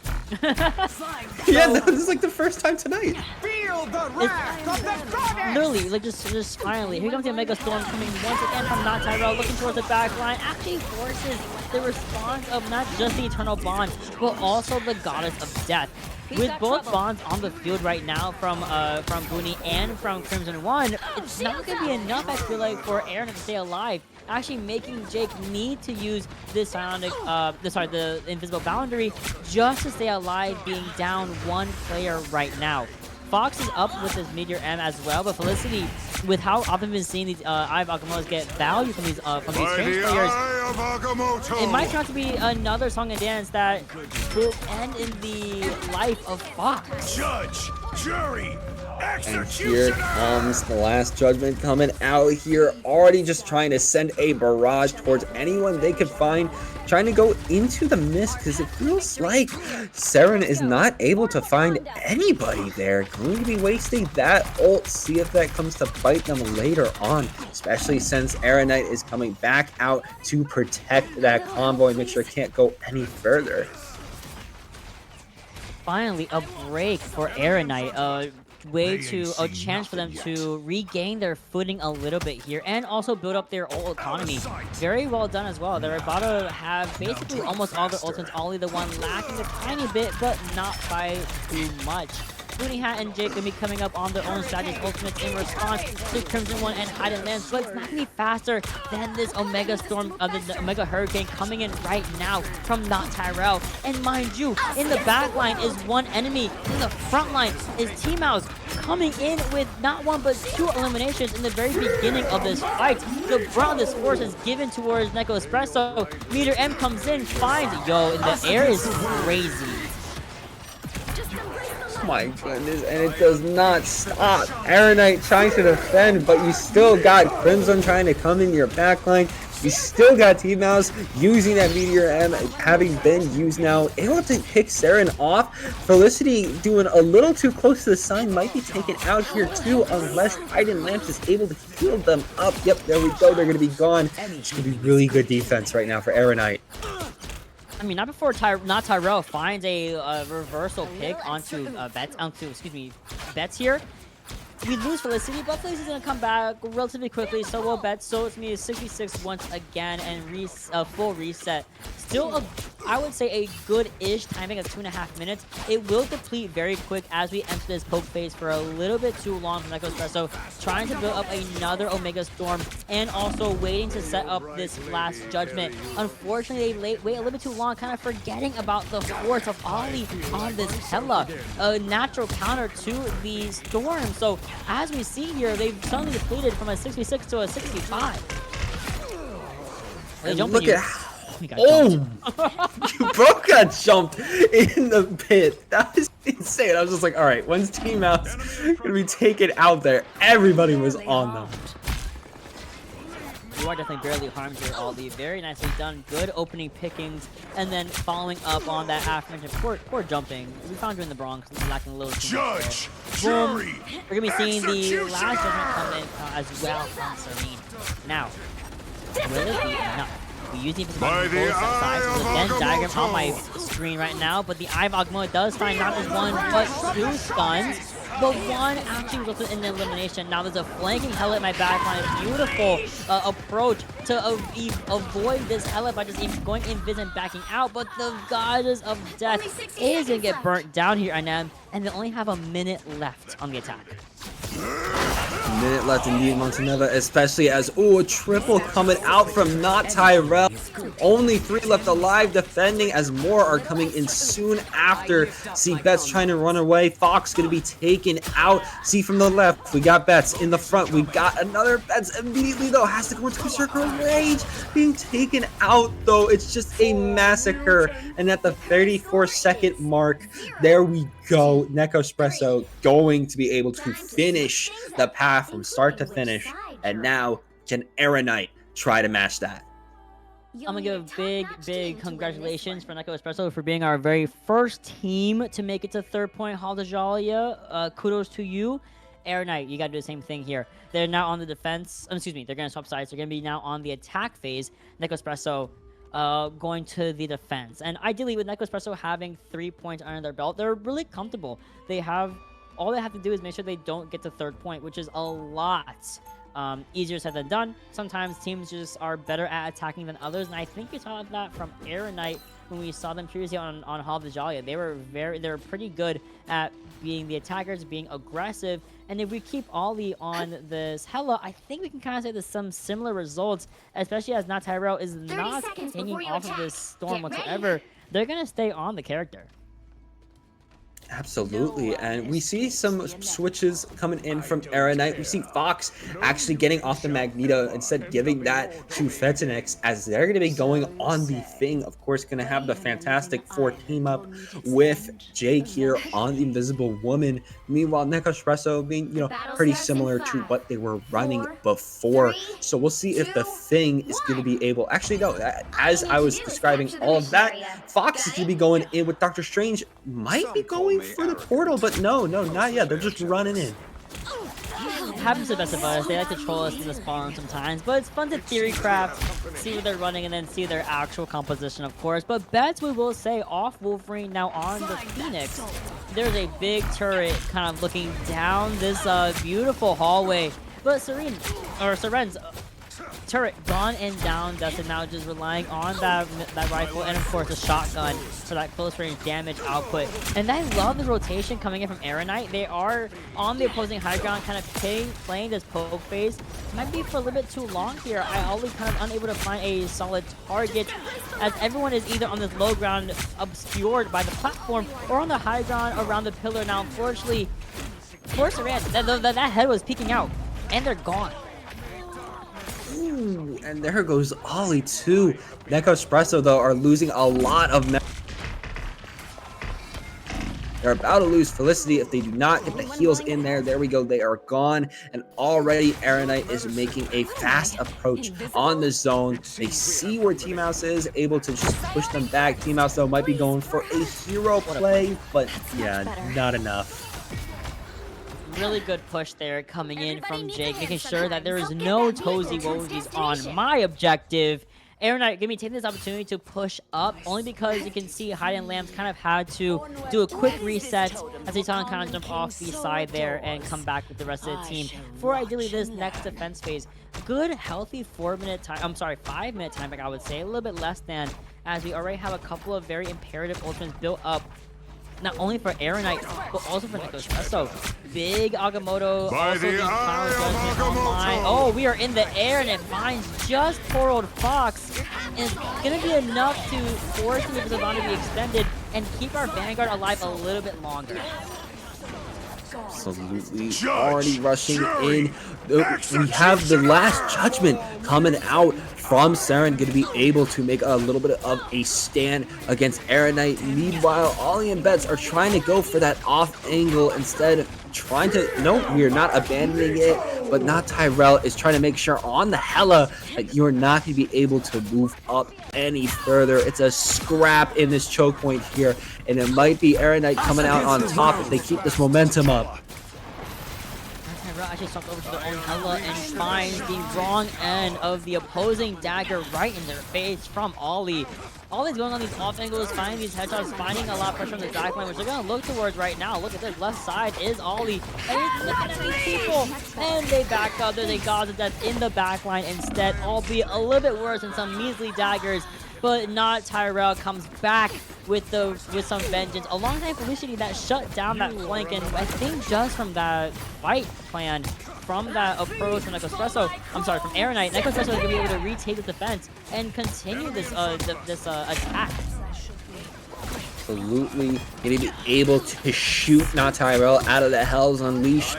Gonna have to force them to back up here. Only 2 of Nekospresso is gonna be on those front lines, allowing Erinite to push up a little bit more as it's just a standstill once again on this choke point. But we're starting to get some damage in with Nekospresso, starting to be able to get on these off angles. Gotta watch out for that Phoenix Force though. Oh, it got called out by Not Tyrell and shut down immediately. Beds, unfortunately, going to gain the wrong end of this final judgment, as you had mentioned earlier, was online for Seren.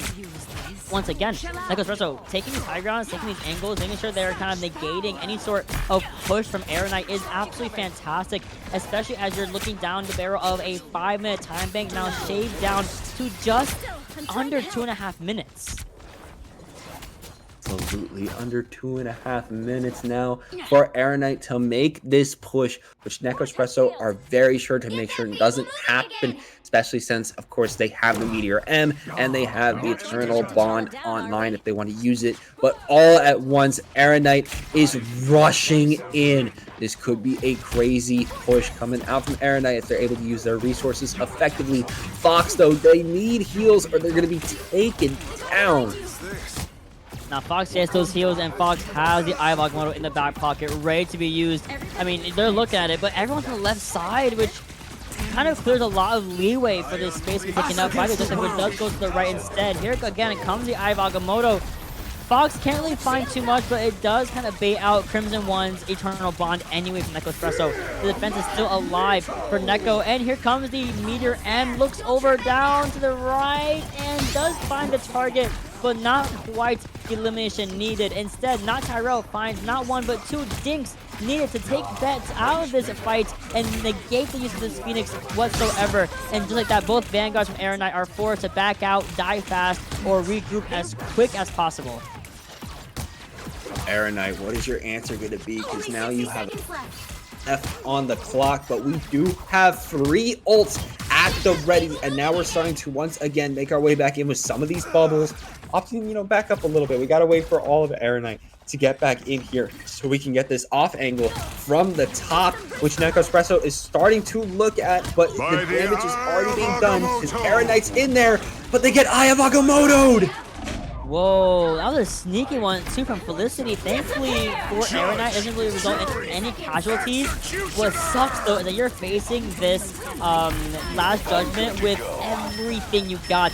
The shield, the bubble, no Meteor M to negate the projectile damage. So unfortunately, that's just going to be 1 going down. Fentonex no longer in the fight, gone and dusted by not just 1, but 2 also from Erinite. We also have the Gods of Death from Ollie, just in case, as we have only 10 seconds left. Guys, and now or never, and it's going to end up being never. Lights out.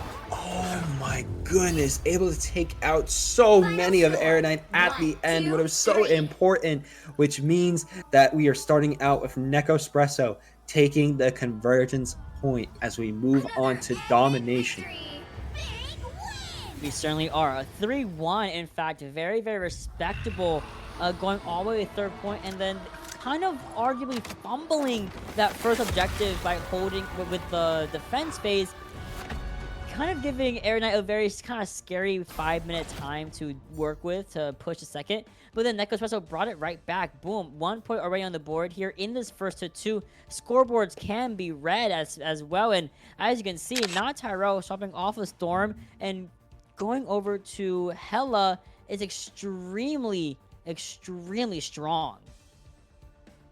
You saw just how strong, honestly, Not Tyrell was on that, getting that 30k damage. Of course, Soren on that Punisher, always locking in with that last judgment. And of course, saw those heals there. We were averaging between our two healers 40k. One got 45, one got 35, which is insane. And now we're going to be finding out what our map is going to be on Domination and why I'm putting all my life savings. It worked the first time, so we're doing Hell's Heaven, baby. Not the second time. Give me Krakoa. Krakoa or death. Just give me Krakoa. Hopefully teams are ready really soon. Had to quickly fix the lobby. Thankfully no one randomly joined, but it was like low-key open to all. Oh, Whoops. oopsies. I could have joined. But how long my shares take to load, I would not have been able to join during that game. But thankfully, again, no one joined, so thanks, guys. Very respectful for everyone not joining. But in the meantime, our teams are getting ready. We already got one R coming in from Erinite, just waiting on Nekospresso to ready themselves up for this domination match. A reminder, Nekospresso is chilling already at match point. One up already in the first of two. Domination gonna be the next one, and it's gonna be, yes, it's gonna be Krakoa. Give me your life savings. Give me your life savings. Oh, because I need it. Oh, you gave him a manager too? Give me that money. Oh, damn. Damn, I was just talking about how I got my... Damn. Money up goes to Mottineva. Ooh! Alright, let me... So let me Krakoa. And I talked about a little bit how I actually like, it starts to grow on me. I didn't like Krakoa at first. Even now, the underground cave portion is not my favorite at all. But the other two I am pretty comfortable with. I like it a lot. And the trees, especially, Chef's Kiss, my favorite of the three maps on Krakoa. But otherwise, Band Phase already starting off real strong. They waste no time. They know exactly what we're going to get out of here. Get Emma out. Keep Magneto. Ideally, get Luna Snow out. Three true things in the world. Those are always the three truths when it comes to Marvel rival bans and protects.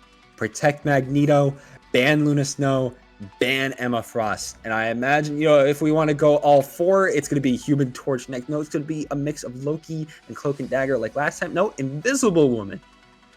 Or Loki. I mean, I personally find... between Cloak and Dagger and Invisible Woman, I find Cloak and Dagger's ultimate to be more annoying.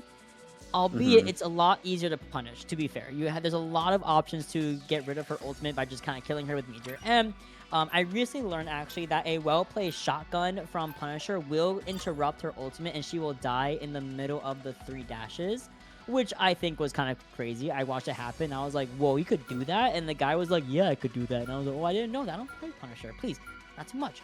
So, Cloak and Dagger actually going to be protected here. We're going to be seeing the Sue ban alongside the Loki mutual ban. And of course, last protect coming in from Nekospresso is going to be that aforementioned Cloak and Dagger.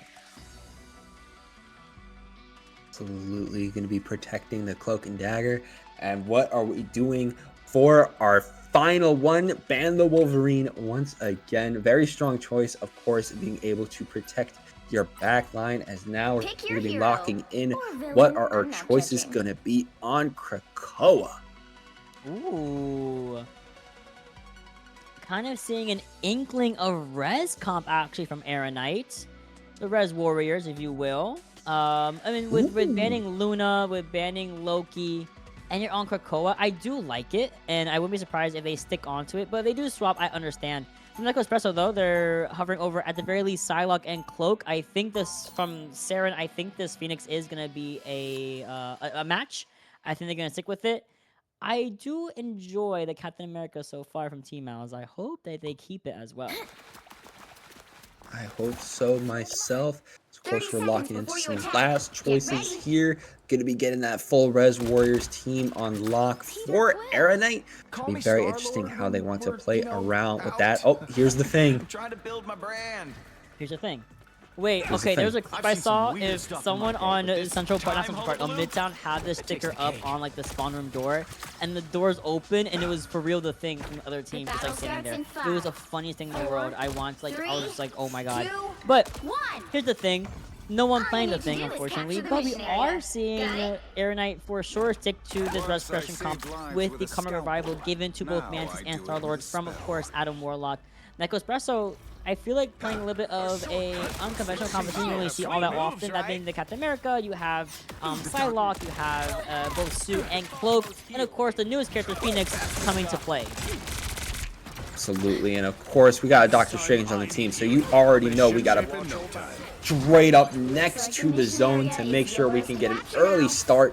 Nekospresso, though, we're already there. Off angle coming out from Team House, trying to make sure that they can protect their teammates. Because, yeah, Erinite, we got triple strategists. We got triple support, which means we got crazy heals that Nekospresso doesn't seem they're able to keep up with. They're trying to get some heals in there, keep their teammates alive, but it's still such a tall task. Yeah, generally sometimes the easiest way to combat either res comp or triple support is to join them. We might see a swap here. Already seeing Tyrell go over to Storm instead. And I think everyone else is sticking to their guns, sticking with what they know. And it's just gonna be Tyrell taking that first swap. Now, unfortunately, you lose Siren super early to again bet on the Star-Lord. And already I love this complete different Erinite I feel like we're seeing now. Gone is the Hall of the Jolly of Cloak and Sue. I'm seeing Star-Lord, I'm seeing Mantis, I'm seeing Adam, I'm seeing some real power from Bets right now. Oh yeah, no, they're going all out with this choice, this Res Warrior team, and it is working very well because they're able to keep the lifeline on lock and make sure nobody really goes below 50%. As I say that, though, the damage is starting to pile up a little bit from Nekospresso, especially as they're about to get all 6 ults at once, able to pop off storms, able to pop off almost all of them. Good lord! And look at how many kills are going off! Oh, the meter M was fat. And did they choose to go for the revival? No, actually. Yeah, it's not worth it. Erinite Coming Revival will not be online for these guys, except for Booming Hat, who does opt to go for the res on themselves and kind of inadvertently, accidentally stagger themselves out for Erinite. But despite all that, they were able to bring it up to around 68%, which I think is super impressive on this underground sub-map of Krakoa. Absolutely. Very impressive indeed, especially as we're seeing Fox try to keep out the rest of Nekospresso from making sure they cannot get their teammates here. We got the Eye of Agamotto ready, and we're actually going to be using a portal to go straight to the zone. What I like about Krakoa is that they have all these portals that make these plays happen without having to extend the strange portal cooldown. Big Agamotto comes in, however, finds just the Adam Warlock from Erinite. This does kind of allow this ultimate to be extended here. A reversal, Agamotto and Meter M come out, and we flip it. Erinite find a way to not only win the fight, but also flip the point really early on. Very good coming out from Erinite there, but they're starting to... There's 3-4 down as the trying to hang on to the zone. Not going to prove effective, though, as Nekospresso is going to be living on the zone for just a little bit longer, as Erinite's got to get their resources back up. We have Adam Warlock's ult ready to go, but we still need some more resources. Enemy in front of us.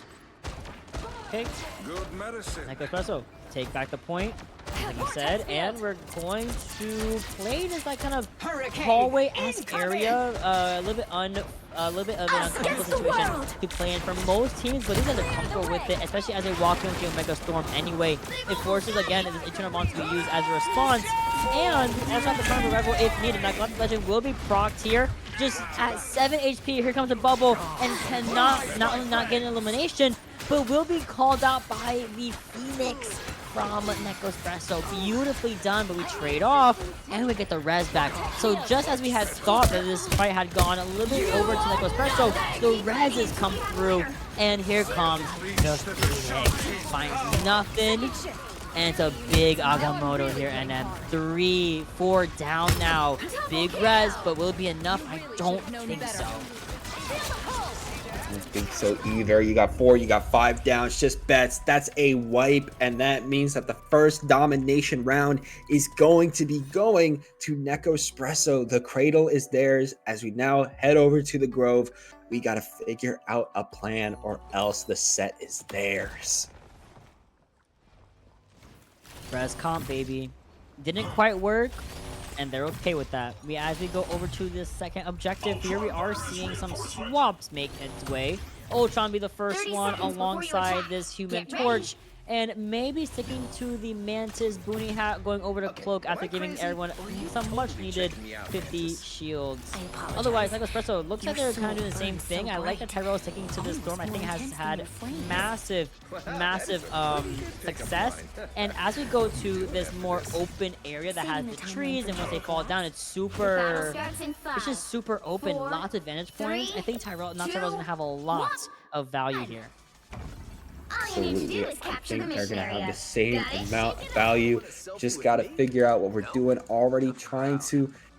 Yep, there we go. Doctor Strange portal, baby. You already know. They're both. They're both. Day 1 and 2. Big portal comes in from the high ground as well. Interesting. Well, at least they're looking down towards the point and can. We're gonna be walking through now. Here comes the Mega Storm. This is gonna be massive. I don't think there's anything really to negate it. That's 1-2. Done and dusted by not Tyrell. And just like that, the fight ends just as quickly as it has started. My goodness. Already a huge wipe on Erinite here. Nekospresso gonna be able to just lock down the zone as they're already gonna be able to accrue some points on there. Okay, Agamotto and Meter M are online, at least for Erinite.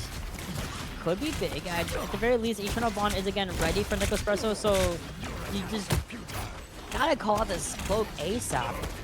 Oh, I love that we're pushing out this mag from the coastline and then kind of making this space, this way open up again for Erinite as they're pushing into Nekospresso territory. You are going to hear the news as they come out, as well as the Meter M from not just one but two Magnetos. The Rage of Ultron does kind of get eaten up by most of the Meter M, but not for very long. Going down is not Tyrell, so Erinite have the advantage. They just gotta work with it. With it indeed. 2 down though on Nekospresso as we just see from up top this Human Torch trying to lay on the damage, trying to rush in there, proving to be effective, able to get a kill, trying to get more, able to get a double, 3 down, and they're starting to turn the favor towards Erinite. Oh, they sure are. Ooh, I'm excited. This is they turned it really early, I would say. Again, I'm a big fan of if you're able to put the point before the 80-70% mark. I think that's massive if you are the attackers. Well, attacker, not that we're defending for Erinite. You gotta make sure they keep these guys in check. And the Mega Storm will be the first thing opening this fight up and looking at this back line. Now, it looks like just one goes down, not Tyrell, but to this newly formed Captain America, and it feels like the disruption was just too much for Erinite to handle, as all of their attention is being grabbed into one or two places, and everybody just kind of falls victim to Nekospresso. Everyone falling victim indeed, as now, 3 of them went down. It was a half wipe. We're now getting back up, but we got ults on the side of Nekospresso. Doctor Strange has their Eye of Agamotto active. We also got the super coming out from Psylocke, and we're so close to getting the win here. This could be the final big push for Erinite to try to make this set go their way. Erinite knows they have this Dance the Butterfly coming in from Nekospresso. They've got to find a way to deal with it. No one quite goes down, but I see the Agamotto comes in, finds one stun, that being on the Ultron.